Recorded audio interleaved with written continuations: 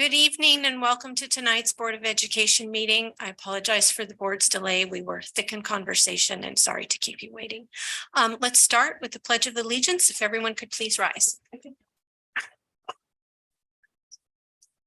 I pledge allegiance to the flag of the United States of America and to the republic for which it stands, one nation, under God, indivisible, with liberty and justice for all.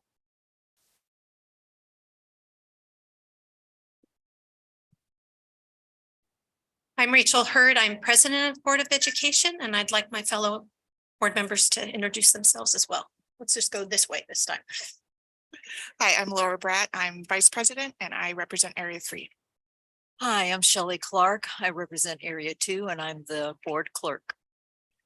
Good evening, everyone. Thanks for coming out. I'm Susanna Ordway, trustee for Area 4. Good evening, everybody. I'm Jesse Van Zee. I'm trustee for Area 1. Hi, everyone. My name is Anya Ipen, currently serving as the student board member. Terrific. So we were just in closed session. We do not have any items to report out from closed session. So with that, we will move on to acceptance of minutes. Excuse me. We have some revisions in front of us. So let's take them one at a time. December 13th. Do we have a motion to approve those? So moved. Second, The motion was made by board member Bratt and seconded by board member Clark. Roll call vote. Student board member Iapan. Aye. Board member Van Zee. Aye. Board member Ordway. aye. Board member Clark. Aye. Board member Bratt. Aye. Board member Hurd. Aye. The motion passes 5-0. And then we have minutes from a workshop on December 15th. There are no revisions on that one. Motion? So I'll make a move to approve those. I second. The motion was made by board member Ordway and seconded by board member Van Zee. Student board member Iapan, since you weren't with us that day, you won't be voting. Board member Van Zee. Aye. Board member Ordway. Aye. Board member Clark. Aye. Board member Bratt. Aye. Board member Hurd. Aye. The motion passes 5-0. And then minutes from the workshop from last week on January 10th. There are some revisions there. And if we could have a motion, please. Motion to approve. I'll second. The motion was made by board member Clark and seconded by board member Bratt. Again, student board member Iapan was not with us that day. Board member Van Zee. Aye. Board member Ordway. Aye. Board member Clark. Aye. Board member Bratt. Aye. Board member Hurd. Aye. The motion passes 5-0. Thank you. Okay, now for tonight's agenda. Do we have a motion for acceptance of the open session? So I'd actually like to make a motion for a change. I'd make a motion that we move agenda item 11.1, which is enrollment projections prior to agenda item 10.1, 10.2, and 10.3, just so we have an outlook on what our enrollment projections are before we have the discussions that are listed in item 10. Okay. Any objections or would someone second Jesse's I'll motion? second that. Okay. So let's, do you want to maybe move to approve with that change? Would that be acceptable? Sure. Okay. So, yeah. All right. And Shelley, do you second that as well? Yes. Okay. Would you like to call out? Yeah, we'll call. The motion was made by board member Van Zee and seconded by board member Clark. Roll call vote. Student board member Iapan. Aye. Board member Van Zee. Aye. Board member Ordway. Aye. Board member Clark. Aye. Board member Bratt. Aye. Board member Hurd. Aye. The motion passes 5-0. Okay, now we have approval of the consent agenda. And I know there was a request from trustee Ordway to Yeah, but pull item 12.4, which is the single plan for student achievement. I think I have the right, or school plan for student achievement for Del Amigo. Because you just felt like there was so much depth in it. You wanted it. yeah, well, I have a Sure. few questions. Oh, And yeah. I think that I think it's worth a while for us to learn a little bit about how we're supporting our students in our continuation school. Okay, so we would make that item 10.9 then.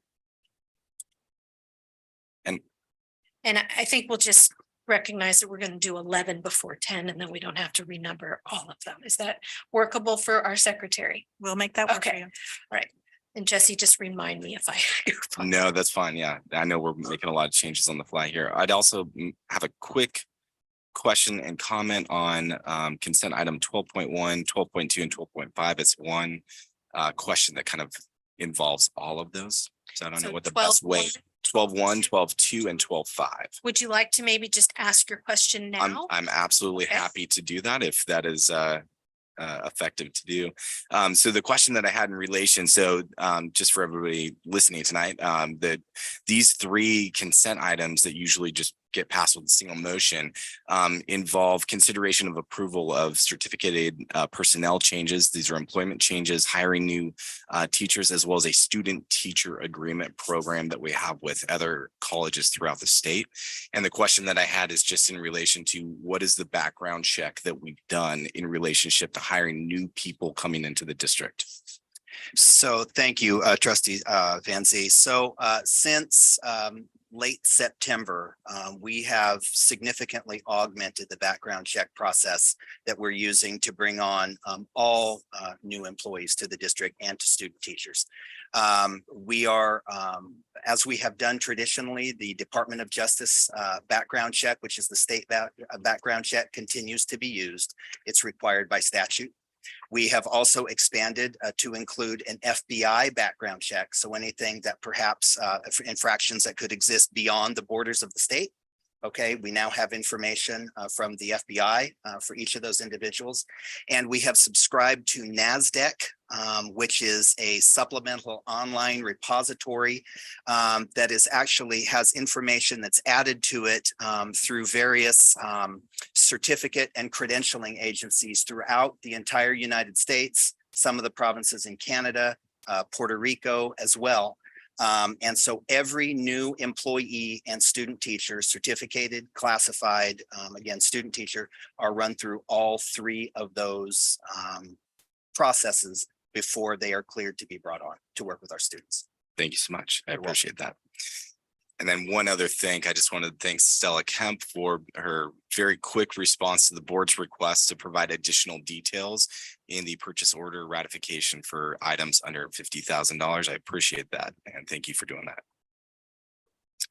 Okay, so now that you got those three items clarified, our only change in consent will be removing the report about Delamigo up to action. So with that, do we have a motion for consent? I do not have a card on this number. In mistaken, please. I've already given it to you earlier. It's under country code 886. Oh, I'm sorry. It says agenda item 12, though. I don't understand. It must have said pool 12.5. Okay, so it says poll 12.5. But it said, I wish to speak to agenda item 12, so I'm sorry, that's why. I Okay, so missed what it. happened was, I apologize. It was because I was harassed by the student teacher by the teachers union representative. She came up to me this close and I felt harassed. I really did. I was trying to understand what is 12.5, which is student teacher agreement. As a parent, I am really tired of you guys not including the entire packet. I'm a poor person. I really don't have money to buy a laptop like you guys all have, fancy. You can see my eyes are going out. I'm also getting old. It's really difficult for me to read here. And by law, Brown Act, you should have the entire, at least one copy, physical copy available for the public, which you don't. Every single time you short give the public by having this condensed whatever.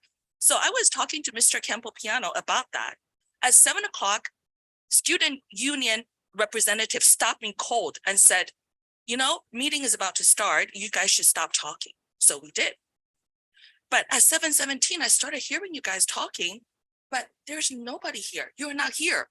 It was like a phantom experience. So I came in here, I asked people in the back, I said, the meeting started or not? Where are the people? Why am I hearing voices? And then they said, no, the meeting hasn't started. So why did she stop me at 7 o'clock when you guys haven't even started at 7:11? She was deliberately trying to stop me from understanding what the form is. And You know, I understand that she is a lesbian. She has, said that before. She came up to me all the way this close. As a female, I really felt extremely sexually uncomfortable. So I asked her to please stay away from me, and then I had to hide behind this piano, like this, hiding behind it. So may I please pull 12.5? I would like to understand why you guys are changing the date. The staff report, I finally had to squint like this to read. It said change date from April 12th to April 25th. Why? For what? Okay, that's a There's no different, reason. that's in a different agenda item from the one that you asked to pull. So now I'm getting extremely confused here. Ew. I'm more confused than you are because you don't have physical. So the calendar date is one of the action items. You can put in a card for that one if someone can help Okay, me. I pick it. really want to pull 12.5. What is the consideration of adoption? What are you guys considering to adopt under student teacher agreement? I need to know, what are you guys agreeing without parents' involvement? This is just teacher and students. What are you guys agreeing? Okay, so the process now is that you may request that we pull something from consent. If another board member agrees with your desire to pull that item, the item will be pulled. Please grant me. It's a democratic country. It's not communism in this country, right? May I please get to know? I'm a parent. I have the right to know. I don't know what the teacher and the students are agreeing that the parents don't get to know. And I'm just harassed by a lesbian teacher. Okay, so because this is the new change with consent, I will agree that we will pull 12.5 Thank you so so that you much. can have the explanation God of bless what that item is about. Now may we have the vote on approval of consent.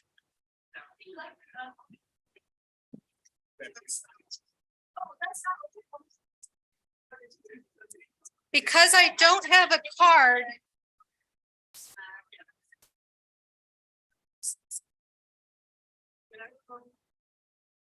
Ms. Country Code 886 Taiwan, which is the name on the card, I need to ask you to either sit down or stand in the aisle. You can't stand under the monitor. It's not safe.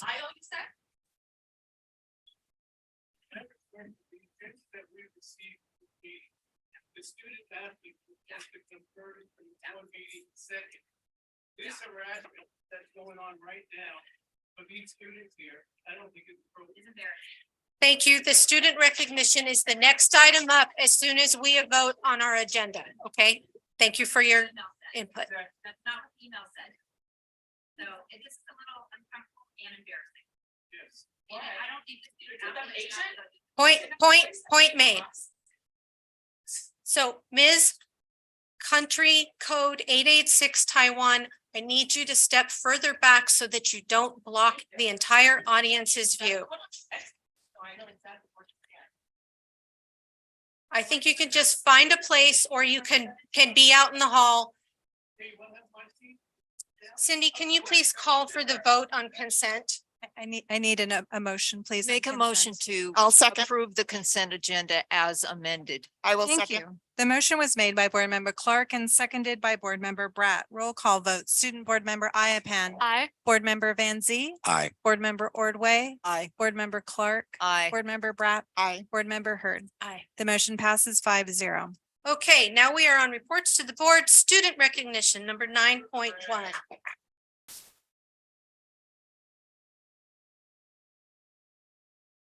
Tonight, we are recognizing 9 fall athletic teams representing all of our comprehensive high schools. We've invited the captains of these teams, if a team sport, to accept the recognition on behalf of their team.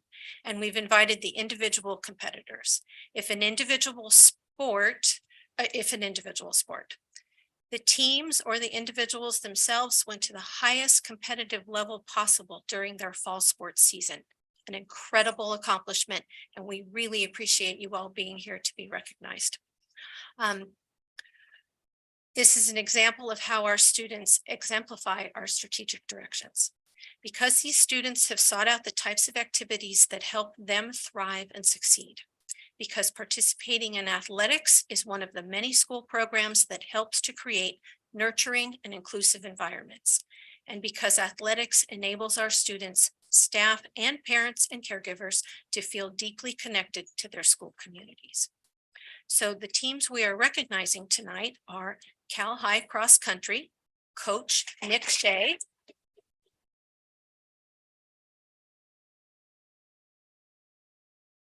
and students here from that team. And I apologize if I do not say these names correctly. If I say them incorrectly, please correct me. Eshan Hussein, Brian Karain, and Bryce Wijasekara. And could you come up?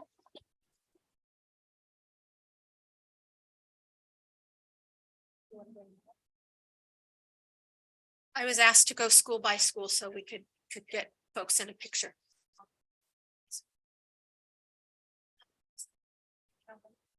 Only see one Cal High certificate. It's for the whole team.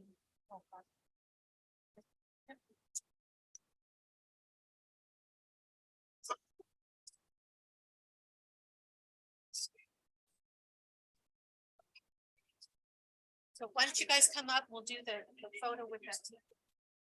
Yeah, and that's here. It's like standing straight right here.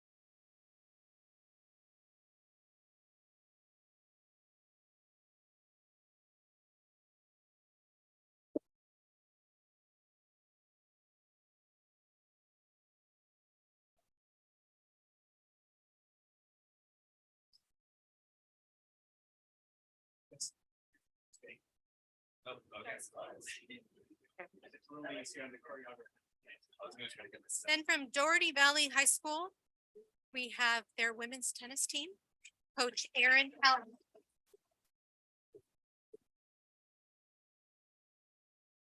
Students representing the team are Nikita Desai and Jiwoo Kwon.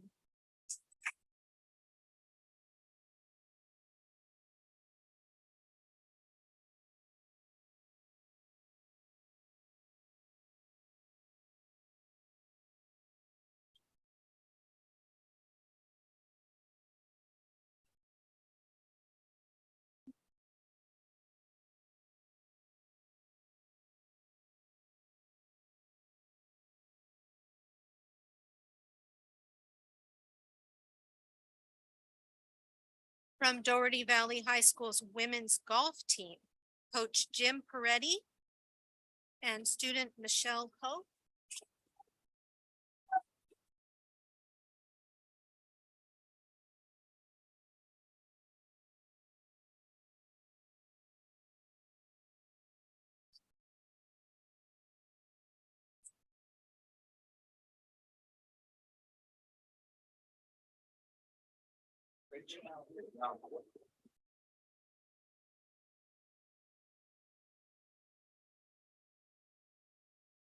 From Doherty Valley High School's cross-country team, Coach Lauren Nakaso, and students Sabrina Norega and Shane Vadcock.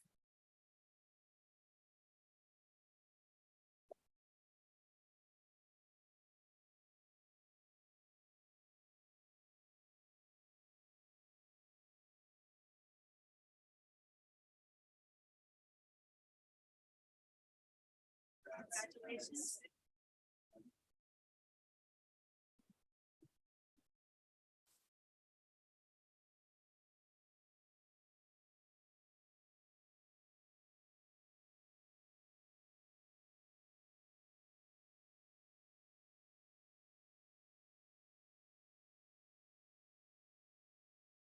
From San Ramon Valley High School's men's water polo, Coach Jeff Mayers. And students listed Tim Kerr, Nikki Borden, and Grayson Konigsberg.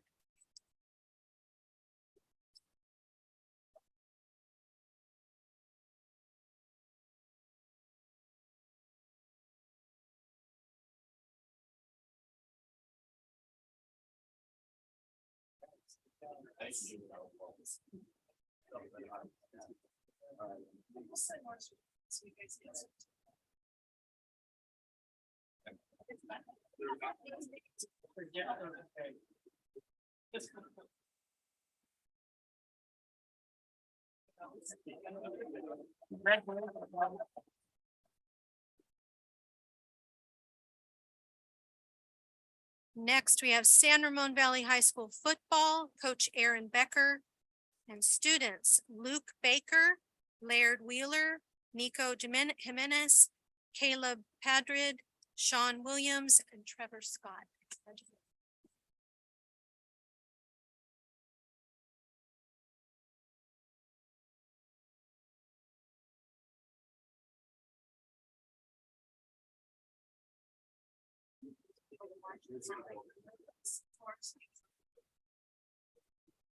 Fridays. It's gonna be the best. Okay, just knock it over. Congrats.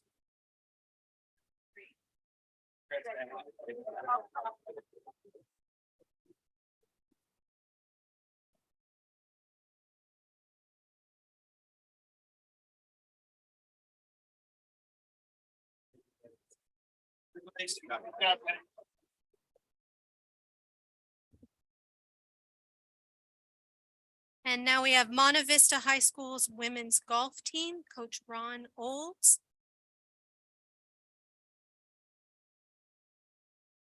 And students Megan Nix, Emily Luo, and Taylor Mauer.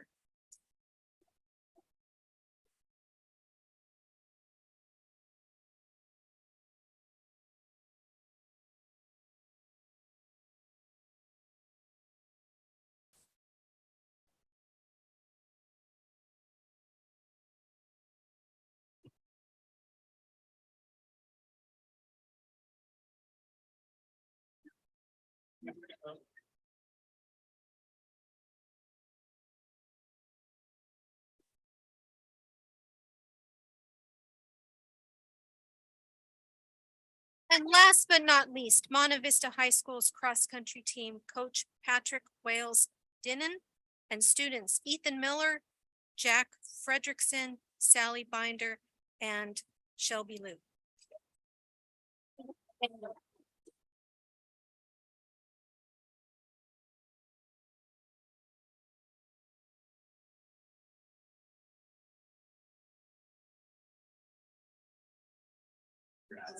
Good job, guys. Good job.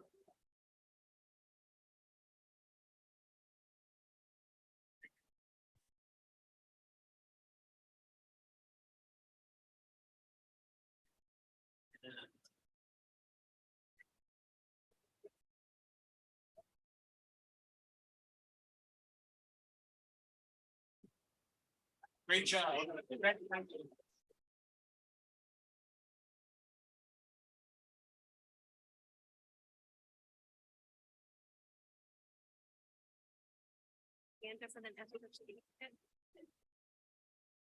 And next, last but not least, San Ramon Valley High School's women's cross country.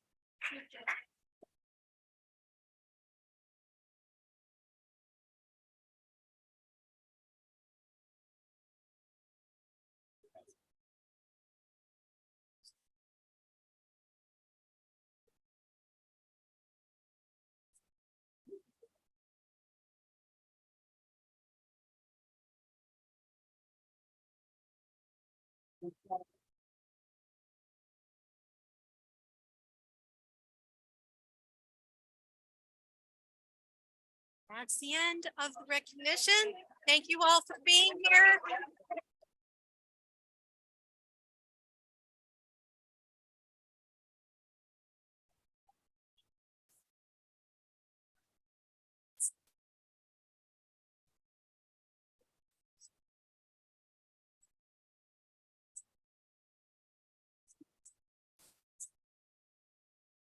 Wasn't here.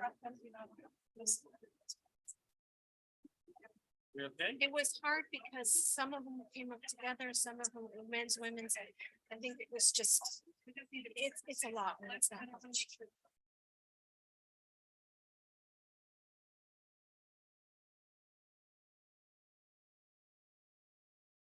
I know, it's like that. I don't know where the vents are coming from.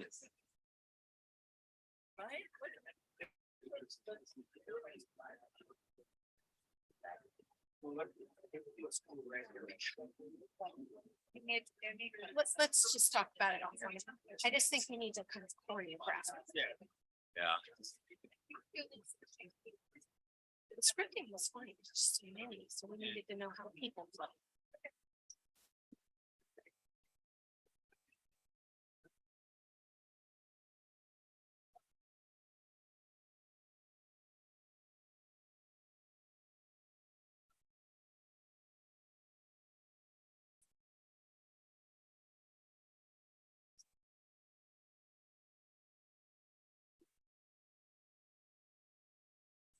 Okay, let's go ahead and move on with the rest of the meeting. We have, we're now at 9.2 school highlight. We have Golden View Elementary School, and I'm going to hand it over to Christine Wahardo to introduce it. Thank you. I am very excited as a former Gator to welcome Meredith Bullock, principal of Golden View, to share a little bit about what's going on at Golden View.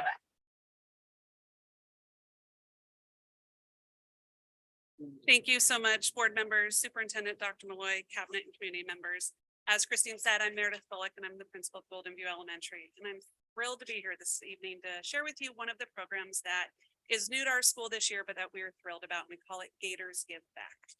So Gators Give Back really focuses on three parts of our strategic direction: social emotional learning, equity, deep learning, and innovation. So I'm sure you're asking, what is Gators Give Back?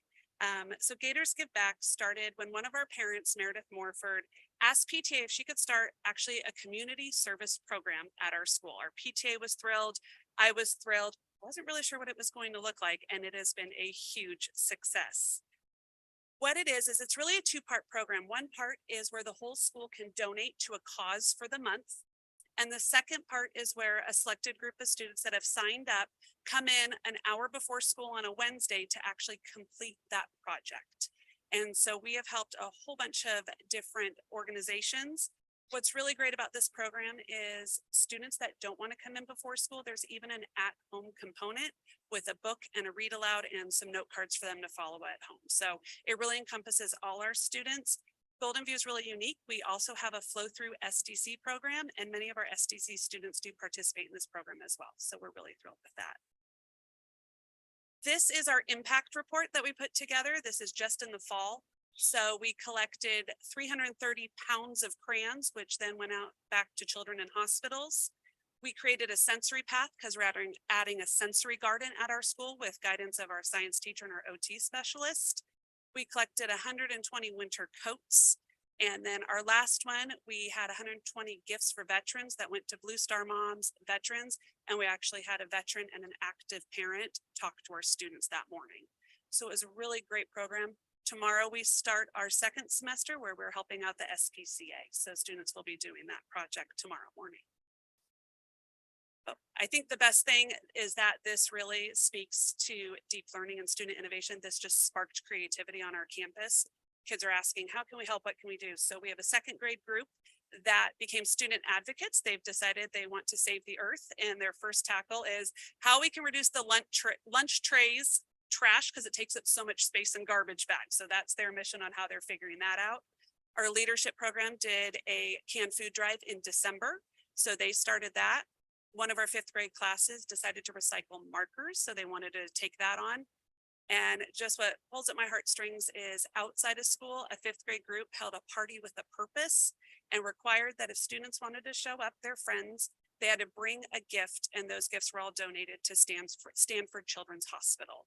So it even went outside of our school. So it just really is brightening students, and they're really asking all the time, how can we do this? What can we do with that? How can we help others? So we're expanding every time we do this each month. So last month we had 50 students sign up just for the before school option. Second semester we have almost 100 signed up. So we have the school part, but then the additional part. So it's just been a really great program that we hope to continue to expand. And we have some clips from students saying why it's important to help others.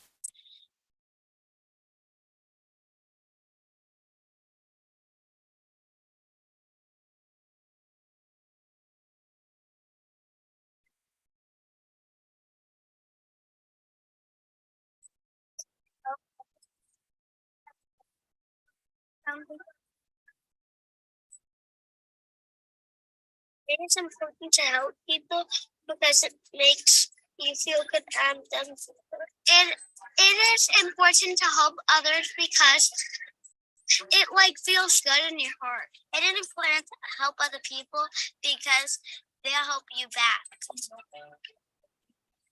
Hi, me and my class are collecting markers so we can recycle them. Because every time a marker goes bad, we just throw it away, which makes the dump bigger and bigger. So we're gonna send it back to the company so we can make new markers.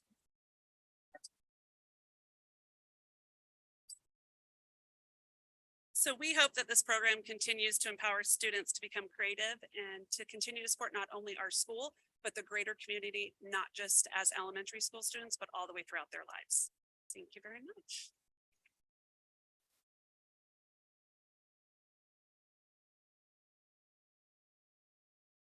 Would board members like to make any comments? Good job.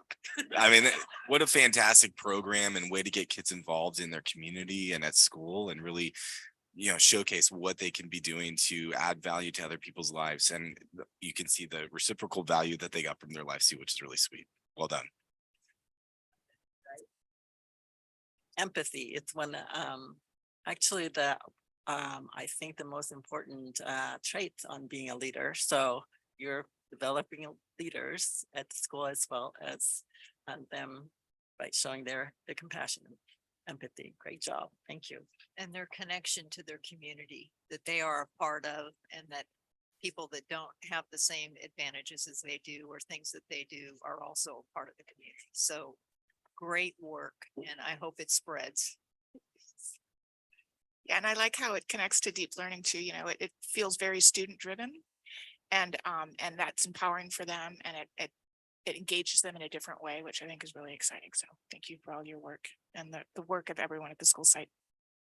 What a wonderful program. You're like your own little mini Rotary Club right there. With the local focus and the greater, beyond in the world. And you truly are, as a whole site, really raising wonderful children and setting a great example. And so they can go above and beyond. It's wonderful. And thank you for sharing this particular program with us tonight. Thank you.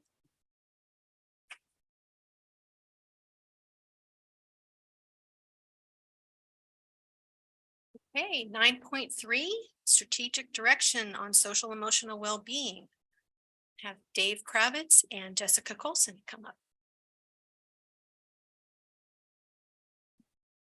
Hello, everybody. Happy New Year. Thank you for having us to present tonight about our social emotional well-being strategic direction.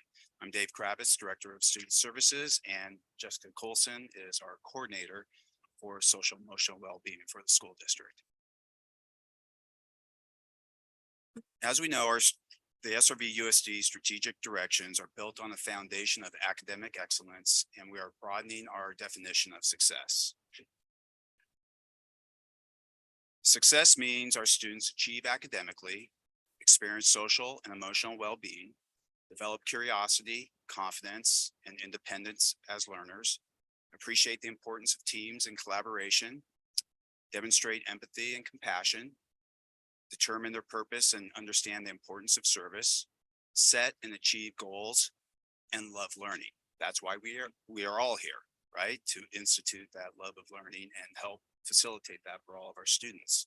And as you can see, with all of these bullet points and all of these items, that helps us define what we believe is a successful student. Social emotional well-being is weaved throughout all of them. We're all aware of our strategic directions, which guides us in all the work we do. And I say all the work we do, everybody on our school sites, from our teachers to our administrators, to our classified staff, to our parents who volunteer, and first and foremost, all of our students. Just as a quick review, equity, social emotional well-being, deep learning and innovation, shared leadership, stewardship of resources, and a culture of responsiveness. This is what we are all about as a school district. As you can see from this chart, which I'm sure you have seen before, the three strategic directions are deep learning, our equity, and our social emotional well-being. They are not standalone. They are interconnected. Okay, so nobody's on an island. We encourage our people to reach out and connect with other people all the time. The same thing goes for our strategic directions. Equity and social emotional well-being help support deep learning, and deep learning creates conditions for social emotional well-being and equity work. So for us in our school district, social emotional well-being, this is what it's all about. We are committed to creating and nurturing inclusive learning environments where all students, staff, and families feel deeply connected to their school community. At this time, I'd like to turn over the rest of the presentation to Jessica Colson.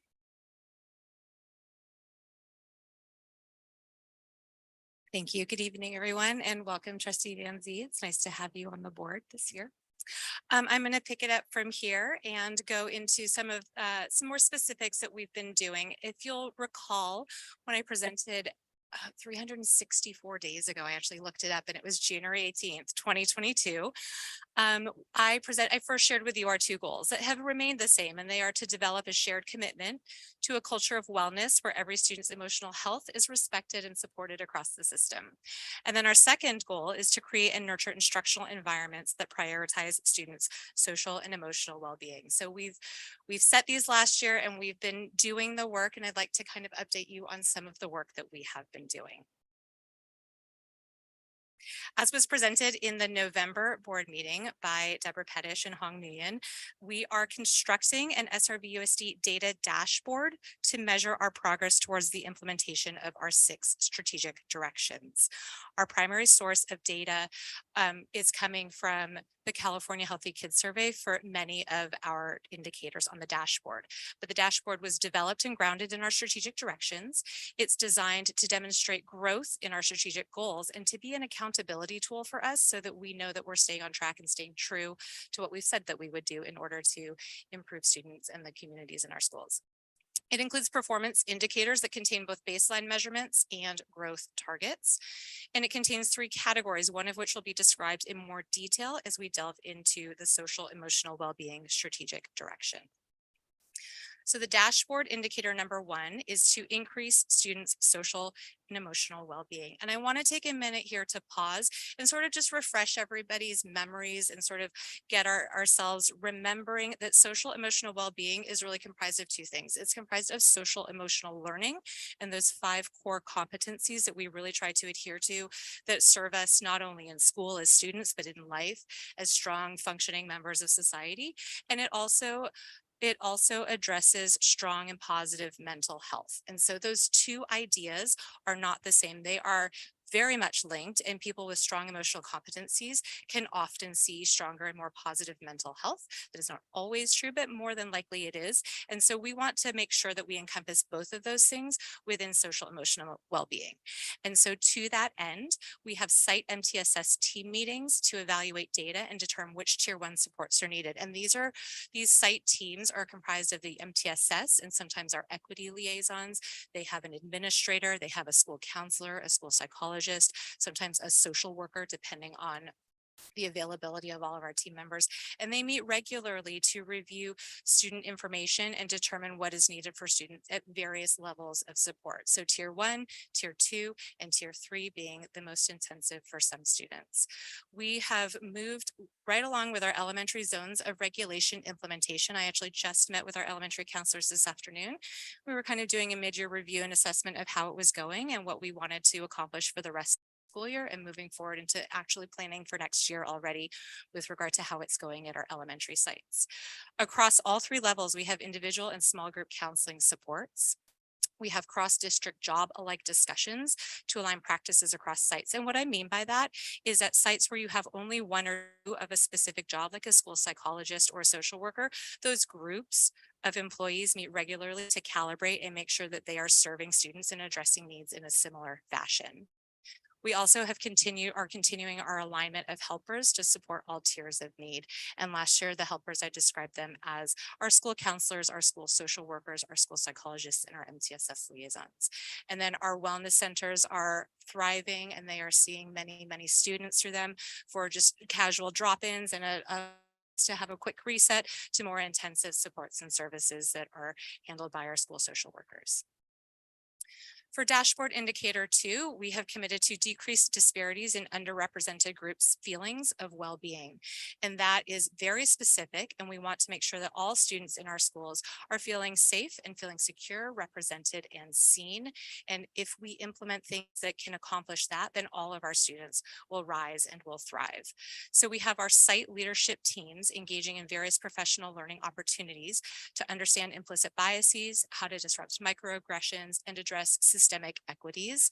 This is happening through ongoing professional learning with our site leadership teams that are made up of all of the people that I've mentioned, and in addition, some teacher leaders from each site.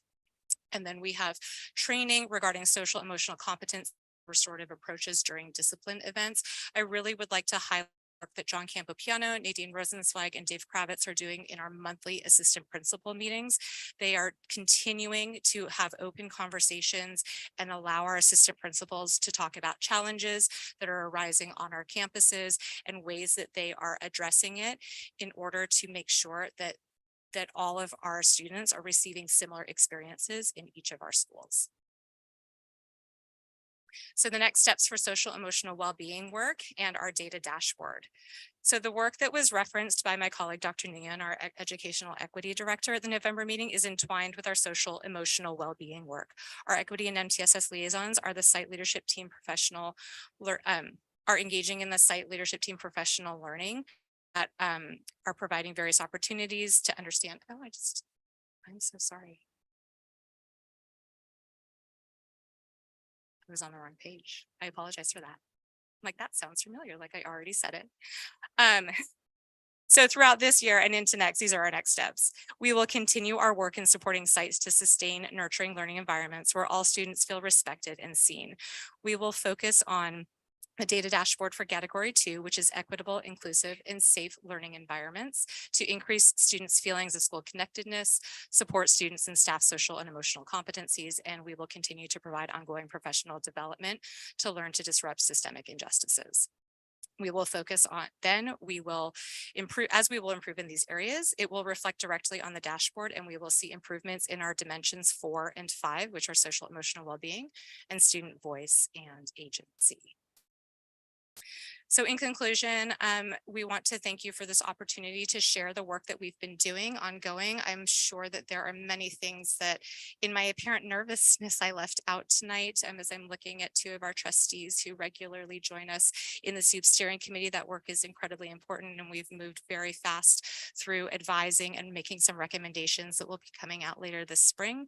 And all of the work that our sites do, our employees do in support of our students every day. So I'd like to thank you, and I would like to open it up for any questions or comments.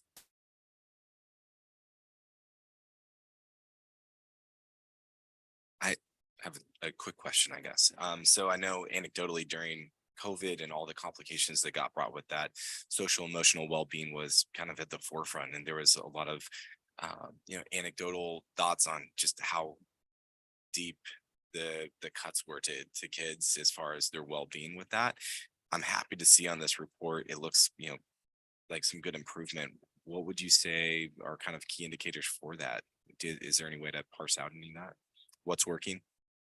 I think that, what comes to mind immediately is when I met with the school counselors today, the elementary ones, and they were saying that as they are, we've had them, this is our 2nd year with them. And so for those who are in year 2 with us, the relationships that they're developing, and one counselor said, the teachers expect us to fix all the things that are wrong with the kids sometimes. And that is a very general comment, where all they need is somebody, a trusted adult to listen to. And so I think that as everybody is sort of coming back out of whatever they were experiencing, both kids and adults, we are noticing that there are significant mental health challenges in some of our communities. Absolutely, that is true across the country and across the world. But for people to be seen and to be heard and to be had time taken with them, I think is really one of the things that is very hard to quantify, but you can sort of feel it on campus. Excellent, thank you. And if I can just add, I think what's most important to emphasize, and Jessica, thanks for highlighting it. There's a process that's followed in each and every school. MTSS, all the professionals in the room, looking at each student, utilizing the screeners. So the direct line to the outcome we're looking for through the California Healthy Kids Survey, which is actually at the end, is that all along, every one of our schools is engaged in this process. It may look different in some cases at 35 sites, but there are some standards that all of our principals and team are following.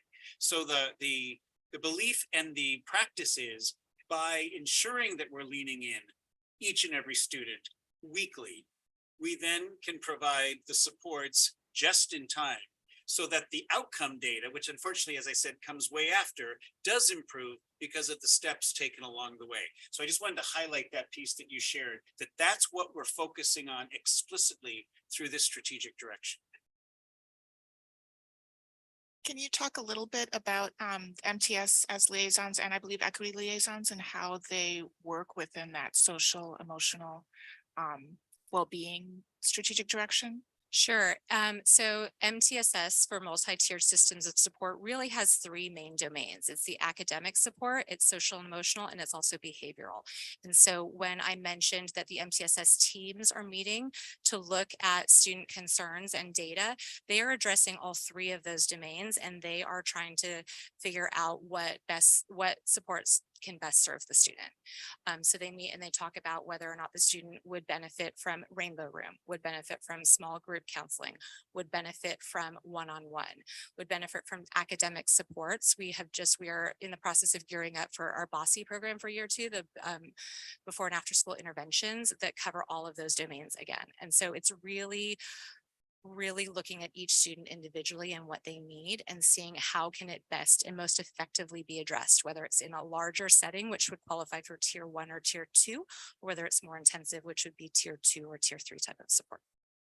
And are you finding, and I believe this is true, so this may just be a statement, but that with this multi-tiered structure that we're able to see more kids that need help, to not allow as many kids to fall through the cracks? I know that's a trite statement, but you know what I mean? I think that we are being much more efficient with our resources and therefore more quickly able to address student concerns. So yes.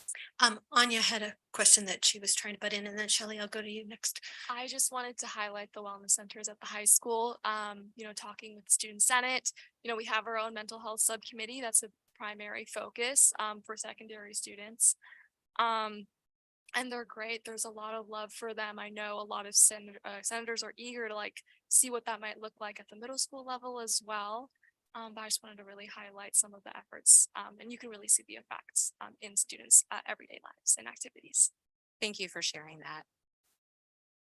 So I've been fortunate enough to work with you on the Social Emotional Wellbeing Committee, and I just want to say what a great job both of you have done in bringing this whole thing full circle, of developing the strategies and the things that work.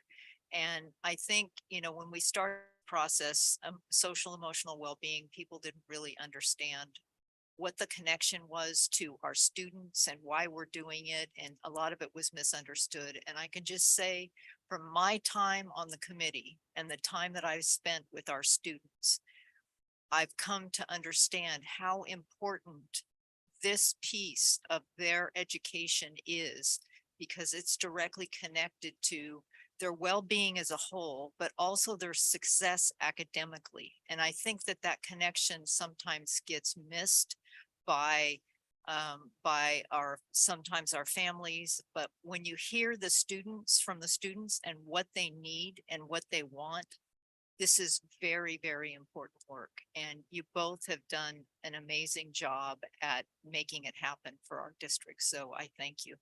And I so appreciate being on this committee, and I want to continue. Thank you. Just a real quick question on that wellness centers, because I know we had the 4 wellness centers at our high schools. Do we have wellness centers at all 8 of our middle schools, or? Not currently. There are wellness rooms and wellness areas, I would say, at almost half of our middle schools. I think that when we had the plan several years ago to launch the wellness centers, the idea was to start at the high school, and several ideas and models were kicked around as even before COVID, the need was arising for students to have a place like a wellness center or wellness room. And so some of the middle schools took it upon themselves to go ahead and make that space, and some are quite modest. They are very small and they are supervised, but they can really only accommodate 1 or 2 students at a time that can just go in there and like do a quick little check in, check out, and then they go back to class. And then others are a little bit larger and can accommodate more groups of students or larger groups of students. Okay. Yeah, no, I mean, fabulous idea, right, from high school and then going into middle school. However, I think that however big or small it is, just somewhere, right, for a student who needs a break, and it's great. And yeah, like Shelley had the pleasure of being in the social emotional well-being committee, and yes, fabulous job of coordinating not only right just stakeholders and all the different stakeholders of our district, including students who can kind of give us feedback on what they need right for the committee, and that I know that you had very practical initiatives and things like that to recommend to the district. So thank you. We do have 2 cards on this item. Do you want to ask any further questions first and then we'll take the cards? Okay. Just based on with the middle school, is there a intention or a plan to build out something, whatever that school site needs for all 8 middle schools, or is it just kind of as the school site decides? So I think I would use the word hope at this point. There is a hope that it will happen. And I think that we are beginning to engage in conversations about what that could look like. Space, resources, right? Space and money and human resources to supervise it are a consideration that we need to look into. But absolutely, there's a need for it. And there have been conversations asking for it. Yes. I had one question related to the measures that you had for Dimension 4. There was one about improving student social emotional well-being, and the goal was to go from 71 to 76. And then the second goal was written as decrease disparities in student social emotional well-being, but the number reflected an increase. So I just wondered if we could look up or, correct what that might be. Right. So the decreasing disparities would be, I understand that is very confusing because it's an increase and we want it to go down. It is for some of our significant subgroups on the California Healthy Kids Survey. And so if their feelings of overall well-being go up, then the disparity between, okay, that's where the decrease comes from, right? So we want them to rise so that we are closing the gap between how our subgroups are feeling about school versus the overall, like the larger. So if we identified specific groups, or is it just the high end, or how does that work? I mean, we haven't actually seen the dashboard yet, so that's why it's So kind of actually, vague. when we brought the dashboard in the fall, we had a few blocks that were open because we were still waiting for data.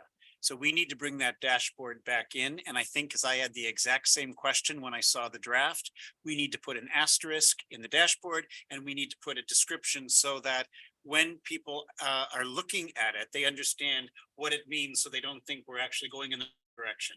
So we will bring you the dashboard, and it has all of the blocks filled in.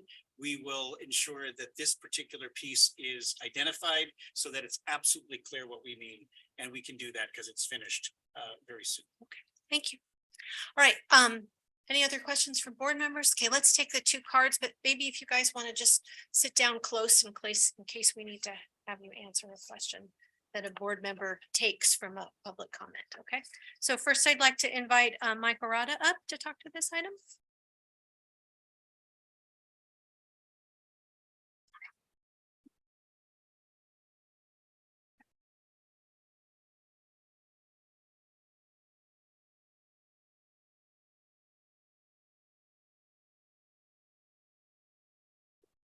Much of the support structure, is this on? Much of the support structure, as well as a key outcome marker for social emotional well-being, is set in the report to be equity. In terms of actual SRVUSD policy and practice, equity boils down to racially preferential treatment and also what even your elementary staff personnel have themselves called queering the classroom. And so says the report, site leadership team professional learning sessions focus on examining implicit bias, disrupting microaggressions, and increasing awareness of systemic inequities, i.e. some of the elements in the district's counterproductive critical race theory programs.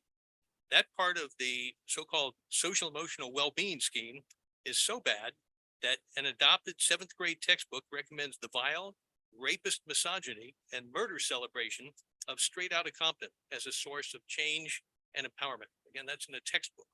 One of the other social emotional well-being components is said in the report to be student safety. So a reminder of the double standard involved, i.e. avoidably unsafe district situations and conditions, is in order.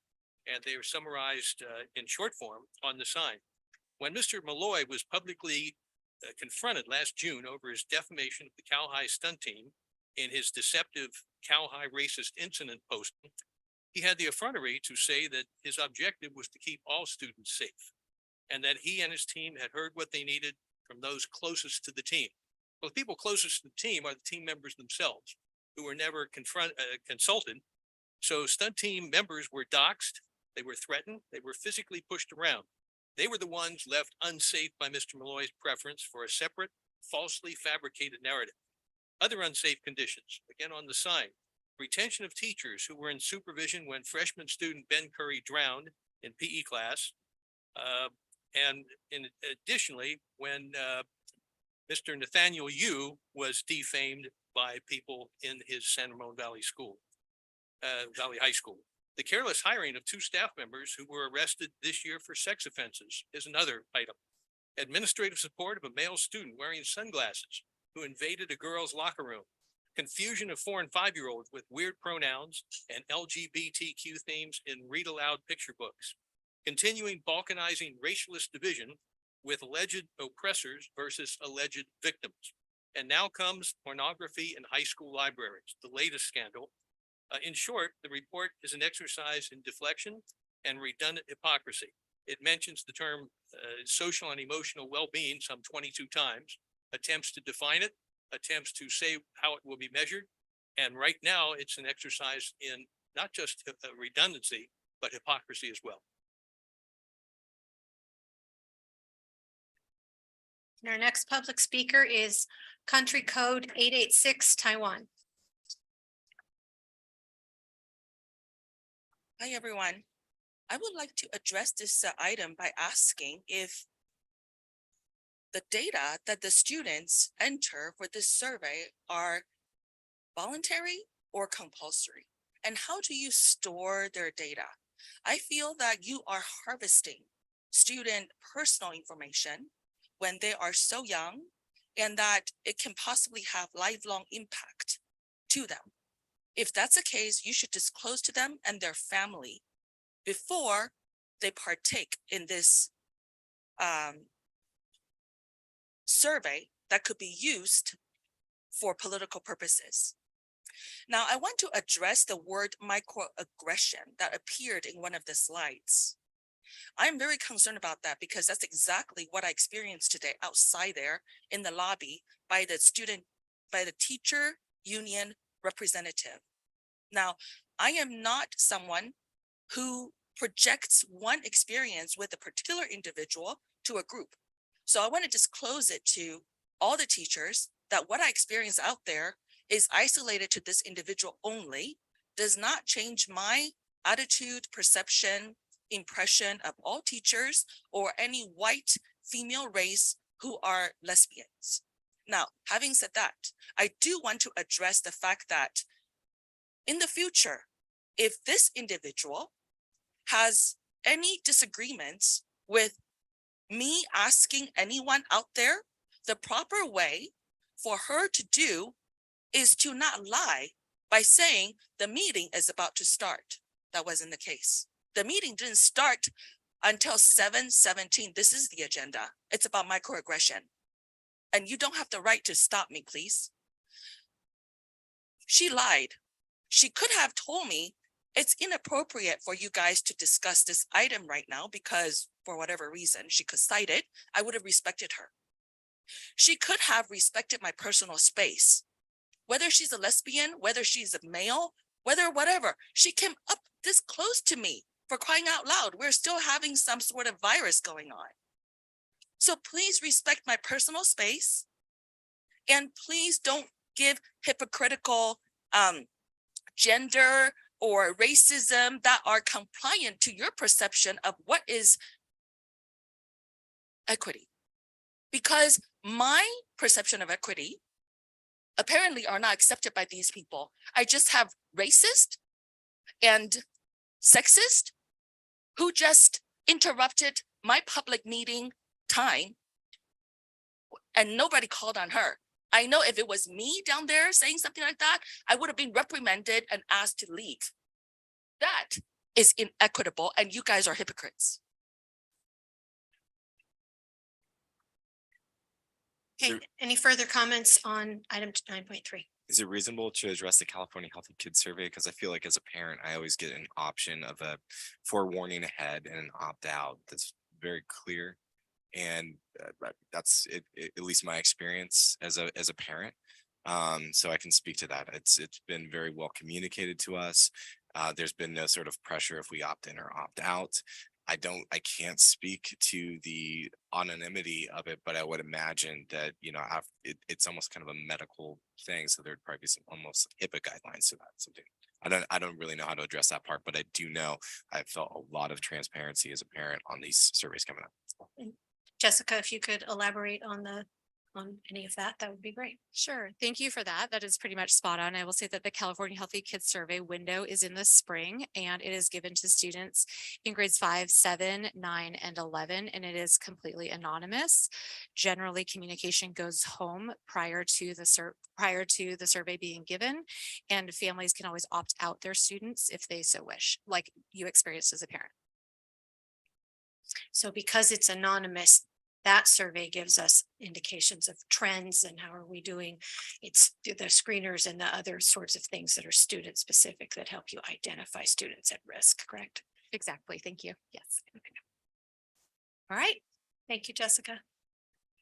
All right, let's move on to 9.4, which is one of our resolutions, National School Counseling Week. And wow, it's the same people presenting. How handy. We'll be here all week.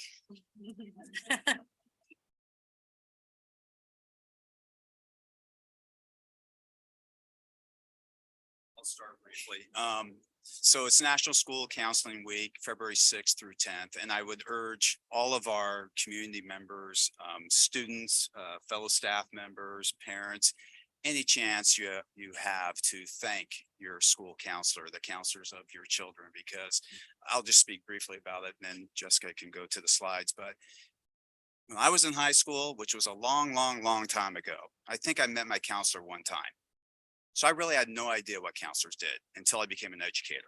And then as a teacher at Monte Vista, then at San Ramon High, then an athletic director at Cal High, and an administrator at Doherty High, I got to know what counselors did. And it's amazing. And I don't know if I mentioned by classification earlier about all the work all of our community members do, including employees. I think I covered it with staff, but counselors were really doing a lot of the social emotional well-being work before we came up with the phrase. And even before SEL was something that that has become something well-known across the nation. So our counselors do a wonderful job. I just wanted to acknowledge that. Jessica was a counselor before she came to the district office, and all the good work they do at the middle school and the high school level. And then thank you, board, for approving the hire of our elementary counselors, because I think I can speak for our principals throughout the district, especially our elementary principals. That has been fantastic, and they love them and they're doing fantastic work. Okay, so National School Counseling Week is coming up in just a couple of weeks. It's the first full week of February. And since the 1980s, the American School Counselor Association has promoted the work of school counselors in order to highlight their essential contribution within U.S. school systems and the tremendous impact they have in helping students achieve success and school success and plan for a career. And then also the social emotional domains in there. School counselors help all students by applying academic achievement strategies, managing emotions and applying interpersonal skills, and planning for post-secondary options, whether that's higher education, the military, or the workforce. Here are some snapshots of some of the middle school counselors. They advise the 2P Club at Los Cerros, and they teach SMART goal lessons, and then just having fun at Twin Day at Gale Ranch. Again, the theme for this year's National School Counseling Week is helping students dream big. It's February 6th through 10th this year. Thank you very much. Thank you.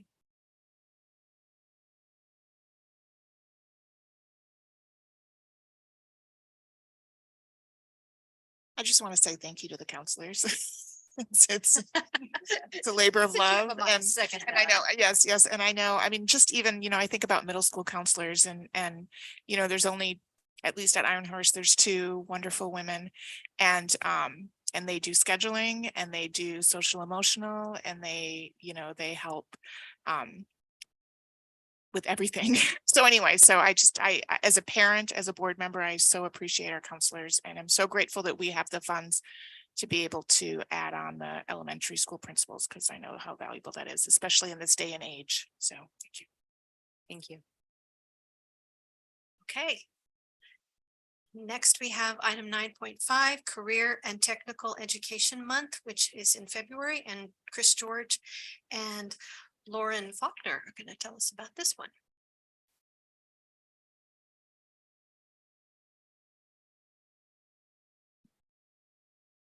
All right, good evening, everybody. Thank you, President Hurd, and thank you, trustees. It's a pleasure to be here. My name is Christopher George. I'm one of the directors of secondary education here, and I'm here with Lauren Faulkner, who this year has joined us as a curriculum instruction coordinator. So it's just a pleasure to be here to celebrate career and technical education, most often heard as CTE throughout our district. We are here tonight to point out talk about a little bit, celebrate, talk about some examples of CTE in our district, talk about why it's so important, and especially why it's so important to us right now, given what we're doing with our strategic direction. So CTE, career and technical education. It's really the career part of college and career readiness. And that's a really important thing because it's something that we want for every kid. It's those real world skills, practical knowledge, and it's pointed towards a specific career field. Too often, I think in the past, we've relegated CTE to being very important to a subset of students. And what we want to recognize is that it's really important for every student. We want every student in our district to have some taste of career education, especially as we move into deep learning, especially as we talk about college and career readiness for every kid. So that's really important. It's important to recognize the range of students that we serve. We have vocational ed programs in CTE, but we also have AP courses in CTE. So it's really important that we broaden that definition of what career and technical education is so that we understand how important it is to our deep learning initiatives. Speaking of deep learning, that's why career and technical education is so important to us right now. We've made deep learning the heart, the centerpiece of our strategic direction, what we want for kids. Being out amongst our CTE programs, you can see that the passionate and amazing work that's happening in the CTE courses, these CTE pathways, that's really the forefront of where what we think about deep learning is happening in our district. It's the real world hands-on experiences. It's the citizenship when kids are out working in the field and on internships. It's the character education that comes along with that, the critical thinking that comes along with that. It is really the leading edge of the deep learning initiative. And I think that's a really important thing to recognize, because as we look at examples of deep learning so that we're all moving into it, we can find them in those CTE courses. I'm going to point it to Lauren Faulkner, who's going to bring on some examples and talk a little bit about where we're going with our CTE programs. But thank you. Nice to see you. Good evening, members of the board. I want to thank you for having me here, and I'm looking forward to highlighting and sharing with you the incredible work our CTE teachers are doing throughout the district. As Chris mentioned, our CTE courses exemplify our strategic direction of deep learning and innovation. And I want to call it a specific example that happened at Iron Horse Middle School with our technology teacher, Cheryl Keller. She worked in partnership with Junior Achievement to bring in GE Digital so her students could explore energy or renewable energy and energy poverty. And they had a hands-on experience in which they built solar packs that are currently being sent to the Dominican Republic to aid in their energy poverty there. I'm skipping ahead, sorry. We are, as a district, we're constantly reflecting and looking for opportunities to expand and enhance our CTE pathways and programs. And one of the pathways we're looking to strengthen is our biomedical engineer or biomed pathway by bringing a medical technology course down into the middle school level. Another area that we're looking to expand in is and we're excited to bring to our district is a welding program in partnership with Las Tacitas. It will enable our students to get career experience and enable them to go out into that career field with a certificate so that they can be in high wage and high demand jobs. And I just want to highlight that the incredible work teachers are doing each and every single day in their classrooms. And I want to thank them for everything that they do. Thanks. And if I can just add one thing on top of all these great examples, we shared at the workshop in December, and we will be bringing by December of next year, a strategy forward that will encapsulate college and career, as we heard tonight. Because too often when we use the term CTE, it takes some people's minds to, that's for other students who don't need college. And I want to emphasize that our plan will include what we need to do in elementary school to help our kids understand their interests, their strengths, what they love. In middle school, where we look at career in the context of curriculum in a pre-career kind of way, so that when we think about high school, nobody has to make any decisions, but that it's a K-12 continuum, not just a course or a program. Nothing wrong with that, but we're looking at something a lot more systemic. But we need until this whole year, frankly, to ensure that whatever we bring forward to you has all of our partners as part of it, strategic, collaborative, and that we think about how we assist our community to understand what we're talking about as well. Because I'll give an example. There's no reason, and this is me speaking, I love the fact that we have college fairs. I love the fact that we have a vocational fair. I still struggle with the fact that they're separate. That is an example of something we just need to work through, even though I'm exceptionally respectful to all the people who worked hard on the college side, all the people, including our CAC, who has worked unbelievably hard on the vocational side. So there's no criticism, except we've got to figure out how to get to the next place. And that's what the strategy that we need this year to work on, hopefully will address. So I wanted to add that on top of the great work that was shared with you. Any comments or questions, board members? I just have a couple comments. I know how important this program is because of my own children, especially my son, who found a passion for something that maybe he didn't even know he had because he was able to take auto tech at San Ramon Valley High School, the only high school in the district that offers it. And I'm really excited about where we're headed, because I agree with Dr. Malloy that we need to bring these together, and that being able to touch students and give them opportunities early in their schooling, in their education, will help to make more well-rounded students and give them the opportunity early on to look at the things that they might like to do or interests that they have, because I think that's something that is maybe missing, and this really fills that need. Because while it's so important and we make it our first priority that academics are number one, and I have no problem with that. My son just graduated from college and I'm very grateful. I think that if we can do that, then they're going to know a lot more about themselves and they'll be going to be able to make better choices as they move on in their education. So thank you for the work you're doing, and I'm excited to see where we're going to go with it. And I think John hit the nail on the head where we have to start morphing the idea of what this looks like so that it's not there's a path that we're putting kids on because we don't think that they can go to college, but it's really on the kids' needs and desires. And you hit a nail on the head when you said biomedical pathway, because coming from the healthcare arena myself, there's more and more devices and machines that are helping keep people healthy that need people to make sure that those devices stay running and operating in hospitals. And everything down from a linear accelerator at a cancer center down to a patient monitor is being fixed and looked at by a biomedical engineer. And it's a very well paid, fascinating field. So good job on that. We do have a speaker card for this item, so I'd like to call up country code 886 Taiwan.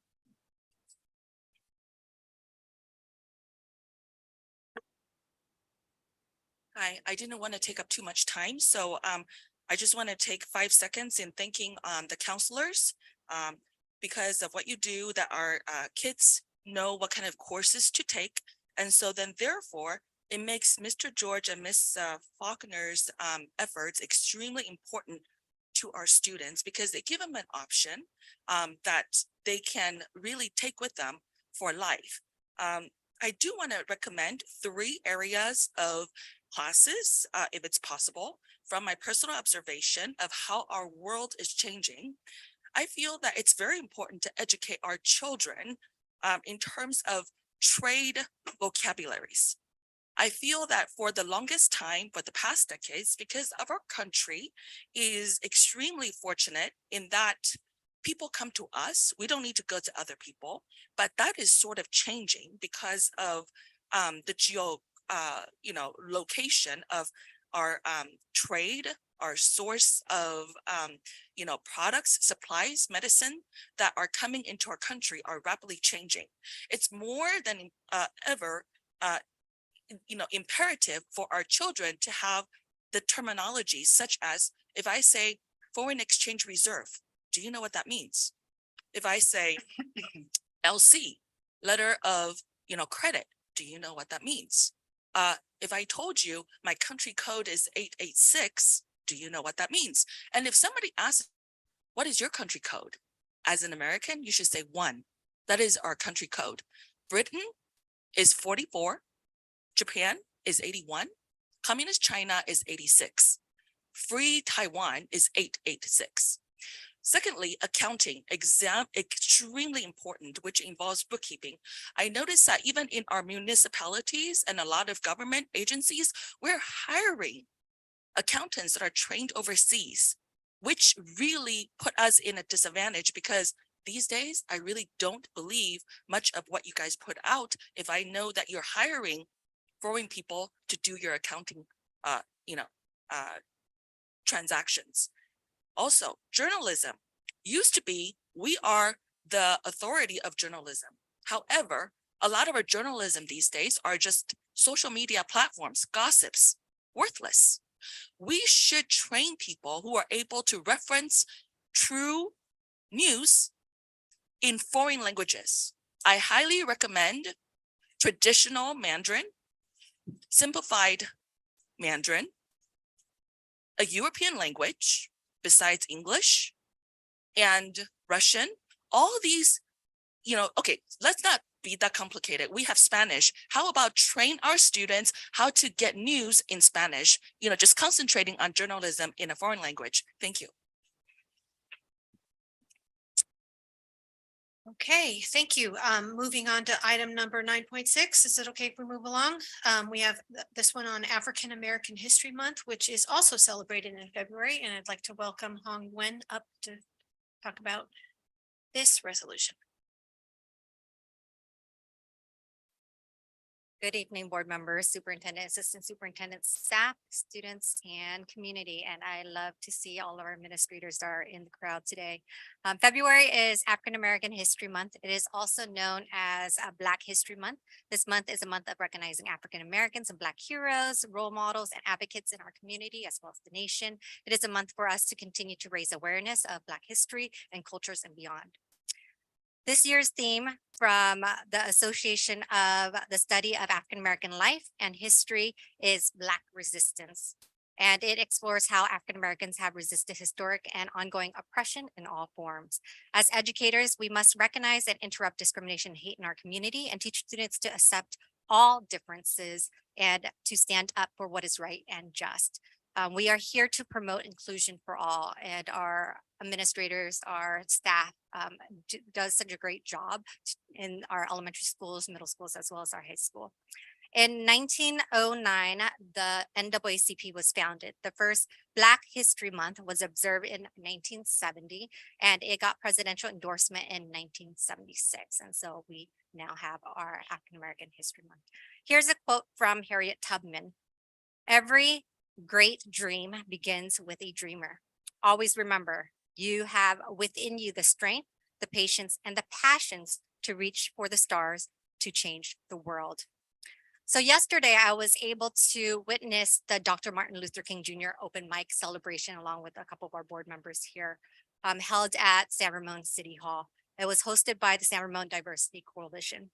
And as a student, staff, and families from across the district attended to hear stories from others, share important ideas about policies and practices, and celebrate the life of Dr. King, it was a great community event. And we were left with this one quote that Mitchell Hobson from San Ramon Valley Diversity Coalition shared with us. "The ultimate measure of a person is not where they stand in moments of comfort and convenience, but where they stand all times of challenge and controversy." And so February is our African American History Month, and we hope that you take the time to learn and explore African American and Black history and cultures. Thank you. Thank you. Any comments or questions before Hong gets all the way back to her seat?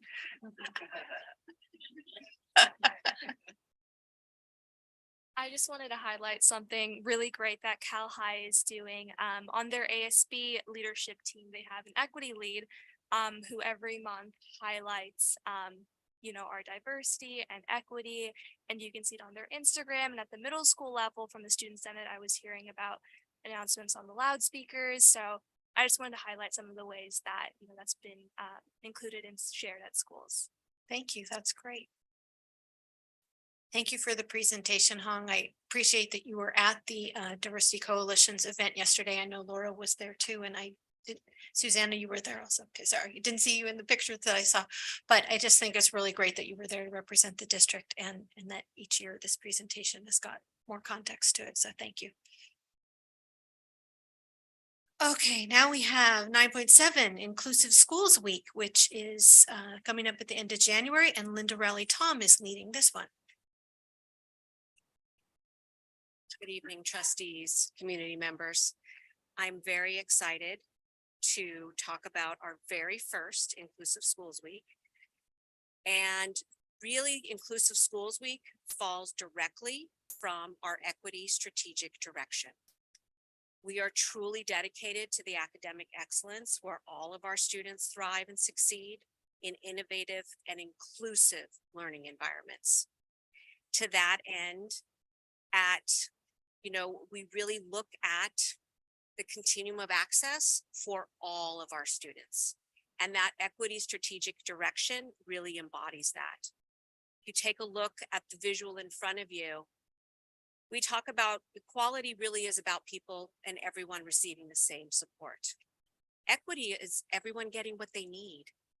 But true inclusion is everyone having the opportunity to participate in the way in which that they can. And for our students, that may look very different, but it's really about affording them that access and affording them that opportunity to participate. Inclusive Schools Week is a new resolution that was adopted at the November board meeting. And really, truly, The purpose is to acknowledge that students with disabilities are general education first.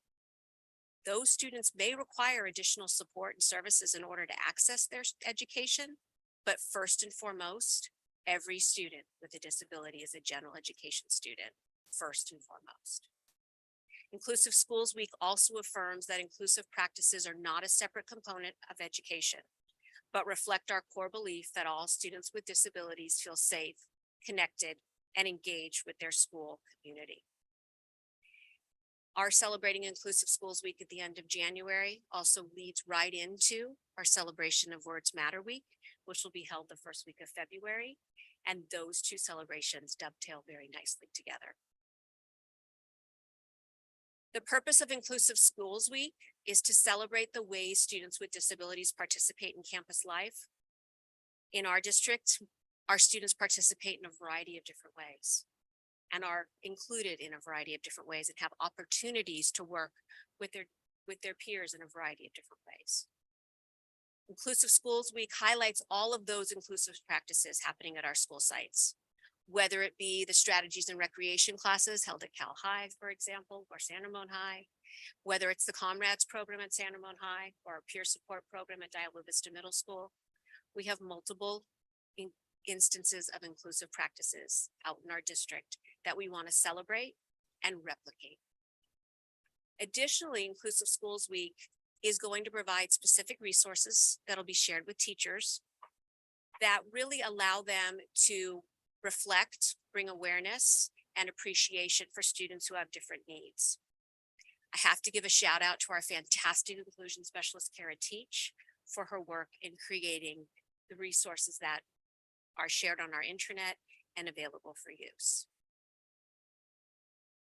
The purpose of all of the activities that again are part of the week, but truly enhance what's already happening out at our school sites. We have optional activities that can include class discussions, videos, read alouds, books and articles that really promote ability awareness and understanding. All of the activities created are at specific levels from preschool all the way through secondary. And truly the purpose is to take what's already happening and talk about ways in which we can reflect and support continuation of additional inclusive practices for students. Lastly, my favorite part of our resolution is the statement where we celebrate all students with disabilities and we strive to model respect, empathy, and high expectations for every child with a disability. The modeling and the striving for high expectations is the most important thing that we can do. I'll leave you with a couple of photos. One is up in the upper right-hand corner is our strategies and recreation class in action over at California High School and our peer supports at Diablo Vista, working with some of our students. Thank you. Thank you, Linda. We do have a card on this one, so if we could let that go first. Country code 888. Oh, I think you wrote an 8 on this one. Taiwan is the next one. Yep. Okay, first of all, I want to thank the district and the faculty for working on this inclusion project. It is extremely important. As a young immigrant who came to this country in the 80s, my first impression of the American high school I was in was that there truly was a high level of physical diversity that I saw. I saw people with crutches and I saw people who had perhaps like a speech problem, which I never witnessed, in my native country, Taiwan. So I think that's what makes our country extremely qualified to lead the world, because we're compassionate and we're empathetic. Having said that, I do want to address an area I'm observing lately that makes us hypocritical. The faculty the presenter who just came up here said something about inclusion is about everyone being able to participate. And then she said something about words matter. I see a potential conflict of those two terms. For example, let's use me as an example. if you want me to participate, I'm a unique individual, a unique diversity of this school district. I am Taiwanese, I'm Christian, I'm a Trumper, and I'm extremely bold. Most people can shut me down. I'm an anomaly. So when you don't like me, you can use words matter to shut me down, such as the audience has already done a couple of times to me today. And I want to give credit to President Heard that you've put up with me. I really appreciate you. You allow me to be myself. I am really, really grateful that today you didn't shut me down per pressure for coming from the audience. So I just want to, put that out on record for everyone to contemplate. We cannot bully President Trump and then ignore President Biden for the same mistakes. We cannot constantly abuse people who are white and who may be Christians as white supremacists when we ignore other minorities with colors who can possibly be, committing racism as well. Words matter. So I just want to say words matter, and it should be under the qualifications of equality and equity for all. Thank you. Okay, thank you, Linda. Looking forward to the first celebration of this week and watching it come out. Okay, 9.8 COVID relief one-time funding report, Selicamp and Evan Miller. Evan Miller. Yes. The dynamic duo from business operations is back again this evening to thrill you with a report regarding the pandemic relief and recovery funds that the district has received.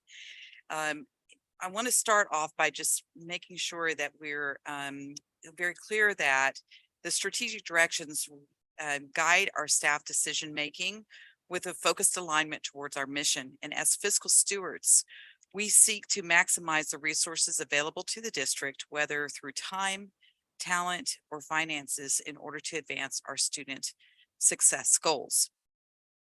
Since 2020, the district has been a recipient of federal and state funds specifically to address the effects of the pandemic on health and student learning, as well as one-time funds from unprecedented revenues as California emerged from the pandemic.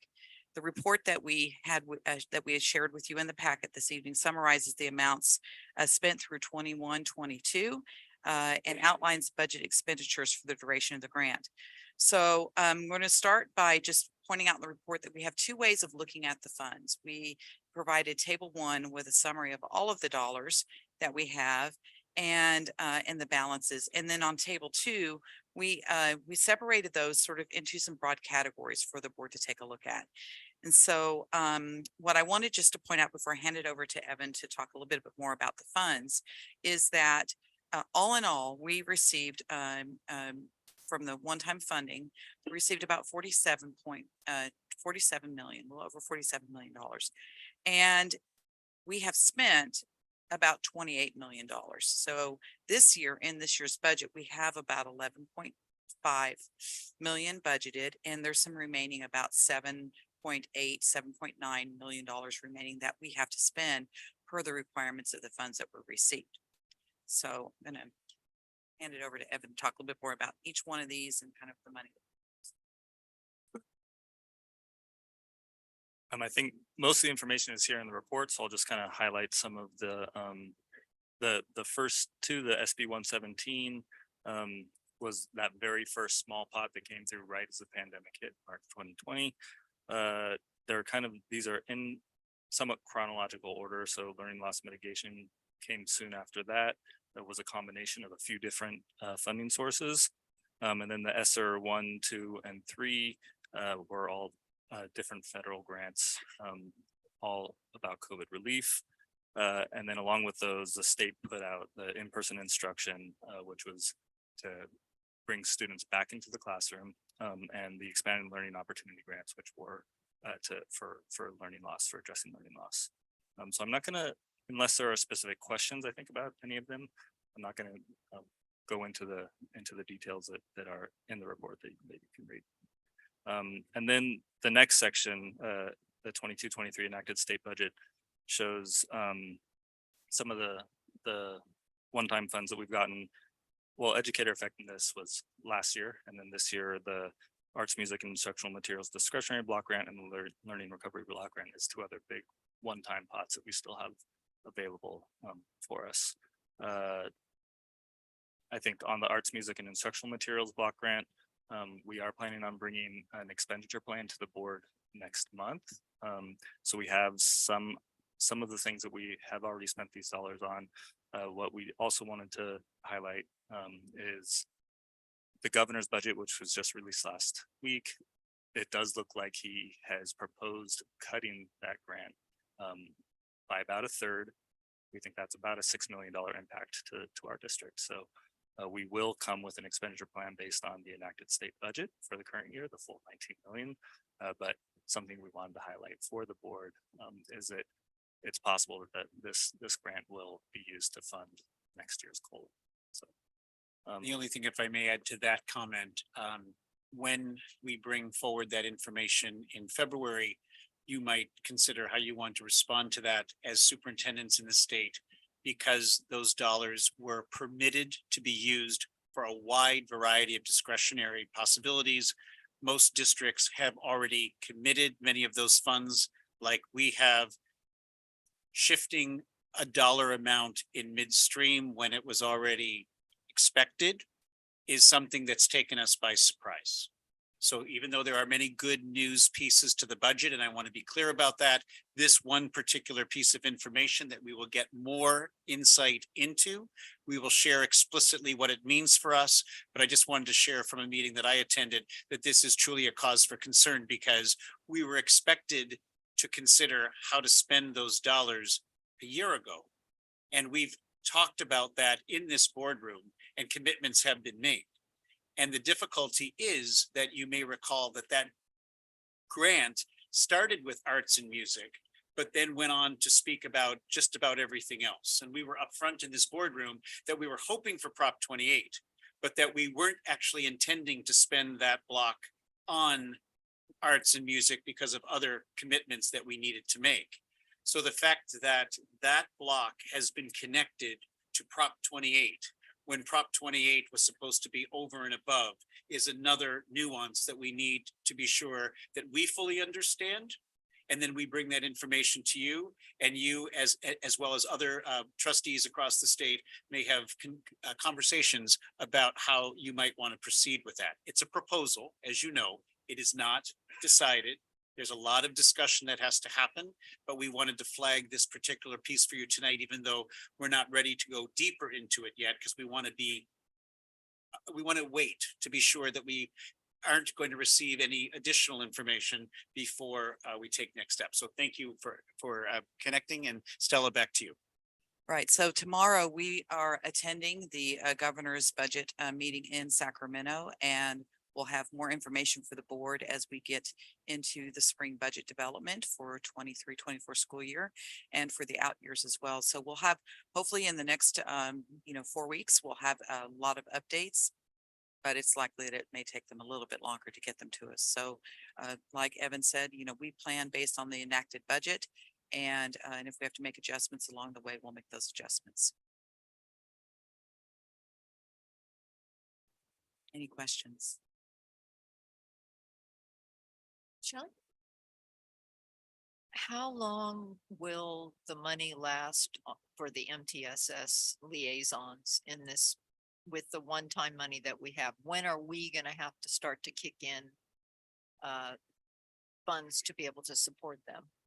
right now, our preliminary plan is to pay for them next year using COVID dollars, the last year of COVID dollars that we'll have available.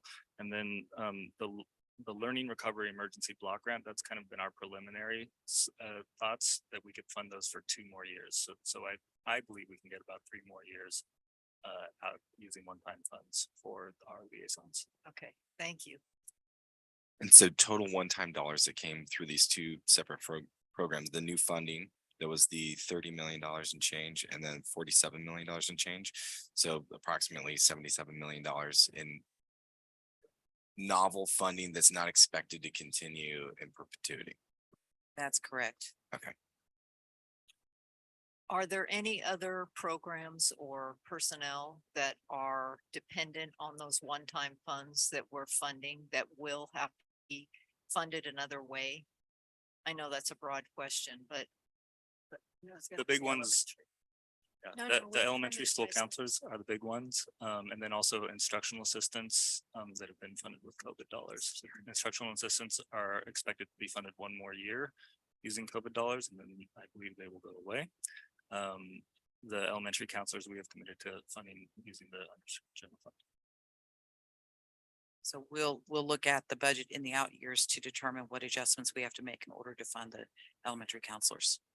And we'll be in a better position as we get the information and the information informs what we bring to you. So for example, we're already thinking about, gratefully, one-time funds can afford liaisons.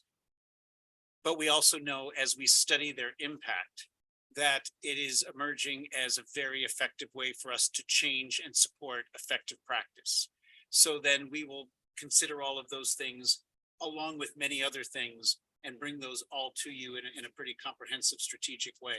But I think at this point, it's important for us to be sure that we understand what has been, how it's been used, which is what we wanted to do tonight. There are a few of those bigger grants that we'll bring in February, but then as information unfolds from the governor's announcements, we'll see what happens in Sacramento, and we will kind of do our very best to navigate the next couple of months with all of the information that we have. But this is going to be now a regular, as you know, process over the next number of months for us to be bringing this information to you.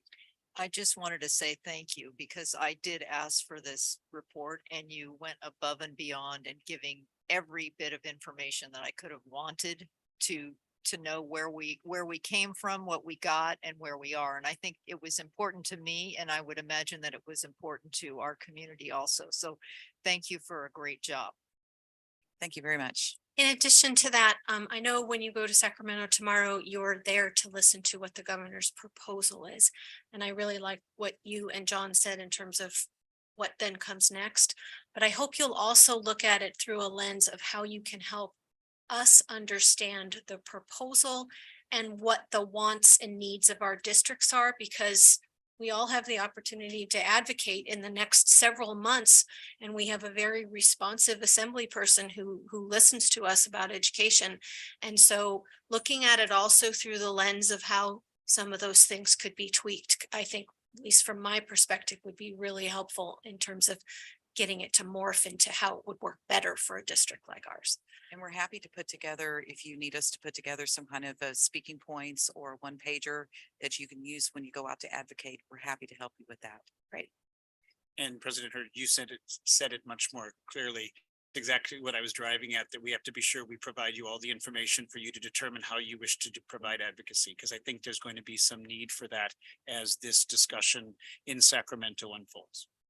And that's, you know, how we sit with our elected here, but also how we interact in our involvement in other organizations such as CSBA, because I don't think we should just, you know, accept it, right? We need to speak up for ourselves because we're already on the low end of the funding poll. They better at least listen to us about how to make the funding usable that we do get. Yes, that's correct. Thanks. Any other questions? Okay, thanks, guys. Okay, now we are on 9.9, public comment for non-agendized items. And I need my little preamble thing about, do I have that here, Cindy? Yes, I do. So anyone who wishes to address the board must, on a non-agendized item, must complete a speaker card and send it this way to Cindy Fisher. I will call each speaker to the podium during that time, and please note that the board cannot take action or engage in dialogue in items that are not on our agenda. We have limit your time to 3 minutes, and at this time I don't see any worry that we have to worry about the 30-minute rule, but we do have a number of speakers. I think that covers it all. So the first public, non-agendized public comment speaker will be Charlotte Grazer.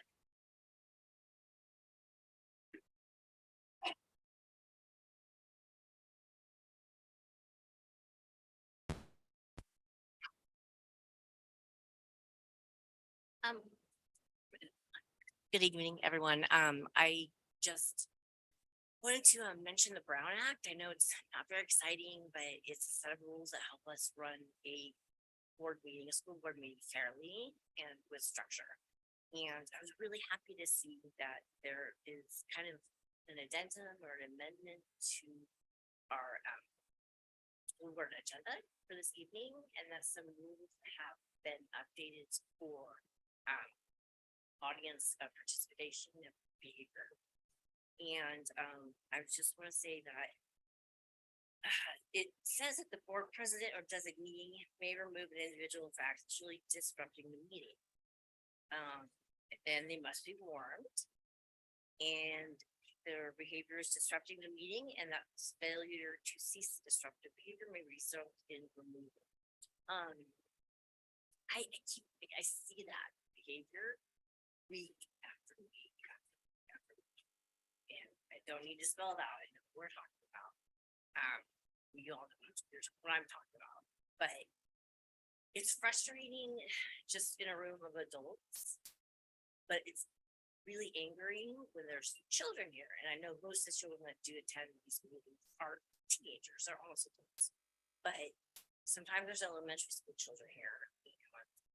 The language used is very inappropriate. I've heard the N-word used in a sing-song type of voice and with no consequence at all.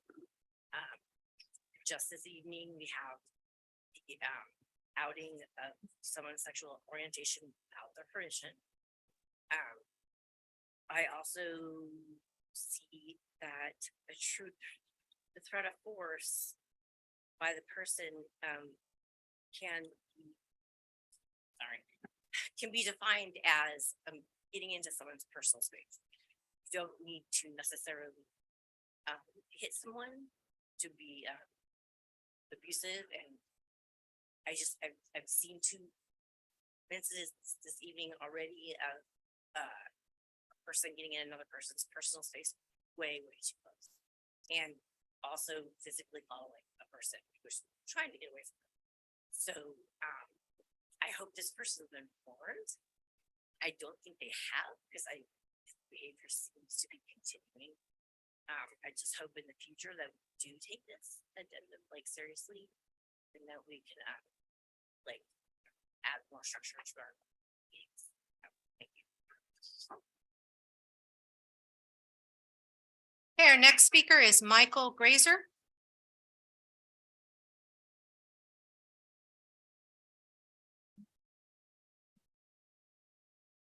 Hello everyone.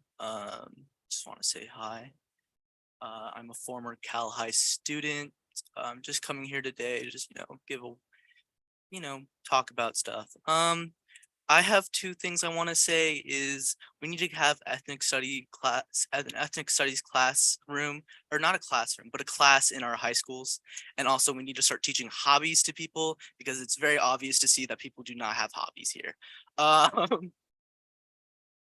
So let's first about the ethnic studies classroom. It's very easy to see that people, it's very easy to be, an oppressor, especially if you're ignorant. So let's try to limit ignorance by having an ethnic studies class.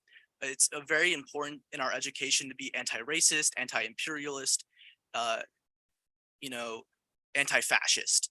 So it's a very easy thing to do, is just say, hey, this is obviously bad. These are moments in history where these are bad. This is moments in literature where this is bad. This is a bad thing. Let's not do this again in the future. Okay. I mean, obviously it's not that simple, but it's very important in our education to have anti-imperialist, anti-fascist, anti-racist education. Another thing is, back to the hobbies thing. I think it's also important to see those career technical education. That's important. I like the welding thing. I think that's really interesting.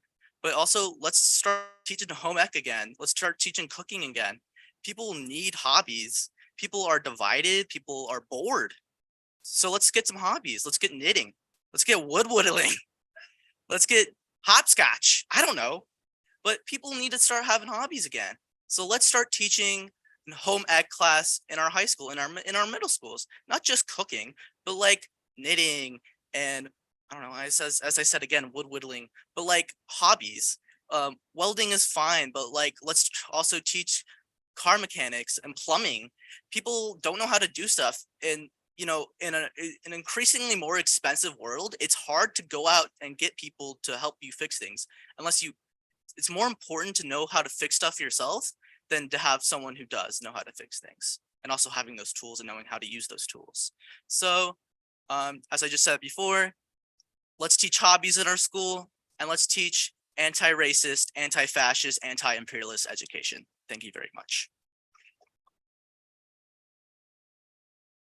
Next speaker is country code 886 Taiwan.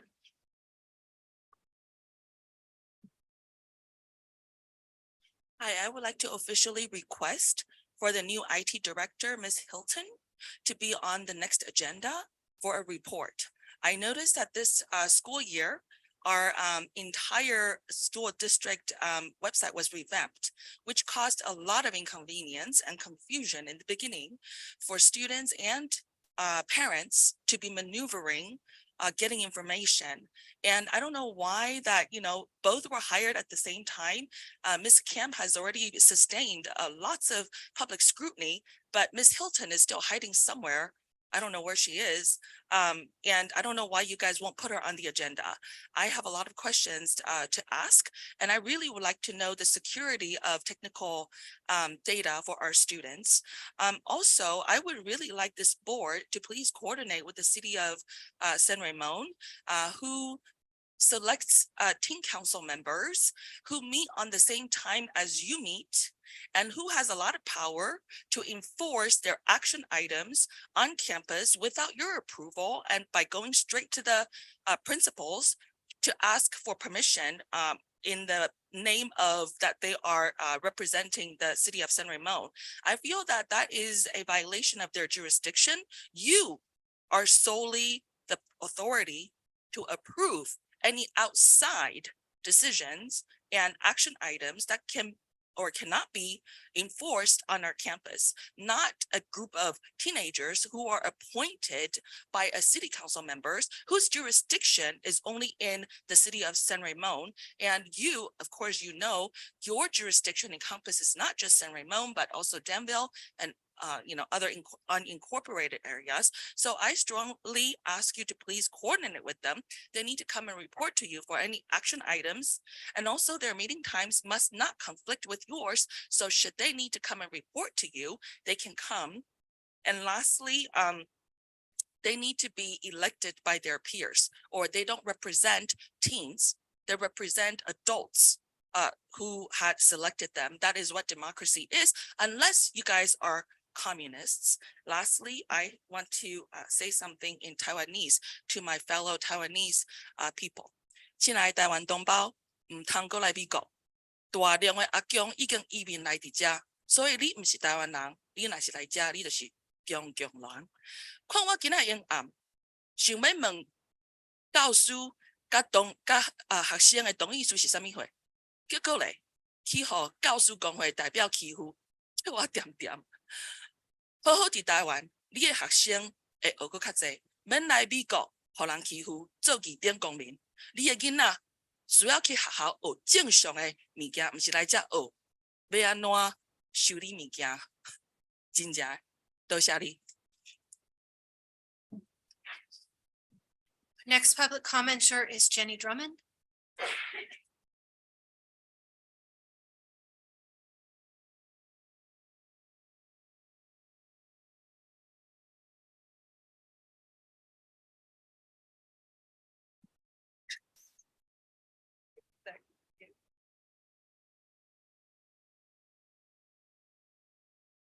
Hi, my name's Jenny Drummond. I use she, her pronouns to talk about myself. You're welcome to use whatever you want to talk about me. I attended kindergarten through 12th grade in San Ramon Valley High or Unified School District, and I've taught here for 10 years. In the past weeks, we've heard unfounded and unprovable accusations of inappropriate curriculum. And those accusations have come from people outside of San Ramon Valley Unified School District. And these claims liken literature that features LGBTQ plus characters to teaching pornography. I will for just a moment gloss over how absolutely insulting and wrong that myopic viewpoint is, but instead focus on something that it also leaves out. And that is the legal requirement that we have as educators under the FAIR Act to ensure that multiple marginalized groups, including the LGBTQ plus community, are celebrated in our classrooms and taught responsibly. We also have board policy and teacher contract language that protects our curricular freedom and trusts us as educators to be the experts in our field and to know what is best to teach and how best to teach it. It's also not just the law, it's the right thing to do. I wanted to share some words from my students who couldn't be here tonight. One student shared that when they discussed in a book about someone changing their name at school in their English class, they felt represented and happy to be represented. A student shared that they read a Bible verse and compared it to a short story about a Black gay man, and that seeing people refuse to participate and get upset made them feel unsafe and worried about being a target of verbal attacks. But she enjoyed learning about it and seeing some sort of representation of herself and an example of somebody finding themselves. A transfer from another school offered that a lot of diversity was taught in those English courses, and they haven't seen themselves represented in any of the curriculum at their current school, which is the one that I teach at. I'm calling on the board to, at the very least, issue a statement clarifying that you stand with our LGBTQ plus students and their right to see themselves reflected wholly in literature. In my 22 years as a member of this school district in one capacity or another, I have seen the board and district office do the right thing years too late. And now's the time for you to act proactively and do the right thing before you are forced to do the right thing. You can take action to show your support for all of our students by, at the very least, reminding folks that we will protect our kids and act, please, for once instead of reacting to something. Also, earlier tonight, I know my time's up, but earlier tonight, your silence was heard loudly when someone spoke out of turn and in a prejudiced way, and it was heard very clearly by queer teachers like myself who are in the room and the students who were present.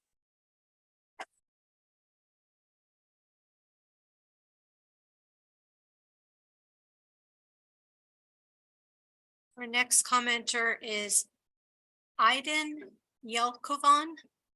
And please correct my pronunciation if you would, if I did it wrong. Thank you. Hi, I'm Aiden Yelkovan. I've been a student in the district since 2016, and I'm going to be addressing the lack of transportation in the district, and more specifically, how SRVUSD can mitigate the impacts of climate change, increase student safety, reduce traffic congestion, and provide more equitable access to education for students. So California law allows, but doesn't require, school districts to provide students with transportation. In our district, students are expected to get between home and school using privately owned vehicles. With no morning county bus routes in much of this area, this leaves few options for students. School buses are the most regulated vehicles on the road, and in them, students are 70 times more likely to get to school safely than in an average passenger vehicle. That's according to the National Highway Traffic Safety Administration. So it seems unintuitive that an alternative option isn't provided to most students. So the district attempts to remedy this issue through Traffics, a taxpayer-funded congestion relief program that sells expensive passes to low-capacity fleets. 23 buses. So Traffics commissions drivers through First Student, a for-profit company. Traffics has wait lists for all 9 high school routes every school year. This year, bus passes costed $475 each, up more than 60% from when I moved here in 2016. Passes consistently sell out within a few hours of going on sale. Clearly, demand for mass transit exists within California public schools, even those in affluent areas like ours. Public schools have no reason to be operating within a private company's profit motive. This form of corporate welfare has no place in public education. The district's ineffective solution of privatization recognizes the demand for mass transit, however, treats education as a privilege rather than a right. Inequitable policy forces students, especially those who don't live near enough to the school to walk or bike, to choose the unsafe, high emission, and congestion inducing option of using private transport to get between home and school. This is one way that SRVUSD perpetuates unsustainable practices. In order to address systemic inequities and close opportunity gaps, SRVUSD must eliminate cost-related barriers to accessing education. Additionally, California schools receive attendance-based funding, not enrollment-based funding, so it makes little sense to not provide the resources requisite of students' attendance, especially when attendance is compulsory and students are punished with detentions and grade deductions for being late or not present. It seems odd and incredibly demotivating for students when their grade is lowered, not because of their failure to demonstrate their knowledge or efforts, but because they were late to class. So I want buses that are free for students to and from schools. Buses need to be a service for students rather than a commodity. I want fleets that are high capacity so we don't have this issue of price gouging that traffic is using to take advantage of high demand. Access to public education should not go to the highest bidder. Can you please wrap up your comments? I want fleets that are owned by the school district and drivers employed by the school district as well. That way we can ensure that the interests of private companies are not any part of the discussion of getting students into the classroom. Thank you. You raised some very important points, and I would like to connect you with a staff member to help explain some of the context around transportation as well as the traffics program, because there's some things I think we could help you understand and correct. Okay.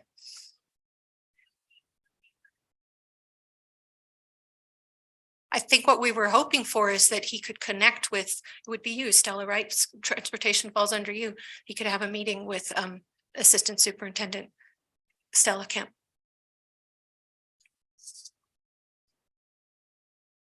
Okay, our next public speaker is Kelly Jelen. Jolene, she's the first person who wrote down the pronunciation. Thank you so much. The pronunciation. Bullying is nothing new in schools. The district has a strong anti-bullying policy in place, yet it seems there are more incidents of bullying than in previous years, from anti-Semitism, racist graffiti, and a recent incident against my child, who is in special education.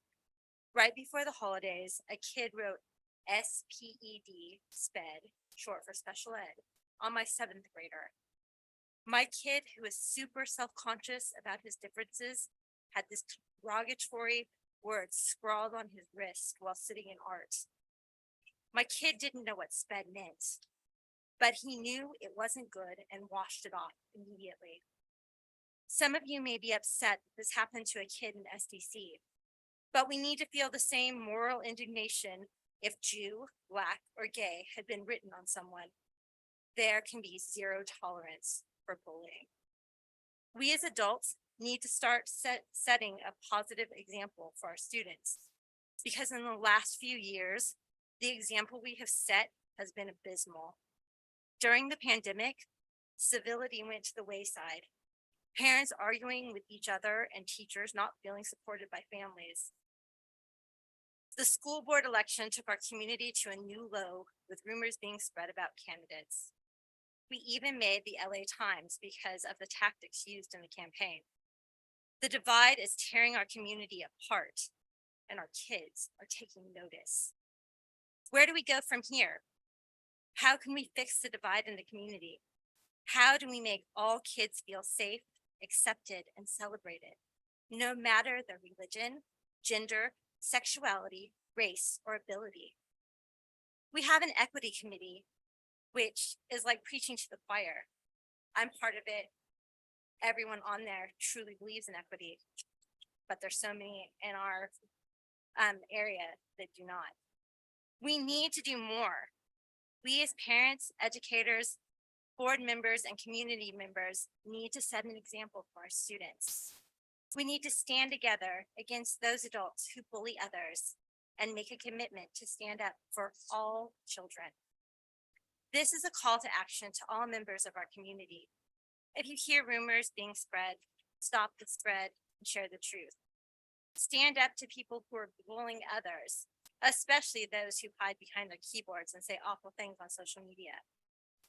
Teach by example that all people should be celebrated no matter race, religion, gender, sexual orientation, or ability. Most of all, be kind, tolerant, and open-minded. Our children are depending on us. Thank you.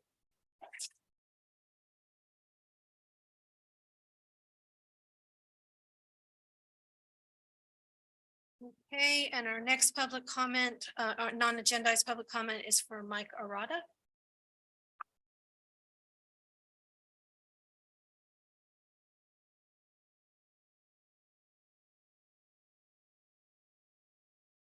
Two months ago in mid-November, I wrote to Superintendent Malloy and the board's then remaining 4 incumbent board members about my having learned of district high school libraries, including in their collections, at least 2 of the most notoriously raunchy pornographic books making school news nationally. They were Genderqueer and Lawn Boy, those 2 examples. I said I presume these were obtained via someone's warped notion of LGBTQ equity, since the porn is of the lesbian, gay, bisexual, transgender, and queer variety. The FAIR Act does not require pornographic literature in school libraries. That's a falsehood. I mentioned that without removal, I might need to make this a public issue eventually, and to mention librarians themselves as ongoing predicates of the problem. I requested quick assurance that these removals would occur, along with the exclusion likewise of some apparently similar books in these libraries, and now I find at the other 2 high schools as well. The same removal should happen, of course, with any heterosexual porn. I recommended as well that the librarians who requisitioned these books, or who permitted their retention if they were donated, be at the least admonished. I added, however, that given SRVUSD's decades-long record of pushing inappropriate materials at kids, I've been here and have seen it for the last 30 years, along with the district's other harmful equity programs now, so-called equity, I wouldn't be surprised if those personnel received acclamation and rewards instead. Mr. Malloy quickly wrote back, copying the 4 sitting board members of that in-between moment, but only to acknowledge receipt of my email. I have found now that all 4 high school library collections include LGBTQ porn, but at scandal inundated SRV High School, some things have reportedly escalated further. The Engine of Matt Todd podcast, available via Facebook, revealed that an SRV high school student's mother has told Matt that her 14-year-old was required to write a report on Genderqueer, and a pornographic graphic novel. But the student had retained moral training and sensibilities and bravely refused the assignment. The student then reportedly received a grade of 0 on the exercise. 2 of your elementary staff personnel have spoken enthusiastically on what they have called queering the classroom, their words.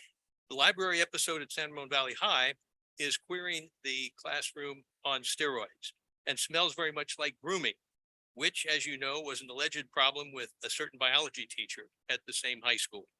You now have a responsibility to investigate the library situation and to report your findings to the community. Severe penalties should accrue for the person or persons responsible after the pornographic books are removed and the 0 grade is likewise removed.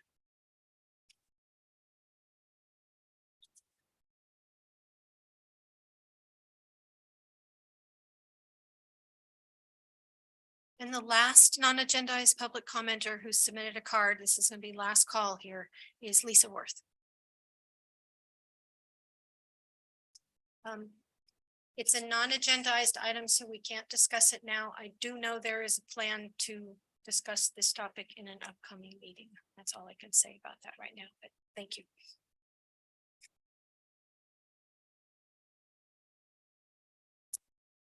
We tell our kids that if you see something, say something. I was sitting in the lobby tonight and watched what transpired between She Who Has Many Names and Miss Finko. Miss Finko handled herself professionally and never once crossed any line. We would never tolerate our students behaving that way on our campus, meaning what transpired here at this podium after the supposed incident. It needs to be the same way here in this room. I have sat here month after month over the last year. And if what I see in this room goes on all the time, we expect our kids to behave a different way, I am losing hope. Because if Helen's kids act that way in the classroom, the way she acts here, it's never going to change. We have to do something for our kids. I actually begged my youngest child to let me pull him from the district this month. I begged him.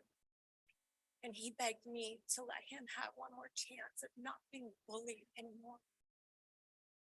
We have to stand up for these kids. I see it when I sit here that somebody like Code 886 gets to speak more and be heard more because she's louder than somebody like Code 1. Code 1 has as many rights as Code 886.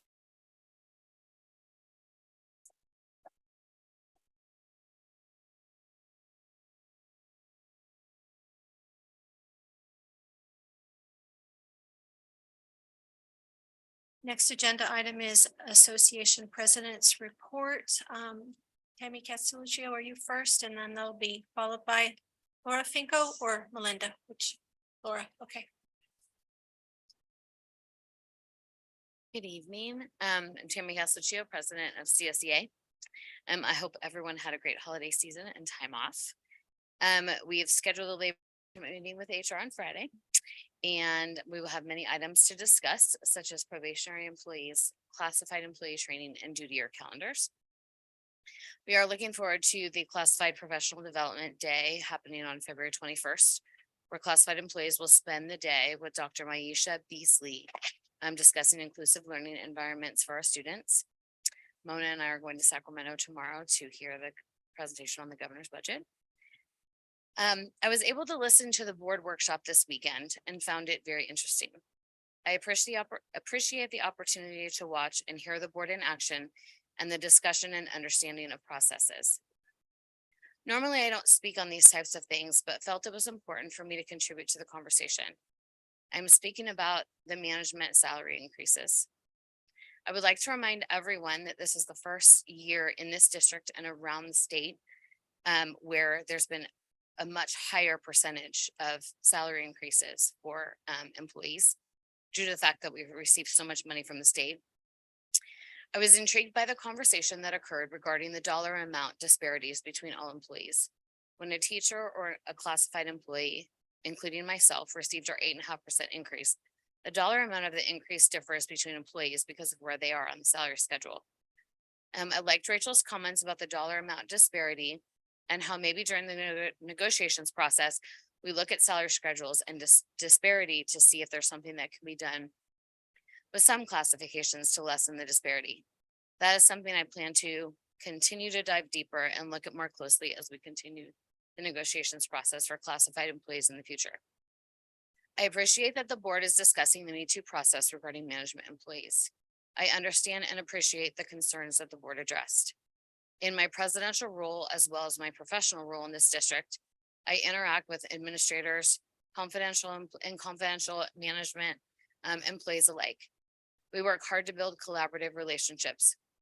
I know and understand how hard all of our managers and confidential employees work and their dedication to our students and staff. I'm not necessarily agreeing nor disagreeing one way or the other with the Me Too process. What I am doing is that I do not believe that it would be in the board's best interest at this time to change the Me Too process this year. Due to the discussion in the workshop of the possibility of retaining and attracting management employees. I believe that for the future, it is good and beneficial to continue having the discussions and make decisions as to what would be the best way to handle the Me Too process in the future. Thank you for listening and allowing me to speak this evening. Thanks. Thank you, Tammy. And next is Laura Finko.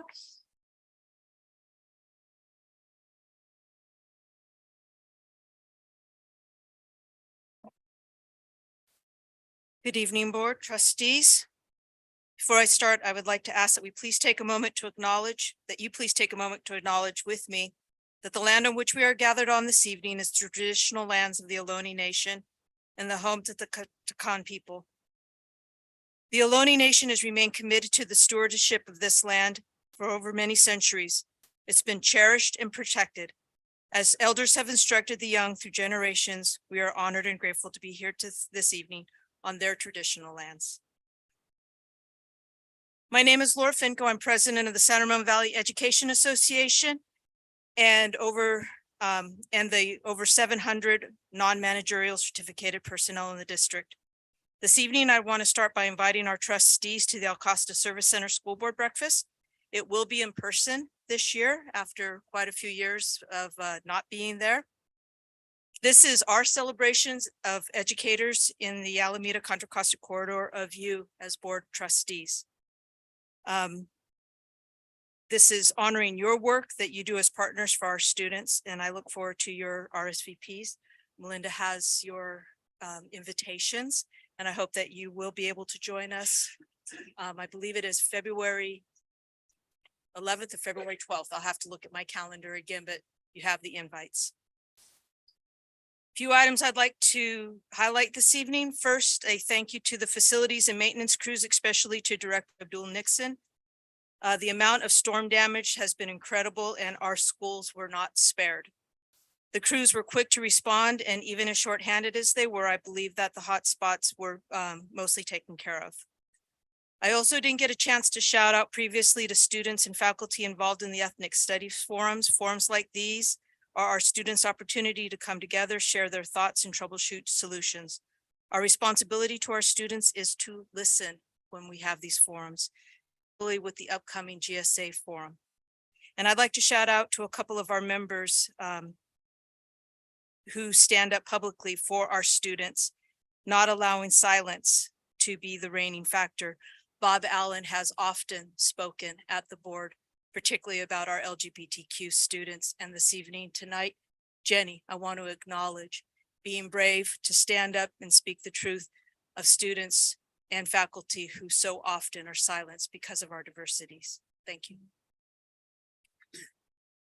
And we have a speaker card. I'd like to invite country code 886 Taiwan to come up and speak on item 9.10. Please do stay on topic though. Yes, I want to talk about ethnic studies that the president just mentioned. I am ethnic. She said that it is our job to listen to the students. I cannot envision that when I was the one told by her to shut up when I was asking questions about what was 12.5. How can I possibly believe that my students will? May I interrupt you though? I need you to stay on topic I am. related to the association president's reports, not the association president and the incident that you already spoke to earlier this evening, okay? I am. So at the ethnic studies, I believe that she's just talking about the ethnics that she accepts, but of course not me. So you know what, whatever, this really reminds me of when Jimmy Carter wanted to sever a relationship with Taiwan. Somebody shot a Taiwanese and then used that as an excuse to sever the diplomatic relationship with Taiwan. And then go with don't think you are at all on the topic of the I things am. that either So Ms. I'm going to shoot Castelluccio myself or right Ms. now Finko spoke about. by going home. Don't want you I to do know that. I nobody want you wants to to tell speak me. on, no, I just need you to channel the item right now is 9.10. I am. I'm talking about ethnic studies. No, the word ethnic, the phrase ethnic studies was used by one of the speakers. That was not the topic of what they talked about. So get back on what their comments were. Ms. Castelluccio discussed something that's already on the agenda, which you already have a card in. So that one's off limits. And the other things, I don't think Ms. Finko focused on ethnic studies. She held up the voices and the needs of a particular student group, and you're not on that topic. Oh, I see. Okay. So I guess I don't matter. So no, you do matter, and you've had a lot of time in this meeting already. Everybody used me as the public subject to attack. I get it. I'm Taiwanese. I will go home. We need to cut your mic off because you're off topic.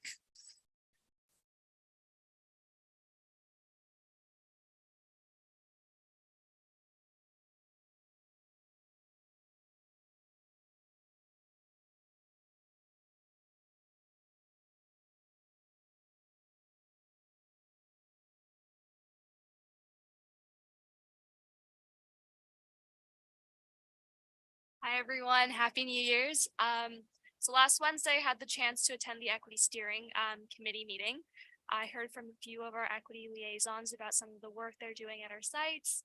And as a committee, we spent a lot of time fostering a safe and open environment where we can have difficult conversations about some of the things that are happening in our schools and create those like action plans and follow our strategic objectives. And I know SRVUSD is in the process of being awarded a grant specific to the district's work around restorative justice. And I think that provides a lot of unique avenues for students to be involved as well. I know one of our student senators at our last meeting mentioned peer circles and youth courts, getting involved in that kind of restorative justice attitude to dealing with issues. So I look forward to seeing collaboration with students and staff in that regard. I also had the chance to meet with Dr. last Wednesday and talk about school lunches, bathrooms, student voices, a lot of different topics.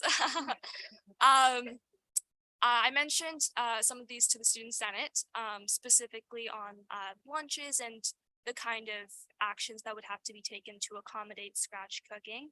And there's a lot of diverse perspectives.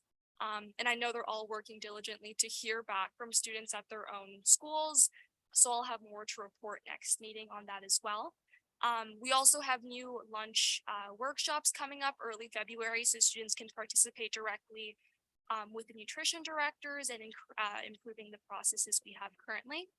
Concerning bathrooms, I know it came up in the thought exchange and at the Student Senate meeting, interestingly enough, someone mentioned concerns specific to all gender bathrooms.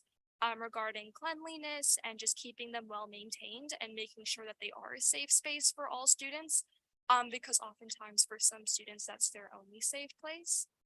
So I thought that was important to bring up as well. And I'm really excited to say, I know at the last board meeting I mentioned efforts to seat a student board member on the Contra Costa Board of Education. And it's exciting to see some of that, come into fruition. The County Policy Standing Committee mentioned in further detail what that position may look like in item 4.10 of their special meeting on January 13th. So there is a possibility of having a student member on the county board in the 2023 to 2024 school year. So really excited about that and more details regarding that matter. And lastly, I was able to attend the open mic honoring Dr. Martin Luther King Jr. yesterday. It was a wonderful way to see the community gather in support of racial justice, economic justice, social justice. And I just really loved being a part of that. I got to see Trustee Brott speak as well, and that was really moving as well. So yeah, and then tomorrow I also have the opportunity to attend a student board member training with CSBMA. So excited for that as well. Thank you.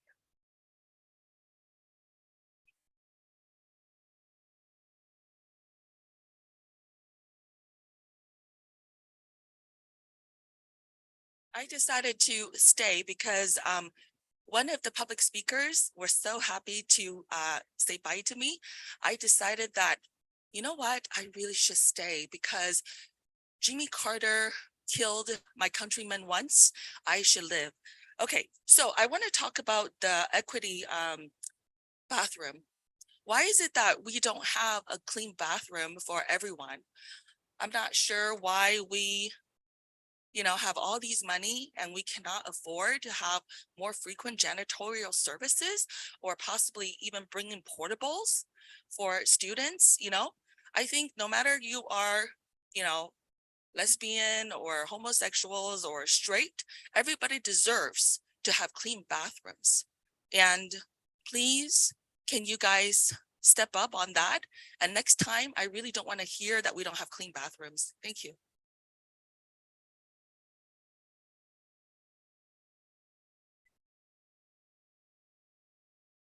Thank you, President Hurd. I'm going to start by thanking all of you because this is Board Appreciation Month. And nights like these and all the leadership you provide in other spaces, I think speaks to the gift you give to us and to our community, and most importantly, our students by the service that you provide. In my role sitting next to you, but not in your seats, and thinking about meeting after meeting in this room, I'm conscious about the expectations that come to you that can't be solved by you. The difference of opinions, the depth of emotion, the energy that comes with it, and then it's being looked to you to do something, which I'm sure you will, and I and we will support you. But it's way more complicated than that. I've reflected on tonight because we did have a lot of kids in this room, and I'm the lead educator, and I have to say something. I don't care what anyone's view is. We have to be respectful. And I know that there's a desire in this room that we silence things and stop things, but you have to know the law of the land is pretty clear, as hard as it is for me to say that sometimes. But we can't have kids hearing and seeing it. We cannot.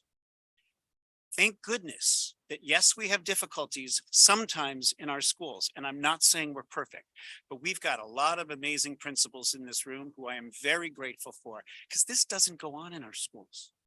Yes, we have issues. I'm not saying that, again, we're perfect, but this doesn't go on in our schools. We've got great schools, great community, great staff, great leadership, and I'm not just making that up tonight. And we need to hold on to that. Because if our community believes that the only thing we've got is this room, it would be despairing. But we know that that's not the case. Yes, people are going to disagree. And yes, they're going to be really appointed in their disagreement. But it's raising to a place that I just hope we can figure out how not to do it in front of kids. Because I don't know what we're teaching them.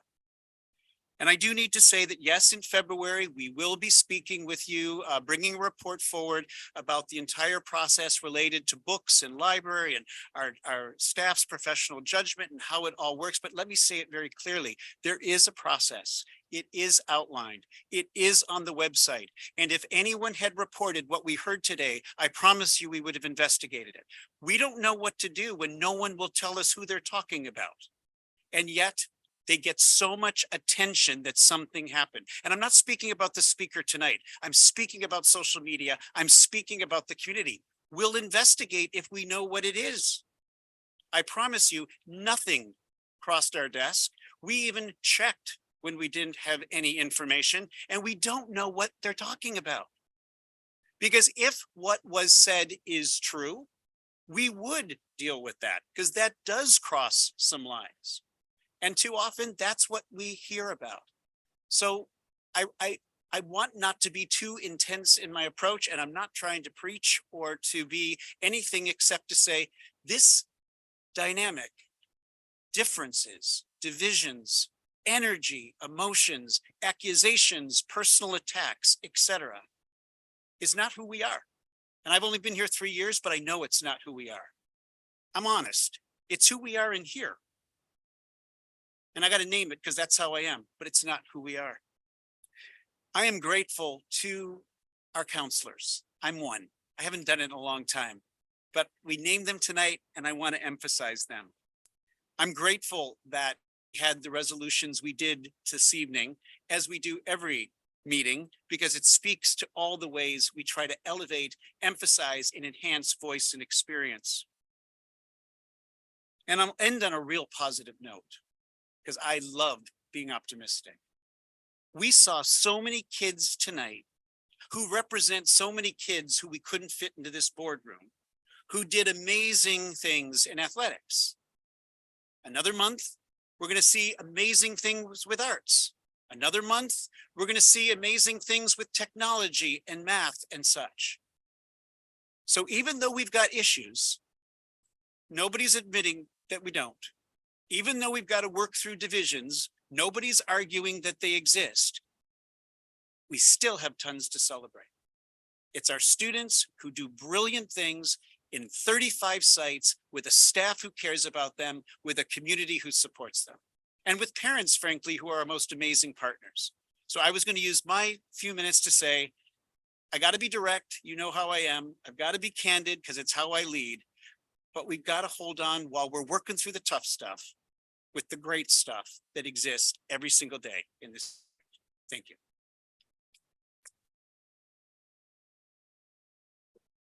Thank you for those comments.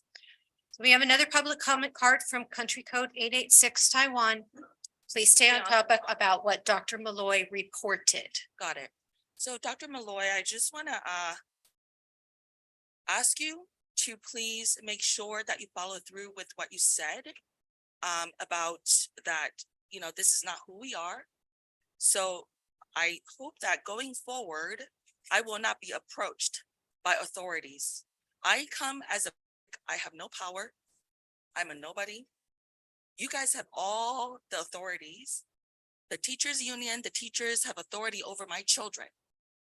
I am the one that can sustain all the injuries and hurts coming from you guys, and I can do anything to you guys. I'm merely here tonight trying to understand what was teacher-student agreement, and this is what And we're going to get to that, Helen, I promise. Excuse me. you can call me I Helen because apologize. a lot of people keep calling me Helen and I'm not Helen, but you know what? I cannot control other people's mouths. You know, other people have I even apologize. attacked me today as code 886. What can I do? But you know what? This is what this country is about. It's hypocritical. People don't respect me because I'm not lesbian. I am not whatever. You're So I back am on your subject for platform. Can you abuse. please just address any I am. question or concern you have I- about you what can call me Dr. Helen. Malloy's I am report just was saying, about? going forward, please understand, I cannot control other people's mouths. I know what happened. Just like when I say nigga. It's not what our topic is on. We need to turn the mic off on this one. Done. You're done. You're done until your agendaized item, okay? All right. Now we have our item that's out of order, our informational item on the demographic study. And I believe that Stella is our lead on that. Yes, good evening, trustees and community members. We have with us a representative from Davis Demographics who will be sharing the Davis Demographics result from the, okay, we're getting the Zoom set up. Okay. All right. So Esau is here from Davis Demographics and will present this report. I believe, let's see. The highlights are this. I went through and I analyzed.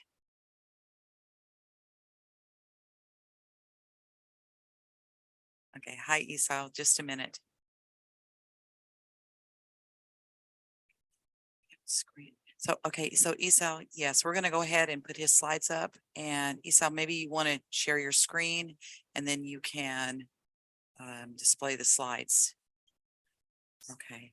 Oh, hang on, we're making some changes for you. Can you speak to us so we can make sure we can hear you? No. Please, can you unmute? You guys hear me now? Yes, we can hear you now. Thank you so much. So welcome to virtual San Ramon Valley Unified School District. We thank you for waiting this evening. Thank you. I could go ahead and take over the presentation at this moment or whenever you guys are ready for me to do so. Let's see. Yes, go ahead and share your screen. Okay. All right, could you guys see my screen okay? Okay, can everyone see the screen okay? All right, perfect, thank you. Perfect. All right, good evening, everybody. My name is Esau Hoya from Davis Demographics, and I'm here to present to you our findings on the resident student population forecast. And I'll briefly touch upon each of these slides in order to get through the allotted amount of time designated for this presentation. And just to give you a little quick background of how we do things, how we do the forecasting, we updated all of our forecasting. Our study is based on GIS data, geographic information systems data. We researched different area population characteristics, acquired the latest parcel and street data from the GIS county department, which helps us identify exactly within which areas, which attendance areas and which neighborhood students live in order to accurately define what the population will be within different attendance areas, elementary, middle, and high school. We also considered and incorporated newly approved residential development into the projections. This is development that's been approved that's currently under construction or due to be under construction over the next 7 years. And we also calculated specific factors for the San Ramon Valley Unified School District area, geographic area. So we took a look at birth data, which helps us forecast incoming kindergarten classes over the next 7 years, and something we call mobility factors, which is tracks the in and out migration patterns occurring within the well-established areas of this district. And what I mean by well-established is areas in the school district that have no new residential development that's been built over the last 5 years. So this is older neighborhoods containing residential development older than 5 years. That's in order to prevent double counting from new residential development and mobility in this case. So with all these factors combined, we generated a student population forecast, and it's important to note that this is resident student population forecast. So it identifies how many kids will be living within your district boundary and within each of the attendance areas, elementary, middle, and high school over the next 7 years. So it all starts with the mapping of the student data. We're able to identify how many kids live within each of the attendance areas, which sets the basis and foundation for the study. And the dots are placed where resident students live, and we use this year's student data and the previous 4 years to track what the in and out migration trends have been over the last 4 years. Once we map the student data, we're able to create something called the attendance area matrix. And this is not a forecast, but rather it's a table showing the intra-district transfer patterns, inter-district transfer patterns that are occurring within the district boundary. This is an example, a screenshot of elementary school attendance area matrix. And it shows you how many kids live within the area, and out of how many of those kids, for example, Alamo has 327 K-5 resident students, non-special day class, and it doesn't include out-of-district students that live within Alamo. Out of those 327, 301 actually attend Alamo itself. And you could see here as another example within the Bella Vista elementary attendance area, there's 20 students living within the Bella Vista elementary attendance area that are attending Quail Run. The numbers at the very bottom of the matrix are the actual enrollment counts when including transitional kindergarten, out of district, and special day class students as well enrolled at those schools.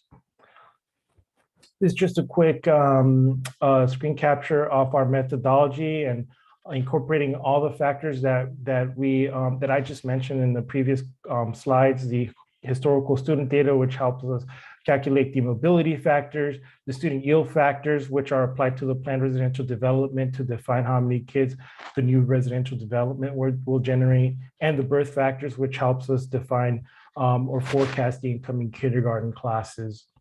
When taking a look at the birth rates, this data is summarized by zip code as the smallest geography available for this data. It's collected from the California Department of Health Statistics.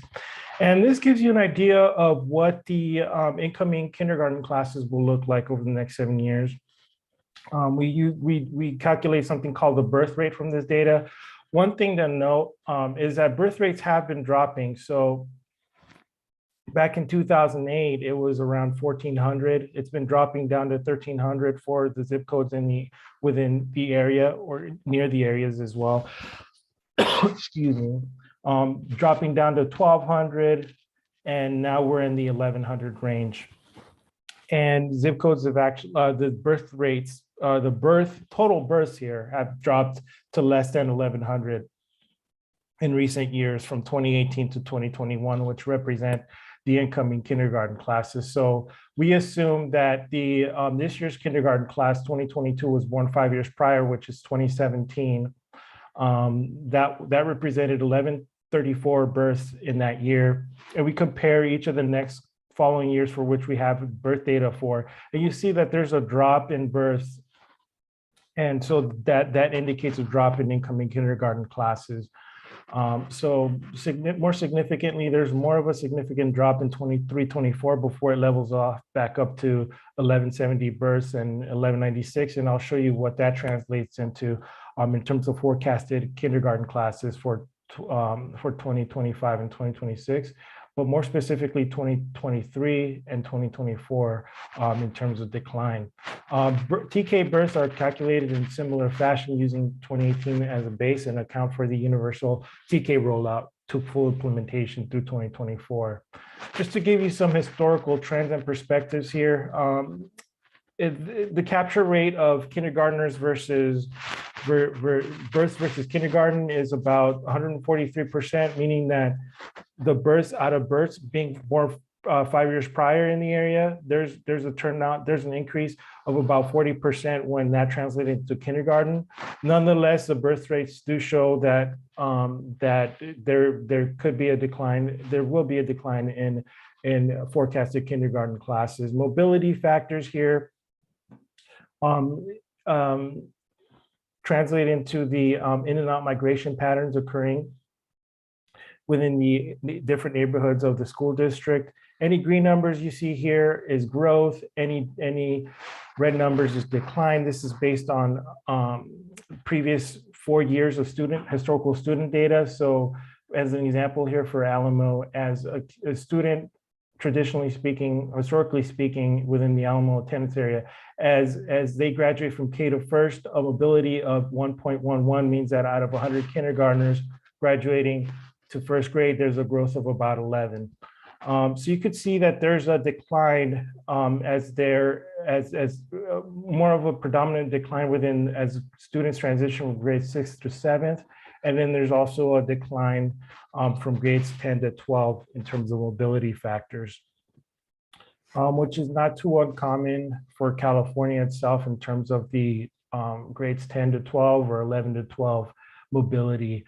This is just a slide covering the newly approved planned residential development that's due to be constructed in the school district, totaling to about 2,500 units over the next 7 years. And these are the student generation rates of what how many students newly constructed development is generating at the current moment in time. So when you apply these factors to the planned residential development, that's what gives you the total number of students that are due to be generated from that, which is integrated into our residential forecast. Just to give you an overview of the forecast itself, the resident student population forecast. So this is students, this population forecast. I've broken it up into 2 sections. This is the resident student population portion. The following slide has the special education and out of district population integrated to it, but let's just cover the student population portion of it in itself. So this excludes special day class students. The kinder enrollment drop, one thing to point out here is the kinder enrollment drop is forecasted for 2023 and 2024, correlating with the drop in births, and a significant drop in births over the next, within the 5 years prior. But then it's due to the stable kindergarten or the stable birth rates for these years here represent stable kindergarten classes from 2025 and on. As I mentioned, there's a historic and forecasted drop as students transition from grade 6 to 7 here, which is it's historic and it's being shown in the forecast through 2029. Again, there's historic forecasted drops as students transition to grade 11 to grades 10, 11, and 12. One important thing to point out here is there's currently a higher bubble of class sizes within the middle school and high school grades that are roaming around the 2,000 range, living within the school district boundary at the moment as of fall 2022. As these students graduate out, they're due to be replaced by lower class sizes in the early elementary grades, as you can see here. So this natural transition, this natural bubble that's due to graduate out is one major cause for the decline in the school district population, as well as the birth rates, as well as you saw in previous slides. There's been historic drops in births which translates into these students graduating from K to first to second over the years, which has translated lower lower class sizes into the future. And historically speaking, as shown in the historic actual counts as well. So in total, the resident student population is 27,883, excluding special day class as of 2022. This is due to drop to 24,186 in K-12.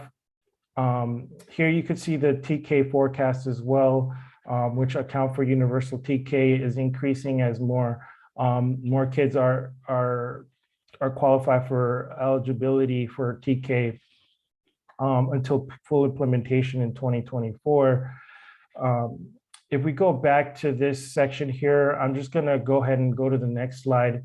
And when adding, you have your resident student population totals, which I just covered here. When you add the special education, the special day class students, and the out-of-district students, that's what gives you your total enrollment forecast here at a district-wide level. Special day class has remained relatively stable over the last couple of years, around 650. Out of district has remained relatively stable over the last year. There was a historic drop from 2020 to 2021 from 420 to about 380. But overall, we are showing an overall decline due to the previous reasons stated: lower birth rates, higher class size bubble in the middle and high school grades, annual declines of around 600 or so. This is a graphic showing the projected enrollment in terms of a graph, 28,992 in terms of enrollment, projected down to 25,225 over the next 7 years. And you can see historically how it's been declining as well. This is just an overall summary. I'm just going to briefly touch upon it of grade K-5 growth decline by attendance area. You can see here that most are due to decline with this exception of a few. When looking at attendance area south of Sycamore Valley, Sycamore Elementary showing a growth of 69.3, which is mostly a flat growth, relatively stable for that forecast within Sycamore. Coyote Creek has the steepest decline at 192 over the next 7 years. This is areas north of Sycamore, which are a few are showing more growth, but again, 58 for Rancho Romero in grade K-5. It means that it's just stable rather than any significant growth.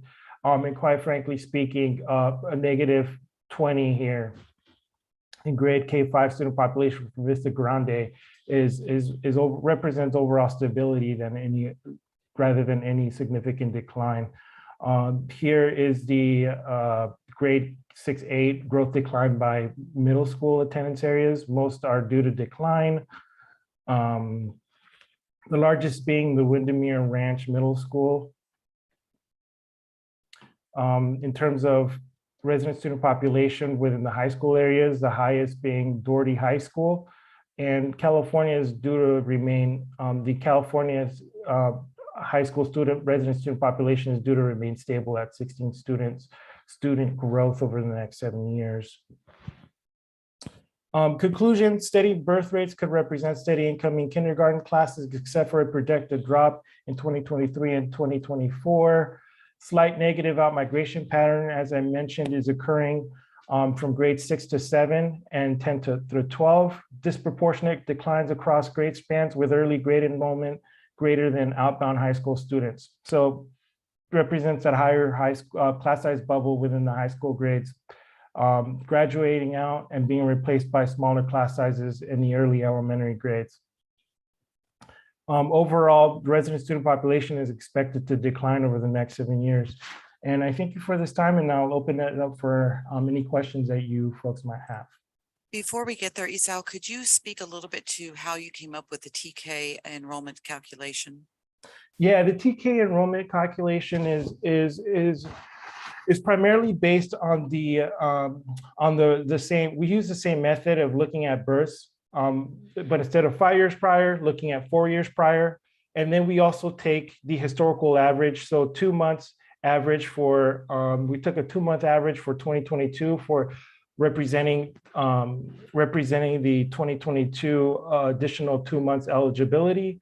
And then we took another 2-month average for 2023, and then the additional monthly averages to represent the full 2024 implementation. So it's a mixture of the birth rate analysis and the monthly averages added on to that in order to come up with that number.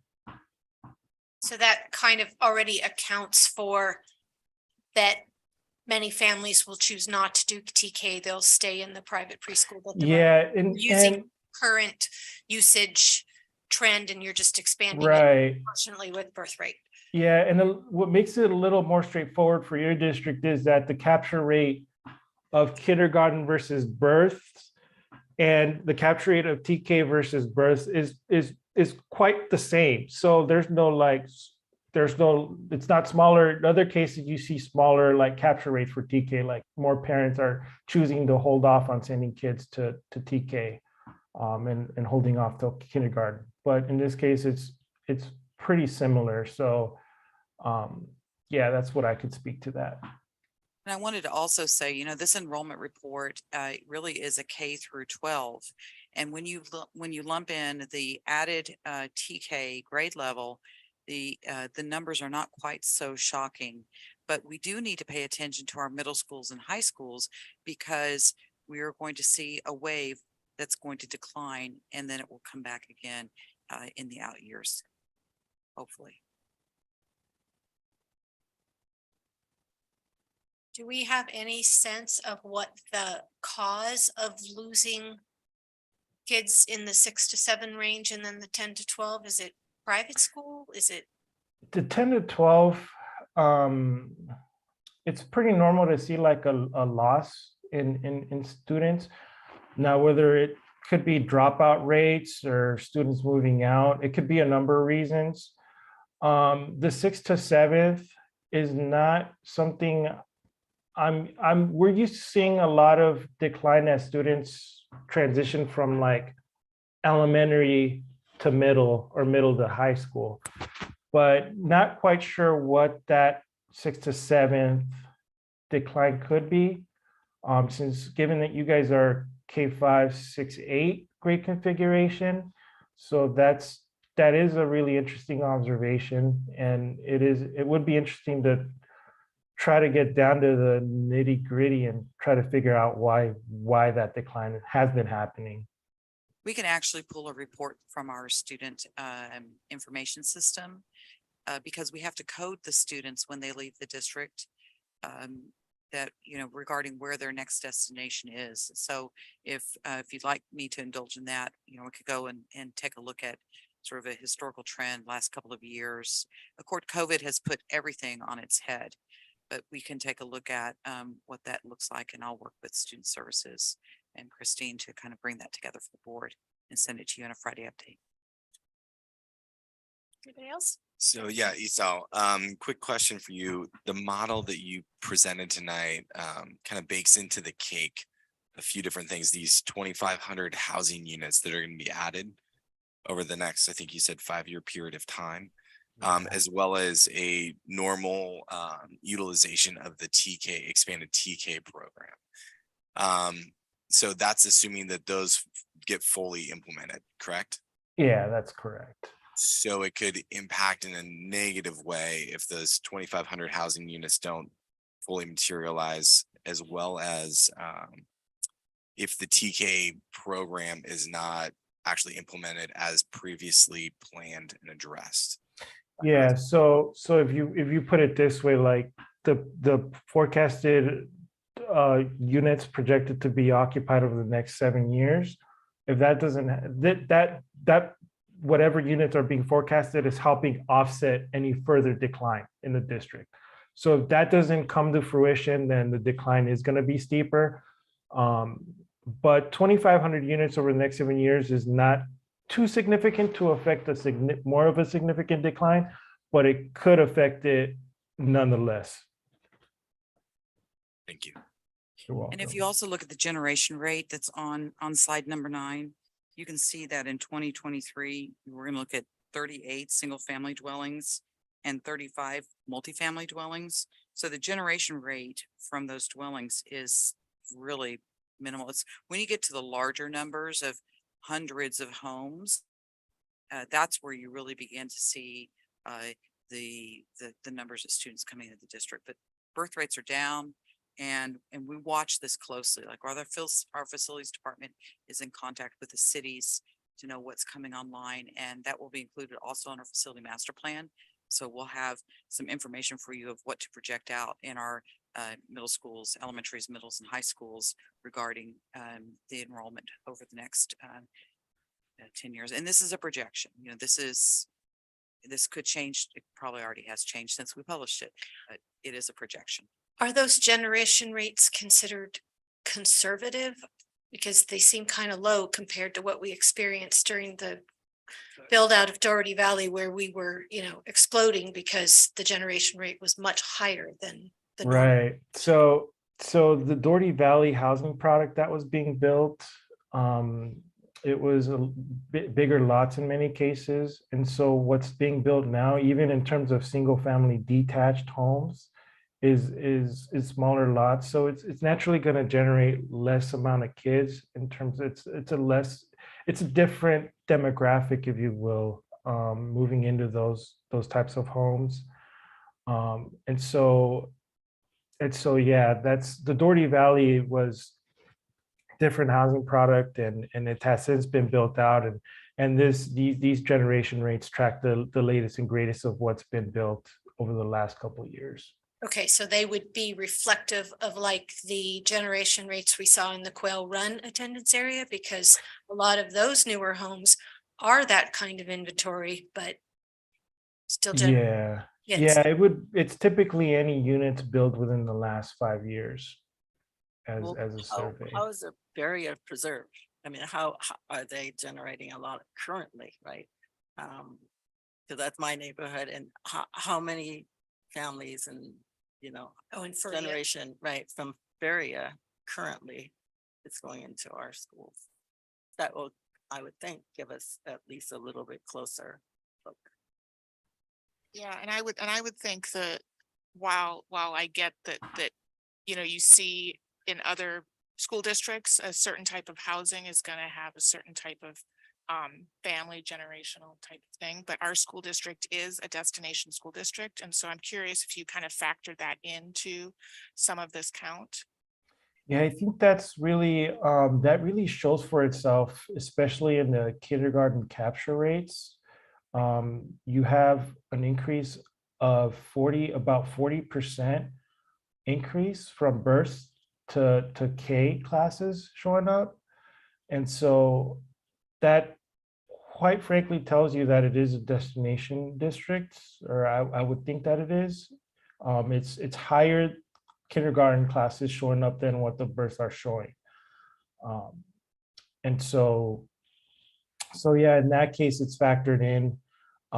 The generation rates is what the numbers actually show based on the recently built development. So I would think that shows that as well. I'm sorry, recently built developments in our school district or Yeah, just county? Okay. yeah. This is specific to your school district boundary. So excuse me just a second. I noticed we missed our 10 o'clock cutoff as we entered this agenda item. I thought we had time, but we need our motion to extend, and we only get to make it once. So we need to extend it to get the key business done. Make a motion to extend to 11 o'clock. I don't think so. Make a motion to extend till 12 o'clock, So. or 1 or 2.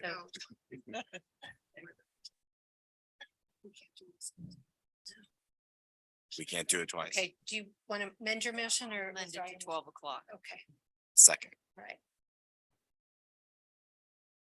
The motion was made by Board Member Clark and seconded by Board Member Van Zee. Roll call vote. Student Board Member Iapan. Aye. Board Member Van Zee. Aye. Board Member Ordway. Aye. Board Member Clark. Aye. Board Member Bratt. Aye. Board Member Hurd. Aye. Motion passes 5-0. Thank you for the interruption. Okay, any other questions?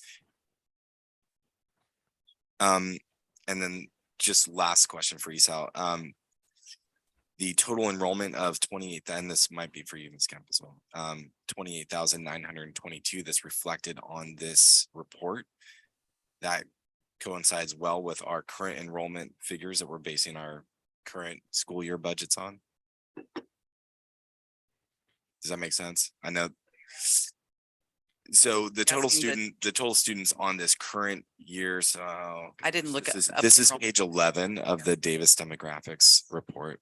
It's listing our total current students as 28,922. Does that pretty much reflect what our internal numbers show? 28,922 for 2022. I don't know whether that number is accurate as of today. Okay. But this is the number that they used when they were developing out this report, which was completed in December. So we could be a little higher, a little bit lower, but it's pretty close. Okay. Yeah, this represents a snapshot of the CBED's enrollment day, census day, as of that day, which is typically the first Wednesday of October. That's what that number represents, enrollment as the first Wednesday of October. And that's the date that's the number that we report to the state for funding. Exactly. I have a question, but I don't know if it includes ESAL, so I'm trying to be considerate of his time, but you guys have other questions. Okay. All right, great. All right. So when we look at the next year's enrollment projections, and Ms. Kemp, this might be a question for you. Looks like we're projecting a drop of 900 students across K through 12. What sort of fiscal impact do you think that that's going to have on the budget? We also have TK students coming into the district. So we're going to have approximately 400 additional pre-K TK students that will come in. So the offset will be about 500 students. So yes, there will be an impact on the district. You know, it's I calculated on the back of the napkin, but you know, it's I think it's a very complicated question. I think one is what is our per pupil allocation going to be next year? And what's that increase over this year? And so there will be a delta between that, what the impact of that will be. And Isa, you were saying that you kind of baked in the TK numbers to this. Does that drop of 900 already include the TK numbers, or No, does it? It does not. Yeah, the drop that 900 represents grades K to 12. Got it. Okay.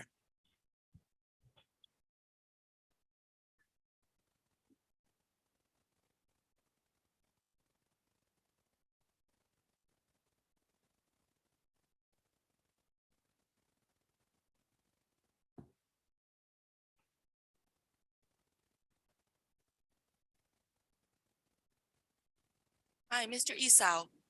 You're the demographer, and listening to your report, I just want to ask a few questions because if I were the decision maker, listening to your report. Got it. Okay, so I would like the board to please ask the demographer because I feel that his report to you is incomplete. Because, you know, as an accountant that is assessing money, you would talk about credit, you would talk about debit. In this case, Mr. Demographer talked about credit to you. He did not address debit. Apparently, we are losing population. I mean, just from a, intense current event observer myself, I know for a fact that California is losing domestic born citizens to out of states. It's called an exodus. People don't really know that because our media isn't widely reporting it, but it's a fact. Also, we have aggressively installed a lot of Planned Parenthood facilities because of the politics inclination in California.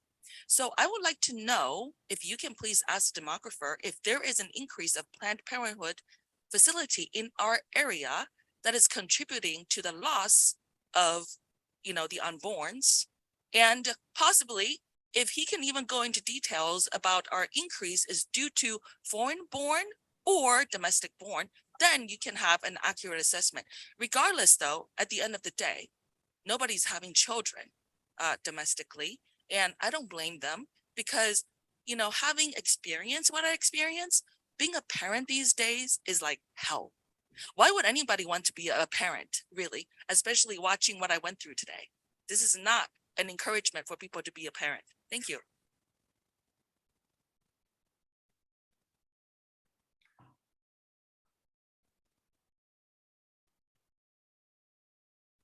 Where people live. So anyway, this was an information item. There are no further questions on it. We're going to move on to our action items. First one, 10.1, Keith Rajinski's going to lead for us, and it's public disclosure of the major provisions of the 2022-23 salary agreements for contracted management, management for, and confidential employees in accordance with the requirements for AB 1200, AB 2756, and Government Code 3547. It's okay with you, President Hurd. I'm going to toss this particular item to our Chief Business Officer, Stella Kemp, Sorry, and then my I will mistake. take the next two items. Okay, sorry about that. Thank you. So as required, we have to submit a AB 1200 disclosure to the County Office of Education whenever the district negotiates any contractual salary agreements. And so we have submitted this to the county office and they have provided a response, which is attached to this agenda item. Okay, there is one card. No, that's on 10.3. So there are no cards on 10.1, just public disclosure. We've got it out there. Is it 10.3? Yes, it is. I do have a small question about the paperwork on 10.1. At the very end of it, it has the December meeting date on it. Was that originally scheduled for this? Or, I mean, I'm just curious why it would have our December meeting date. I don't recall why. I remember we decided that we would have the workshop in December and move the meeting to tonight. At one point, there was discussion that the report would come in December, and that's probably just a typo in light of the change that we made. Perfect. Okay. I just wanted, in case we have to cross that T, point it out. Okay, 10.2. Now it's Keith's turn. Consideration of approval of salary adjustments and a one-time payment for Tier 4 management and confidential employees. Thank you. So as the board is aware, an 8.5% ongoing salary increase was negotiated earlier this year with the district's 3 collective bargaining units, SRVUSD, CSEA, and SEIU. The effective date of that increase was July 1st of 2022. In addition to that ongoing increase, the district negotiated a one-time payment of 1% of the annual base salary of each individual employee as per their salary schedule placement on November 1st of this school year. That was the second piece, and that was a one-time off-schedule payment that is specific to the 2022-23 school year. It's been the district practice for many, many years to extend ongoing salary increases and one-time payments that are negotiated with the district's 3 collective bargaining units to all of its non-represented managers and classified confidential employees. What we're talking about with non-represented managers and confidential employees are specifically all of the classified and certificated managers who are paid on what we call the Tier 4 salary schedule. Currently, we have about 121 of them. The 3 classified confidential employees, and let me just explain, because a question came up during the workshop about a confidential employee. The Public Employment Relations Board, or PERB, okay, narrowly defines a classified confidential employee. And it's essentially a high-level clerical support employee who happens to have access to information and or district strategy as it pertains to collective bargaining with its represented employees. So we have 3 such employees in the district. It is the administrative assistant to the chief business officer.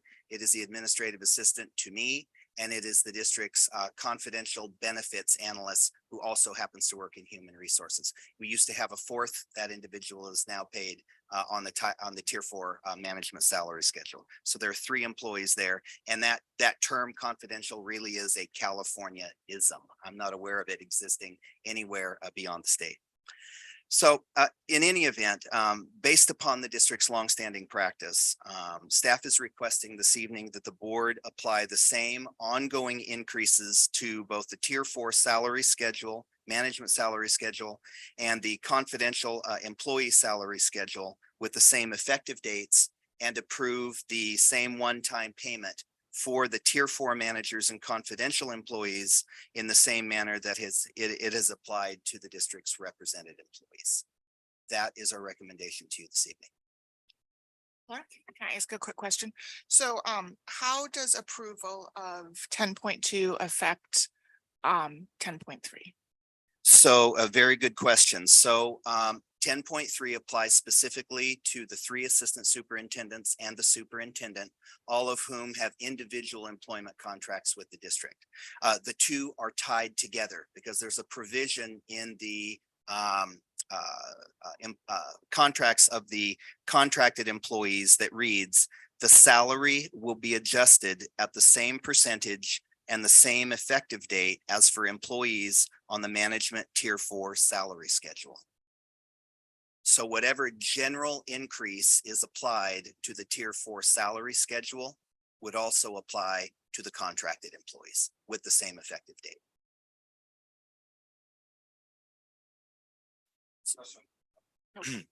Go ahead, Laura. Okay. So I guess the question on that too, they're the 10.2 and 10.3 are tied together. There's no way to unbridle them.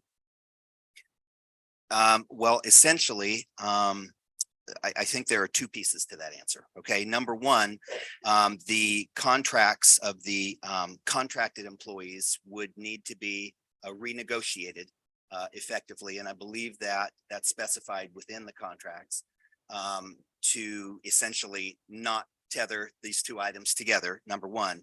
And the reason that we have the contracted employees be acted upon separately is because if my memory serves me correctly, I think it may be AB 1344. It's a law that went into effect after the City of Bell controversy many years ago, that essentially required that whenever the salary terms or the primary terms of an executive's salary or working conditions changes, it requires action at a regularly scheduled public meeting. And there are certain verbalizations that need to be made to the governing board of that body prior to the board's action on those contract amendments. So it's basically because of statute and because of the nature of essentially the fact that the contracted employees have negotiated contracts. Those are the 2 pieces that would need to change essentially in order to not have item 2 and 3 tethered. Thank you. And this, I have another question, but does anybody else have another one first? Okay. If items 10.2, 10.3 are tethered together and they're all predicated based on this Me Too clause that is based on unionized negotiations, which is great. I mean, I think those are amazing raises for our teachers. They deserve them. It's awesome that they were able to get that, and I'm happy about that.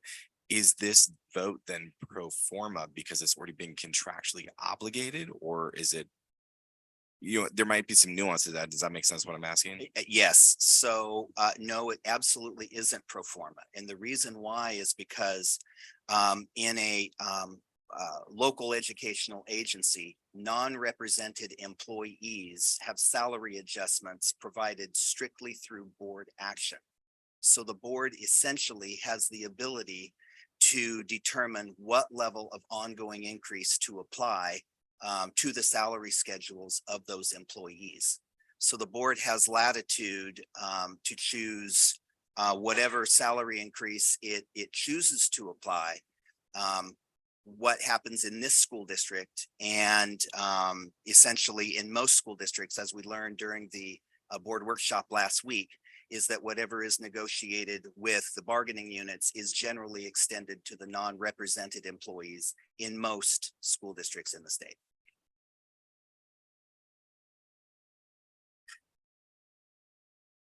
Can I kind of reiterate? Yeah, go for it. Answer maybe another way.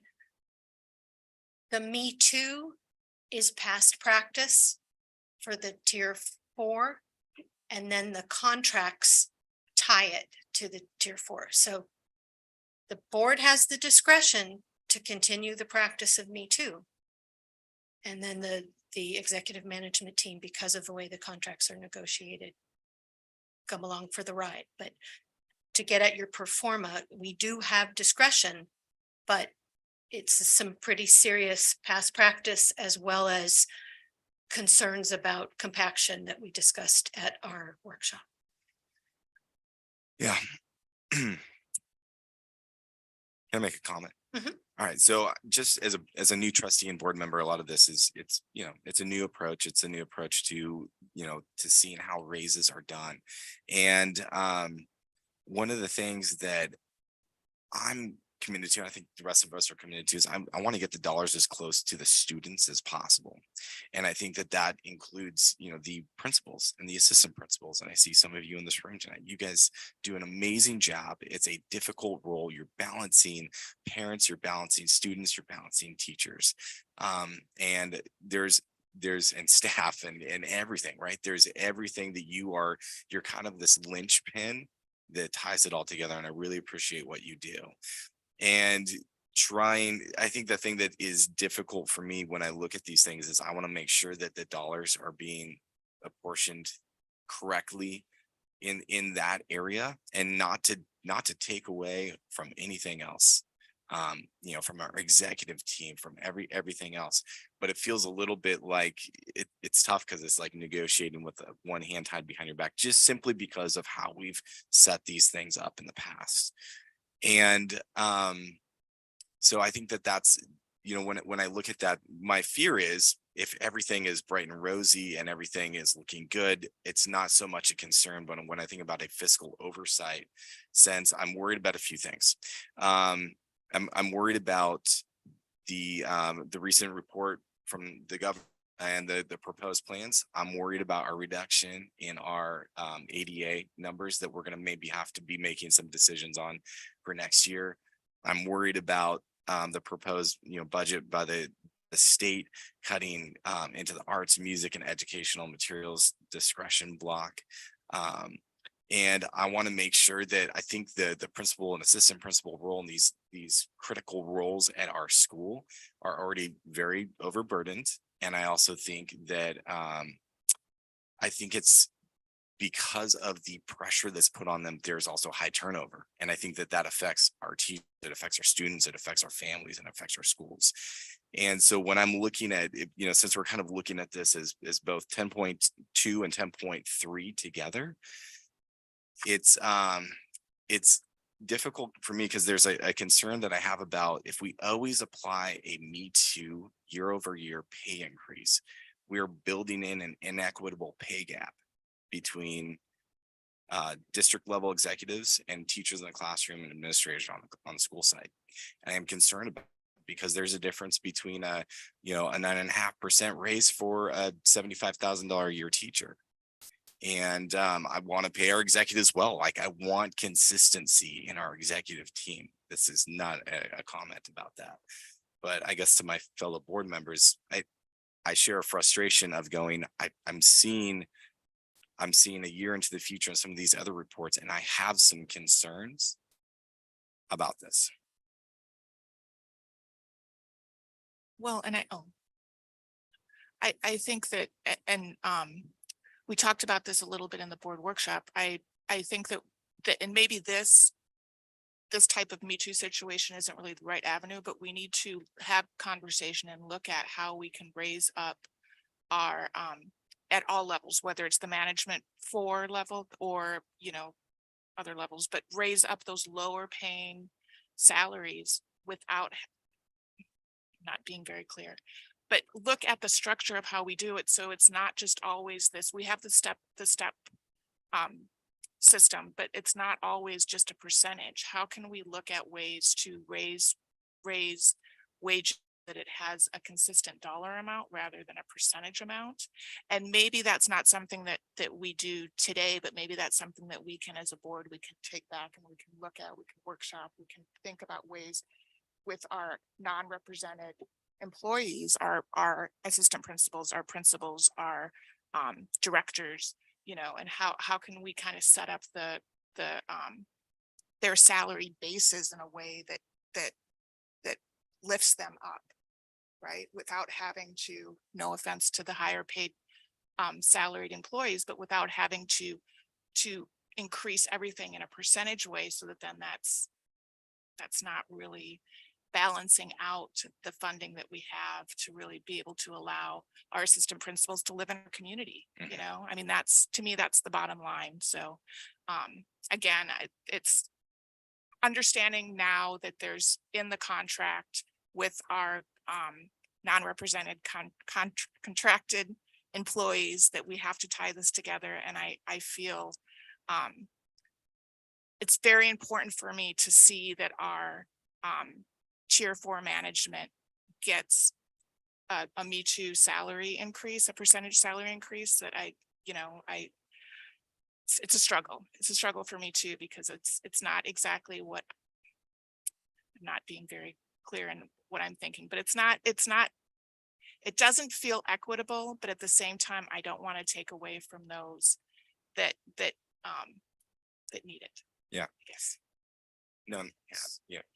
Yeah, so while I'm struggling with this also, and while this maybe we are not calling it pro forma, at this point where we are today with what we have in front of us, our hands are kind of tied. And I personally did not know that there was a Me Too clause in the executive portion of the cabinet in their contracts. And that sort of changes what we have the ability to do right now. I would like to see these two separated, the 10.2 and the 10.3. And I don't know I know legally we're within the law in what we're doing and all of that, but I don't know if the spirit of having, I haven't read the particular citing that Keith cited, but I don't know if the spirit of that was to keep those things separated. That may be the case, I don't know. But I definitely in the future want to look at maybe a different way, as Laura alluded to. I also have some of the same concerns as Mr. Van Zee has. And moving forward, we need to take a look at how we're doing this, because the idea that this is the way that we've always done it, and so this is the way that we should keep doing it, and everybody else is doing it, it's not enough for me to feel like I'm being a good steward for our students and our community. And maybe it is the right thing, but right now I'm really struggling with the whole criteria behind it.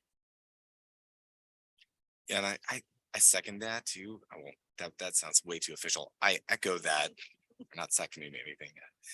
I echo that too, because I feel like I'm dealing with some information that I've had to kind of rapidly head around. Kind of coming at this with an understanding of, what the baseline is for, okay, how we're going to negotiate things separately, not understanding it's nobody's fault that we just didn't understand that this clause was in the contracts, and how that would impact how we look at these things tonight. I think overall, I want to make sure that our principals and assistant principals are very well cared for. And so it's difficult to kind of make some of these decisions if they are completely coupled together. And I am worried about this growing inequity in this pay gap between executive level and folks that are on site at the school. Not that it, and hear me very clearly.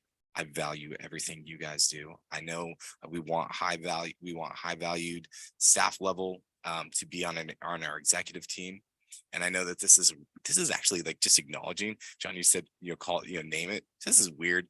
We're negotiating your salaries right in front of you. It's a weird thing. It doesn't happen in the private sector, but it's something that we got to do as a board.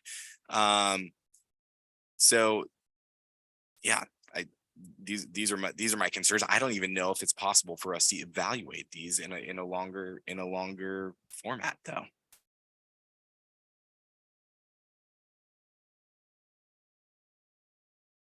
Well, I do think that in the whole cycle, I don't feel like now is the time that you make the tweak in the very last end of just a particular group of employees that you would change it on. Yeah.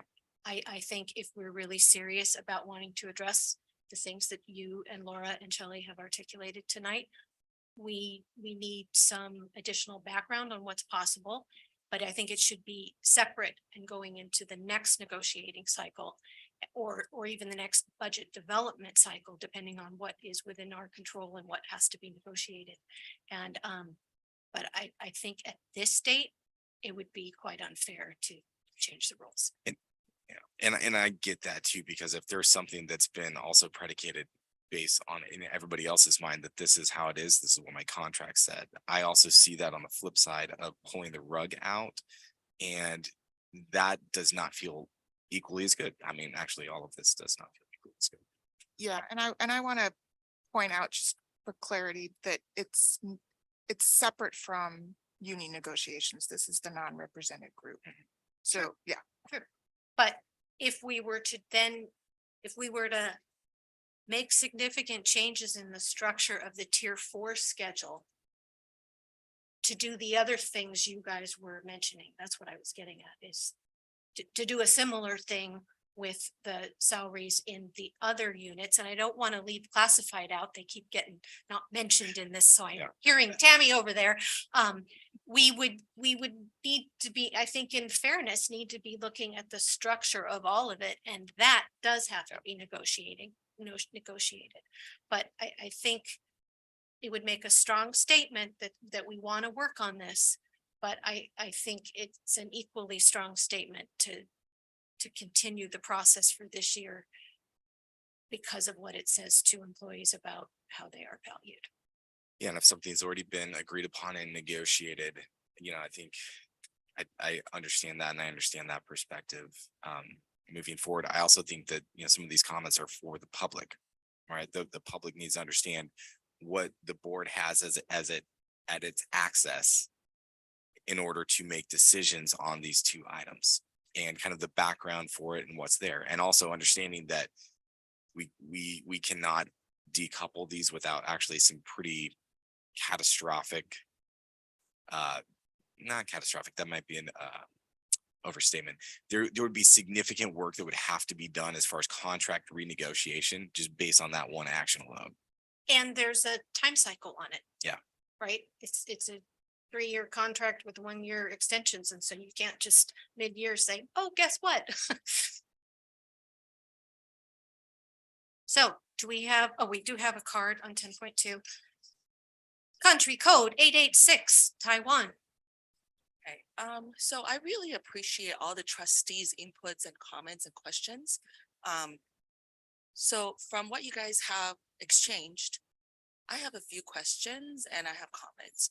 Questions, I heard Mr. Rajensky said, what is confidential employees? I don't think I really know what is tier 4 management. Are they principals and vice principals? They are? Really? Why are you guys? And directors and head of child nutrition and basically all of the other management positions. Without them, our school sites cannot function. So this particular category, you must approve. Provide, and in addition to, not that they're not only are they essential, I heard President Hurd said that there is some clause that was built in their contract, like you are obligated by fiduciary duty to honor this raise? No, you misunderstood. Whatever you May said. I just answer the question and then we can move on to clarify? Okay.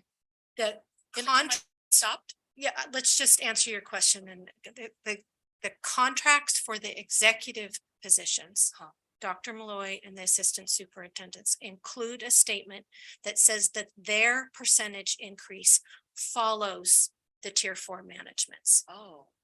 And then like you're saying, they're essential, right? So if they're essential and we agree and they get the me too, then according to the contracts for the executive contracted management employees, they also would follow with that percentage. So while the two groups are decoupled in terms of the action that we take, they are linked because of the clause in that contract. Oh, As the contract is written right then I now. understand why trustee Van Z is questioning. That is very strange. I'm not sure how that get into the mix. Okay, anyways, I just want to offer insight. I was at the supervisors meeting today at the county level.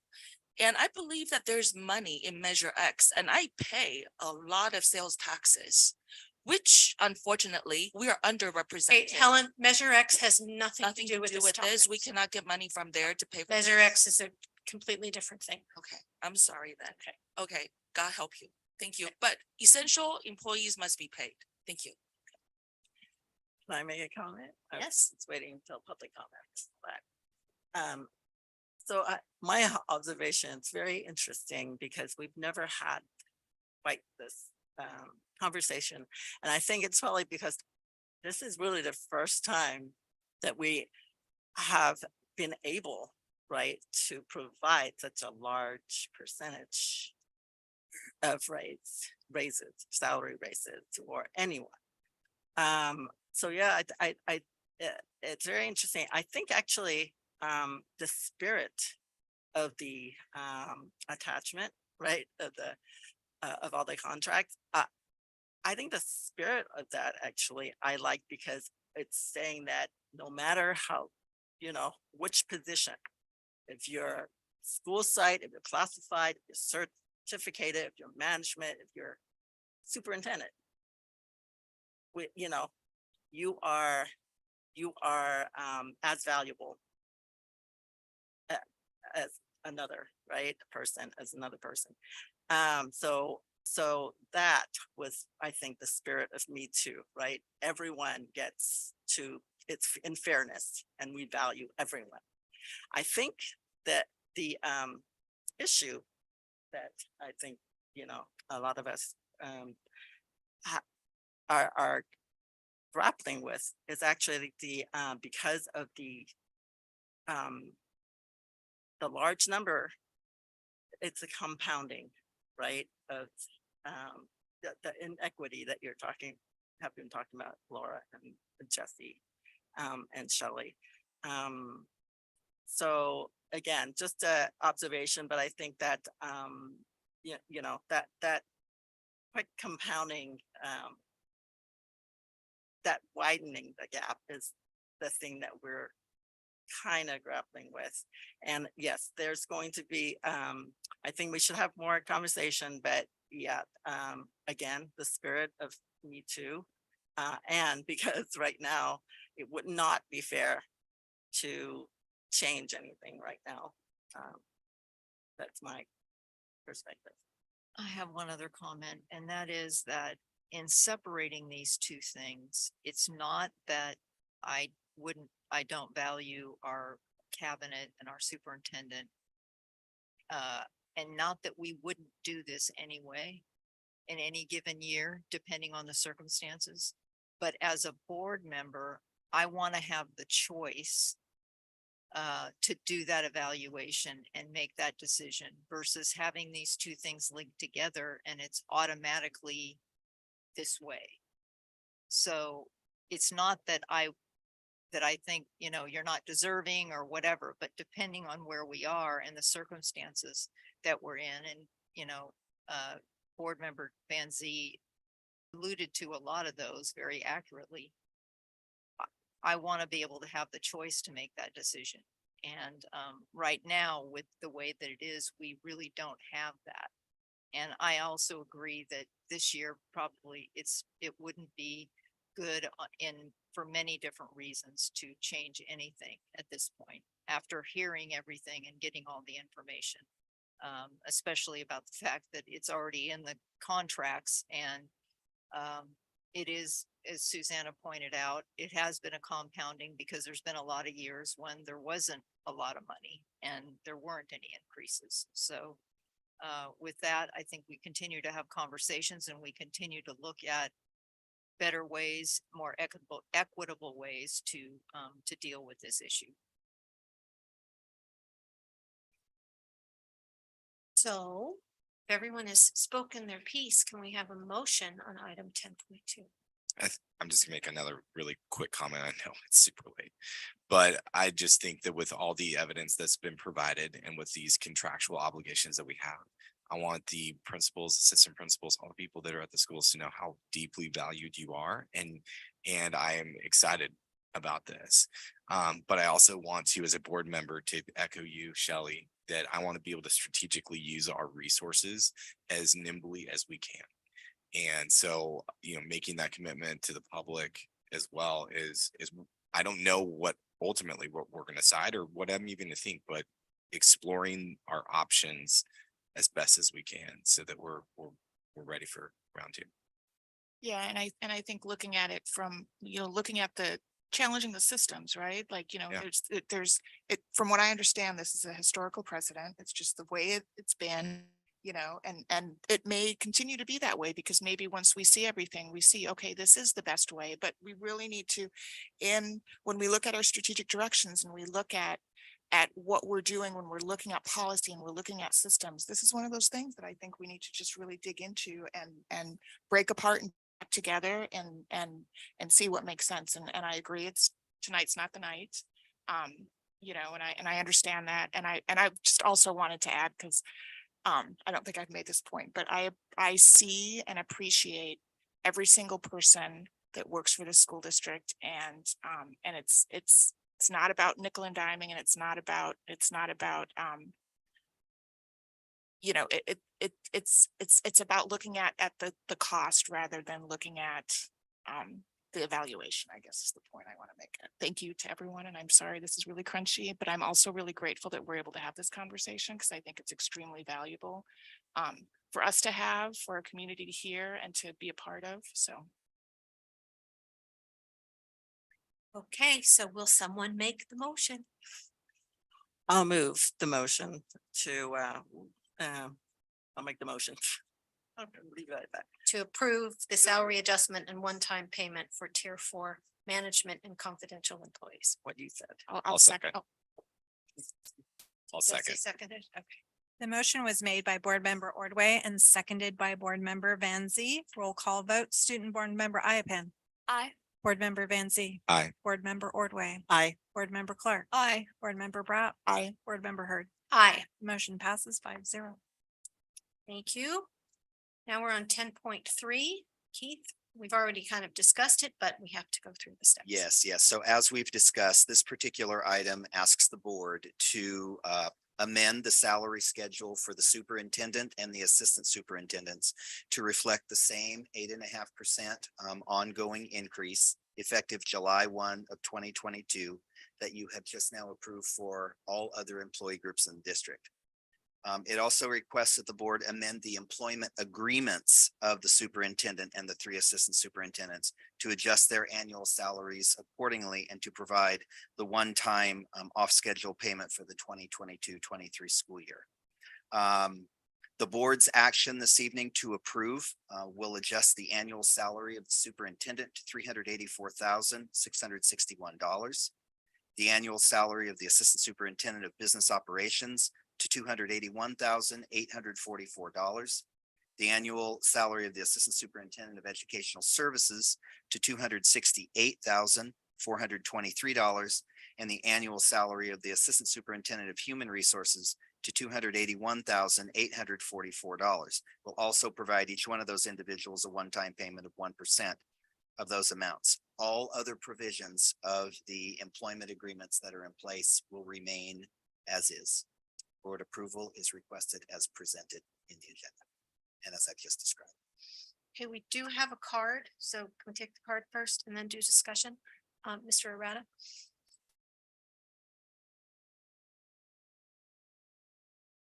For the reasons I enumerated previously this evening and in some detail at these meetings, I oppose the retroactive salary increase and add-on 1% increase. Loy, he's already at step 4 in the superintendent salary schedule after just 2.5 years here. I recommend to cut at the first opportunity, given the uncertainty that's been introduced into that process.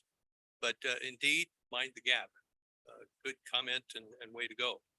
particularly in what Mr. Malloy characterized falsely as the Cal High racist incident, 5.23.22. He proved himself a glib propagandist and simultaneously a wrongly elevated individual who was willing to throw a large group of students overboard in order to preserve a fabricated narrative that was more to his liking, more suited to his policy convenience in hiring the expensive so-called equity liaisons. That increase also gives the appearance of collusive bargaining, whether or not an outside consultant is brought in to seemingly legitimize extending the same large percentage increase that has been extended to certificated, classified, confidential employees, and what indeed has been called this evening the Me Too process. Mr. Malloy skipped steps 1, 2, and 3 in the superintendent's salary schedule when he was brought here. In the very expensive aftermath of the terrible Ben Curry drowning and the scandalous defamation of student Nathaniel Yu. And Mr. Malloy's original contract, with certain terms presumably still in force, called for just 225 work days annually, apparently to include 26 vacation days with pay, going up to 52 days vacation days with pay, plus all state holidays and 2 weeks of sick leave besides. Mr. Malloy's 2019 salary as director, we would call it superintendent, of the much, much larger Toronto district school system with some 255,000 students and nearly 600 schools, was a little more than $303,000, presumably Canadian dollars in 2019. It had dropped from more than $310,000 the year before due to an overall budget shortfall. Toronto is itself an expensive, high cost of living kind of place, yet Mr. Malloy somehow managed there to get by with 2018's $310,000 and 2019's $303,000. By the by, Governor Newsom's salary this year is $201,000. Long and short, Mr. Malloy's paid more than enough already, and given his actual performance rather than cosmetic reports thereof, his salary should be cut at the first opportunity, not increased. I have a comment. Dr. Malloy came to us as a superintendent for 11 years. Anybody that comes to this school district with that kind of qualifications and that kind of experience deserves to be on step 4, not step 1.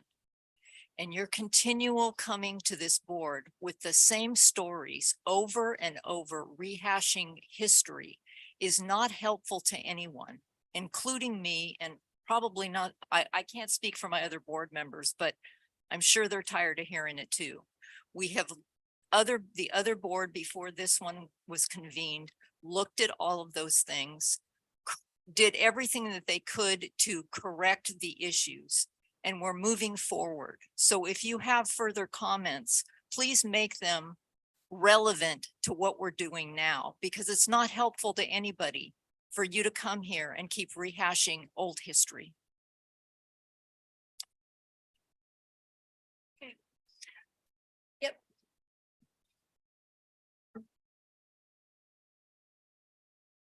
Okay, so this is not about qualification, Dr. Malloy. I do think that you're very qualified. This is about numbers. This is about finance. I do recall last year you were recently just given a raise. Am I not right? Am I not right? That Dr. Malloy was recently given a raise? It's the way the raise structure is, I understand. constructed. But am I right that he was recently given a raise last year? I don't think so, no. Oh, Our, okay. our cabinet members are on a cycle where they get a longevity increase every 3 years. He hasn't gotten that yet. He'll be coming up on that. And So let me Well, wait, clarify the this for raise that we everyone got. in the public listening.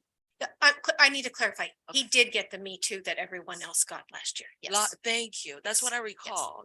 Okay. Dr. Malloy, I would like to plead with you, out of your conscience and voluntary decision, you can let the public, the community know whether you want the raise or not.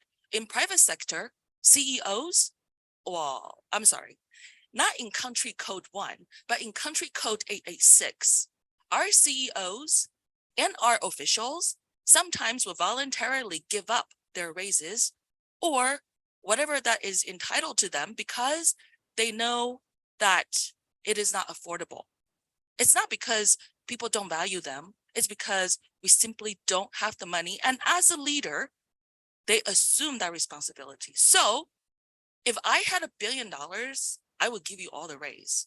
But if we don't have the money, maybe I'll just go home and find more money to pay you in taxes. Thank you. Okay. Any discussion on item 10.3? Is there any need to clarify just for the public of what, like, the flexibility and strategic flexibility it provides us when we're trying to hire new staff to bring them on at a different step other than step one? Because I mean, right, that's a strategic thing that we're able to do in order to get the appropriate staff in the right spot. Yeah, the only employee group that I believe is statutorily driven as far as placement on a salary schedule is teachers, because the certificated employees, because the education code is very clear that teachers are to be paid on what's called a uniform salary schedule based upon their education and their years of experience. Okay, that does not apply to management employees. It does not apply to classified employees. So we do have flexibility in order to bring in the talent that we believe is right for the school district, to place them at a place on the salary schedule other than at step one, based upon the needs of the district, the qualifications, and the need to get the right person in the right place in the district. And so that would apply to the executive level positions, as well as just trying to make sure that, if you've got an opening for a principal at, San Ramon Valley High School, you want to make sure that you're going to attract the best talent by being able to be flexible on that. Absolutely. And Keith, you said it also applies to the classified union too. Correct. Yeah.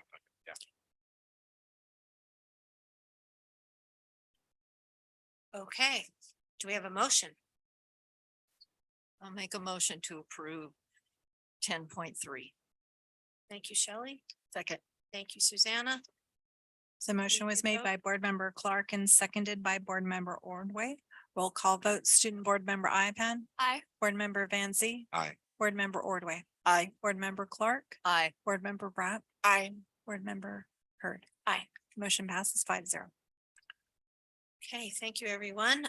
Next item 10.4 is consideration of approval to revisions to board bylaws 9150, 9322, 9223, and 9320. We have a revision in front of us, which includes the revisions that we developed in our workshop last week. And that is to just the one on meeting procedures. So that's 9323. Really need to put my glasses on so I can see these numbers. There's a slight typo on page 3.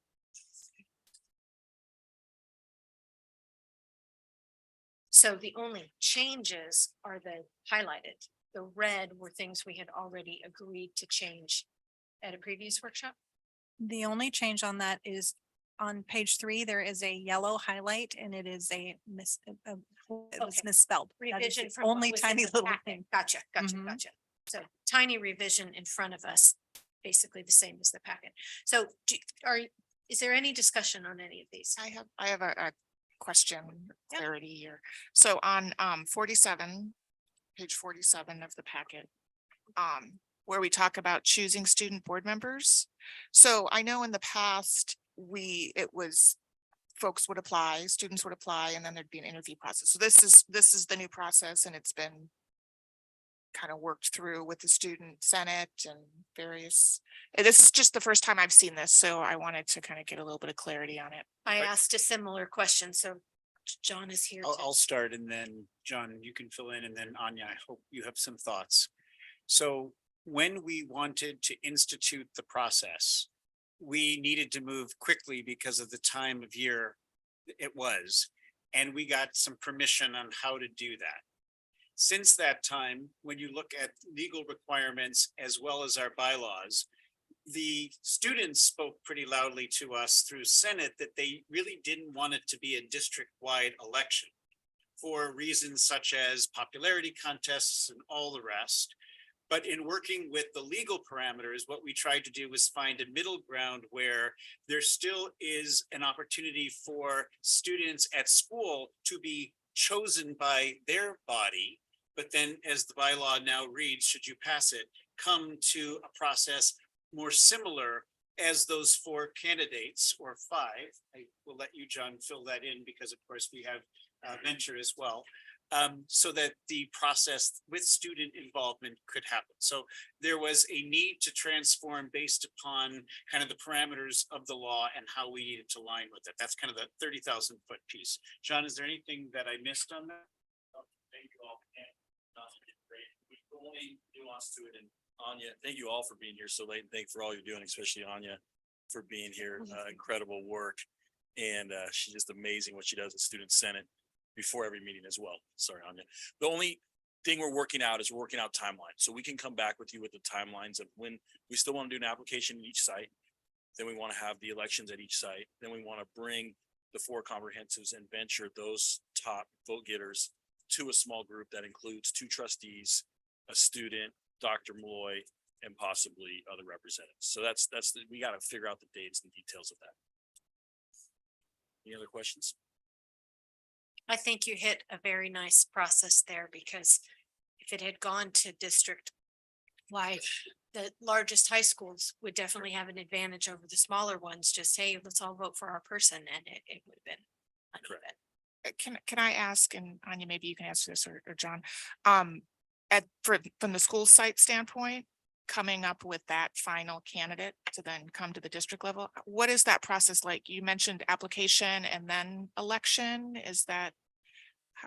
And that's kind of where I wanted to like add in a little. I really liked the process when we did do a district wide, where it was an application and then we would come to the student senate and then propose different ideas. I like the part that we were like, it was very based on like your merit, your ideas, what your vision was as like a student board member. And I think that was a really key point, presenting to new people. And I think that takes away, I know you mentioned a popularity contest. That's kind of what makes this different, because you can really highlight your expertise, your ideas, your creativity. And I think that's what's most important. So I would say, like, if this is, required by law that like this like component is now added, I do think the proposal component of the previous application process was key. So perhaps you could sort of replicate what you guys did to the Senate as what you did to your student body. And I also let it be more issue focused rather than a typical leadership and with election. this, and Mr. Campopiano, with site specific, would it be all of the student body, or would it be like site council, or are there specifics on that? Right, and so those are the details we're working out with Student Senate. We believe after our last meeting on Friday afternoon that we'll have an application. Last year we had over 80 applicants for this position, and we went on it down through a committee, then interviews. We anticipate the same thing, a certain number of applicants per school, the process by which they share their platform, and it's selected, and then a vote, because we do not want the votes at those sites to be based on popularity. More kids know this. We want it to be based on the platform, what they believe in it, their commitment to it. So we have to figure out those details, and we're happy, and Anya can do it. She can bring the details to you, or I can join you. We're planning to finalize those at our next Student Senate meeting, how that exact process will occur. And with understanding of what the guidance in the law says about what does elected by students mean. There will be an election at each site. We're just figuring out that process, because we do believe in, even in Student Senate briefly, we're having a new chairperson of Student Senate next year. Risha's graduating. We want to do a 3-part. 1, application, why you want to be the chair of Student Senate. 2, shadow the current student senator. And 3, present in front of the Student Senate. We want to not discourage anyone, but we also want to see that people are committed. So we want to put a process in place. Okay, we have a card on this one. Country code. 886 Taiwan. It's Thank you. abbreviated now, First, so- I want to commend student council. I really see you evolving this year. You're a lot more outspoken compared to last year when I saw you at city council. as a teen council. I really appreciate you just spoken up and also, not really intimidated by the adults. I really commend you on that. Which brings me to plead and urge this trustee board that you really need to allow the councils to represent their peers. Whether you are afraid that the popularity result might be different from your ideal platform, you still need to allow democracy to happen. Or you might as well just call us a communist republic. We cannot possibly deprive our children the process of democracy. Having said that, I would like to share with you, when I was in high school, I tried out for cheerleading, sort of, overreaching too much. When I was just in this country for 2 or 3 years. However, that was something that I really needed to do for myself. And how that worked was with the help of my teachers. I was the only minority there. When I was a teen, the community, the neighborhood that I was in was very wealthy. And back then, there was just a handful of yellow people, and I was that handful. And you could tell that I was kind of out of place. But my teachers, they had the first round of votes. They voted me in, and a highly qualified and extremely kind, extremely compassionate, beautiful, blonde, blue-eyed girl named Julie. I will never forget her. She came behind me, and they needed only 8 people. And I always felt like, when I was selected into the 8, I felt like I really don't deserve it. She should deserve it. Thank God there was election. Then after the election, she got in. She's able to go to, football night every Friday night, the football game every Friday night. I get to go to church, really where I wanted to go. So it all worked out. So please allow election by peers. Thank you. Okay. Any other items in the bylaws that? Okay, so can we approve all 4 together with the changes that are listed here? Is this referencing also 9320 bylaw? Yeah, it's all 4 of them. So just a point of clarification, it says under regular meetings that the regular meeting shall be held at 7 PM. Is that just specifically referring to the open session, or is that to be the opening of the entire meeting? Because there should be 6. It should be 6. So it says 7 on page 59 of our packet. Honest to goodness. 6 is the time and we will fix that. Okay, I just wanted. Okay, I wasn't sure Sorry. if we needed to bring up that change from the workshop, but the intent was for the workshop changes to be in there. Jesse, thank you for catching that. We do have one more card. It's from our student, and now I can't read what you wrote here, but if you could just come up and say your name, please. I'm Aiden Yelkabin. I just wanted to point out that I think it's kind of hypocritical to say that it shouldn't be district-wide because it's a popularity contest with the student elections, because I think it's kind of unfair to say that the board elections aren't kind of the same. I mean, Van Z, for example, you were elected by plurality, not by majority. So I think if anything, if you want to get better student representation, you should do a district-wide election using instant runoff voting or ranked choice voting, and you'll get a better representation. And if there's issues of it being a popularity contest, then you should come up with a better way to prevent that, and you should implement that in the board elections as well for trustees and other positions. But I think it's kind of unfair to give that treatment to student elections as if it's a popularity contest in any different kind of way than this is. That's all. Thank you for your comments. I think a key difference is trustee areas are balanced in terms of population. So each chunk has an even number of voters. And so then even if we then somehow voted with each other, our areas would be equivalent. Whereas when we're coming through high schools where the kids know each other, we have Doherty Valley and Cal High, which are quite large, 3,000-ish students. And then we have Monte Vista closer to 2,400, I believe, and San Ramon closer to the 22 or 2,000. And so it just kind of makes an uneven playing field was really the point. And if But- we want to add Venture in there, Yeah, Put and it then Venture. Venture would be tiny. tiny. Yeah, tiny, tiny. Thank you for mentioning Venture. So back to our bylaws.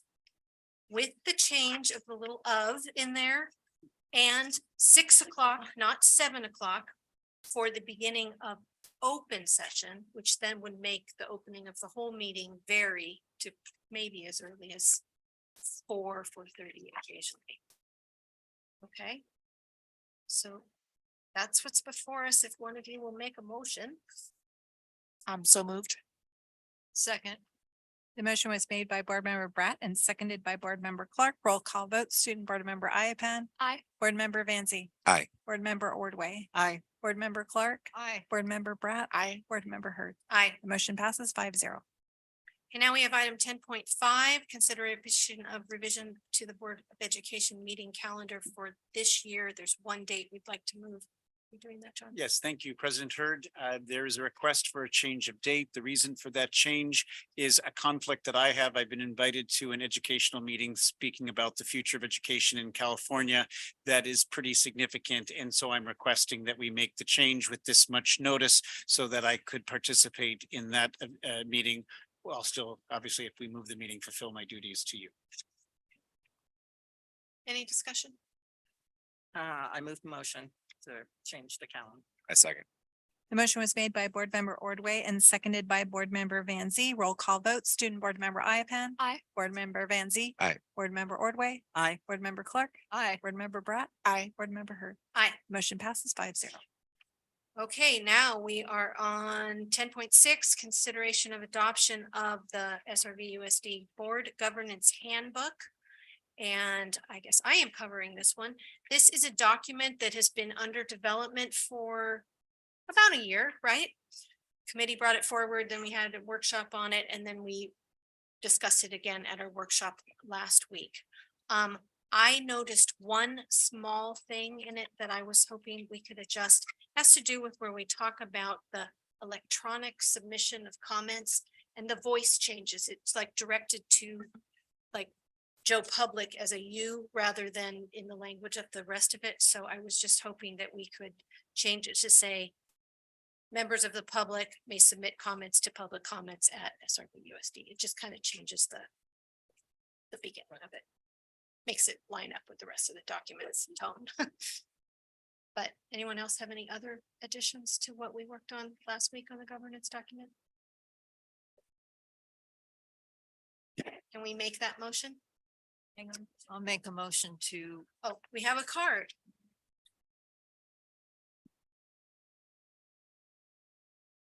Hi, President Hurd. Yes. Is this something very thick that you're approving? No, it's just how many pages is it? Maybe 10? 10 pages? 14? Is this something that the public can access? Yes, Does this pertain to parents, public speakers, or students as well? it's everyone and it's intended to kind of lay out the ground rules of how we function and so that the community understands. Including students? Yeah, everyone. Okay, I highly urge you to please make this a necessary printout for teachers to give to the students in the beginning of every school year, including like any new addition that come mid-year, because we cannot hold those people who are not aware of what your expectations are responsible. And so then your responsibility is not just approving, but it is also your fiduciary duty to make sure everybody is up to par. Otherwise, you keep approving these, things that you don't even include the entire packet.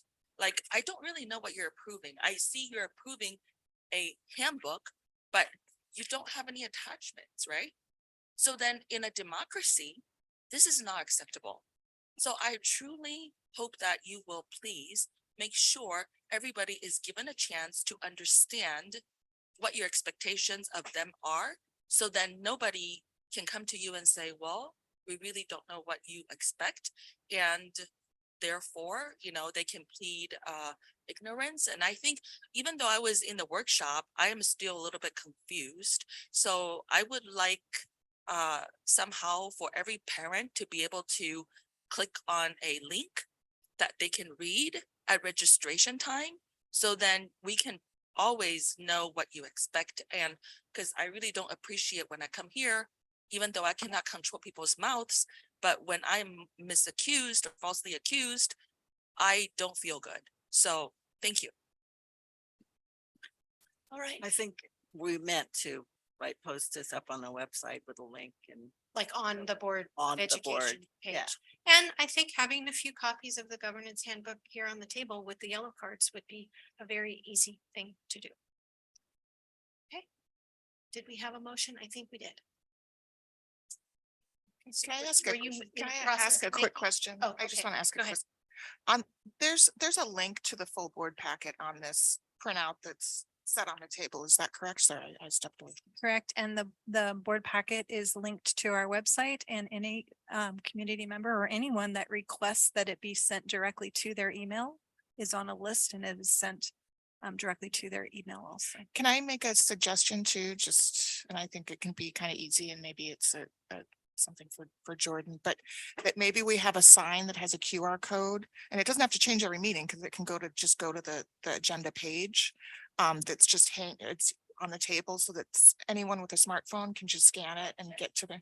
I do think for inclusivity though, since we are making that we probably should have one hard copy that lives on that table that a given person can't hold the whole meeting, but so that someone can go look at it during the meeting, because not everyone can read a document on there. Yeah, I agree, but I think let's do. Absolutely, and I think there was something I read in something that said we're supposed to have a copy, so.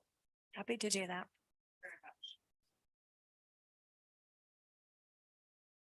I think we do need a motion, and if there was one, I'm sorry, I missed it. I'll make a motion. I'll second.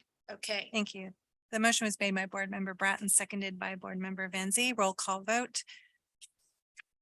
Our student board member has left. It's a late hour for her. So Board Member Van Zee. Aye. Board Member Ordway. Aye. Board Member Clark. Aye. Board Member Bratt. Aye. Board Member Hurd. Aye. The motion passes 5-0.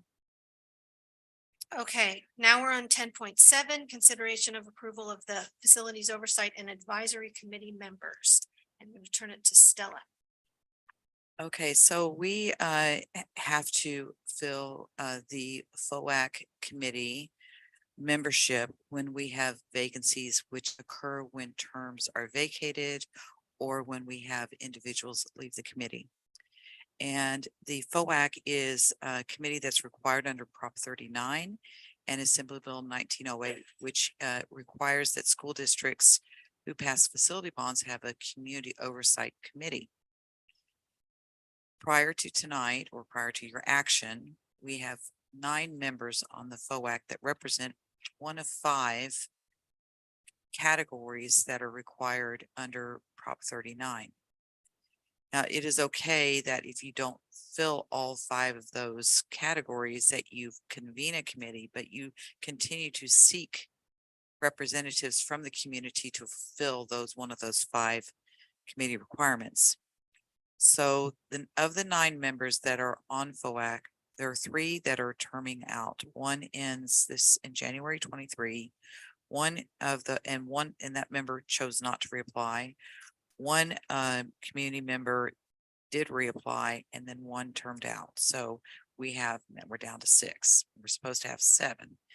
We submitted, we advertised in our community on our website, through the town and through the city, through the newspaper, to request individuals from our community to seek appointment to the committee. And this evening, we're bringing to you 2 individuals. The first individual, Anthony Romelli, represents PTA.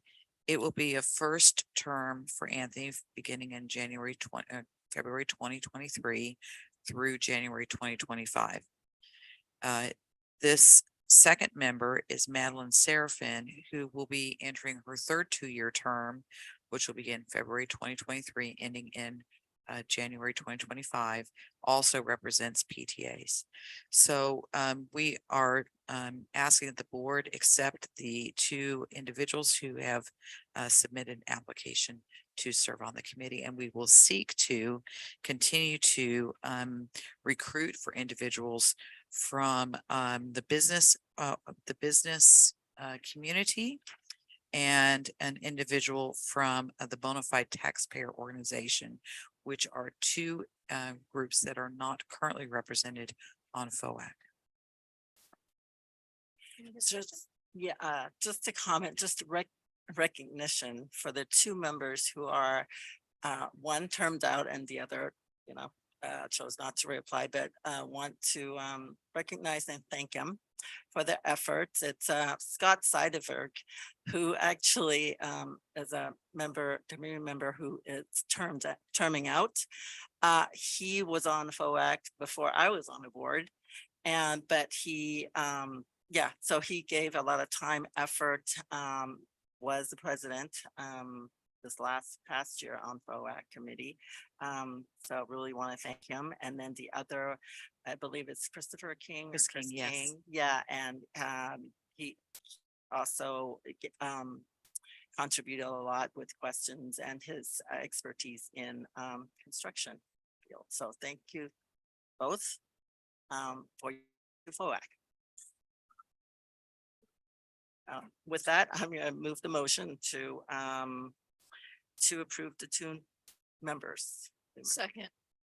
The motion was made by Board Member Ordway and seconded by Board Member Clark. Roll call vote. Board Member Van Zee. Aye. Board Member Ordway. Aye. Board Member Clark. Aye. Board Member Bratt. Aye. Board Member Hurd. Aye. The motion passes 5-0. Okay, now we have 10.8, consideration of adoption of resolution 77/2223, approval of provisional internship permit PIP requests. Yes, resolution 77 requests that the board authorize us to hire 8 certificated employees on an emergency credential called a PIP, which is a provisional internship permit. The names of the individuals to be hired are listed in the resolution. Approval is requested as presented. Mr. Rujanski, these the same background check apply as we discussed before. Absolutely. May I have a motion? I'll move the motion. A second. The motion was made by Board Member Ordway and seconded by Board Member Van Zee. Roll call vote. Board Member Van Zee. Aye. Board Member Ordway. Aye. Board Member Clark. Aye. Board Member Bratt. Aye. Board Member Hurd. Aye. The motion passes 5-0. Okay, now we have our new 10.9, which was 12.4, consideration of approval of the 22-23 school plan for student achievement, SPITA, for Delamigo Continuation School. Yes, thank you. So I want to invite up our principal, Lindsay Castellano, and our executive director of elementary, who oversees Ms. Castellano for our alt ed program. I did invite them tonight because I know there might be questions surrounding the program, and I'm really proud and excited for the work that they have accomplished this year through their student plan for achievement. So I'm going to go ahead and let the board ask any questions that you may have and let them respond. Great, thank you, and thank you for staying. I don't know, it's tough. I'm gonna, because of the late hour and stuff, I'm gonna ask 2 questions. I noticed in our study, right, that plan that was it last year? We had 12 students. So what is our enrollment for this year? Currently. Correct. So as of today, we're at 28, but we did just graduate. We were at 30 and we graduated 2 students after the first semester already. So that's why we are, down to 28, but we bring in students every 4 to 5 to Delaware. Okay, and then my other question was, and because now, it's grown from 12 to 28, but in 2019, right, we had 96 students and then it fell. So, I'm sure during COVID years, right, that affected, but I was hoping also that the decrease in number of Delamigo students was also because perhaps in our high schools, our MTSS efforts may have helped. Yeah. With the drop in continuation So I'm new here this year. And so, you know, my analysis and research is like asking all the questions and trying to figure out patterns. I believe around that time, there was, the graduation requirements shifted a little bit in terms of the credits needed. And so the program was merged with Venture, which is why I get to be over both schools, which is awesome because they're both alt ed, but they're very different. And so with that, I think, and with the I guess, increased supports at the comprehensive, generally that leads itself to less students needing to be at continuation. But again, every year we're evaluating, and I know the team's committed to supporting various pathways for students to reach their goals, including graduation and beyond. And so I think the needs are going to be to look at every year, like what are the needs? Do we have more kids? Do we need to offer more classes? All of that. So right now we're just trying to design systems and do systems work, and it's been a lot of work so far, but it's exciting work, so I'm excited to be there. Yeah, and I noticed right in the report also that, no, thank you for all the work, because you've identified a lot of, I think, things that might be needed at Delamigo to continue and increase our support for those students who attend our continuation school. Yeah. No, I appreciate it. Do we have, getting late, did you have a question? Yeah, do we have more students that have a need that we're not being able to fulfill? So we have For continuation? an ongoing open voluntary transfer process. And so we're constantly, every 4 weeks, we have orientation and we bring students in. And because we're able to graduate students at different points in the year, it kind of like is a cycle. A rolling cycle. So far, we've been able to serve the students this year. Again, I know we have a few more on the list right now, but we're hoping that we can bring them. One of the things thank you for that. One of the things I saw was about absenteeism, the 88% or whatever it was. Is transportation one of the issues that really affects the absentee rate at the continuation high school? I mean, I think it is because just like it was a student spoke about earlier, the transportation issues just in our community, the lack of community, public transportation. Right. But in the plan, because we have CSI funding, which is targeted specifically for achievement and for graduation, we've allocated funds in that area to help support those options. And so that was one of the reasons why we're bringing it for the board, not only to approve the plan, but to approve the budget and the resource allocation in that area. And a lot of schools in CSI, continuation schools, I know the previous continuation school allocated resources in that area as well. Because attendance is a challenge and it's especially a challenge for students. Yeah, well, very, very thorough report. I poured over it and you really did hit on a lot of really important things. So thank you for the great work. And we do have a card on this item. So Trustee Wong Ordway, you rarely ask questions. So when you ask a question, it kind of really trigger my antenna. I'm wondering if you have any thoughts of cutting this program. If you do, I urge you to please don't, because part of our strategic direction is inclusion. This is a very important inclusion in our overall district offering to all the diversity in our district. It is a very essential and imperative service. I urge you to look elsewhere, not here. Thank you. So with that, can we have a motion to approve this plan? I move to, to approve this plan. I'll second. Motion was made by Board Member Ordway and seconded by Board Member Van Zee. Roll call vote, Board Member Van Zee. Aye. Board Member Ordway. Aye. Board Member Clark. Aye. Board Member Bratt. Aye. Board Member Hurd. Aye. The motion passes 5-0. And our last action item of the night, and this is just for you, is consideration of adoption of resolution 81-22-23 student teacher agreements for this school year. And Keith, I think that's you, is it? Yes, it is. Would you like me to speak to this item? Yes, you All would, right. because I think that's what a particular member of the public has been waiting all evening for. I got it. So resolution 81 essentially just expands the current number of institutions that we have student teaching agreements with by one. We are adding the College of William and Mary, and that's why it's bolded and underlined in the resolution. Approval is I can't even speak at this point. Dr. Malloy will be very happy to hear that. So Yes. Approval is recommended as presented. Mr. Rogenski, Yes, this is the reason why you guys must have a physical copy. Whatever you just said is completely different from my squinting my eyes, looking into the digital version. The digital version, please go back and look. Your 12.5 is not what you said. Your 12.5 in the digital version is about a calendar change from April 17th to April 25th. No, that's 10.5. Okay, anyways, these are physical copy. This could have. I think we got that handled. Fared. Okay. And- oh, one more.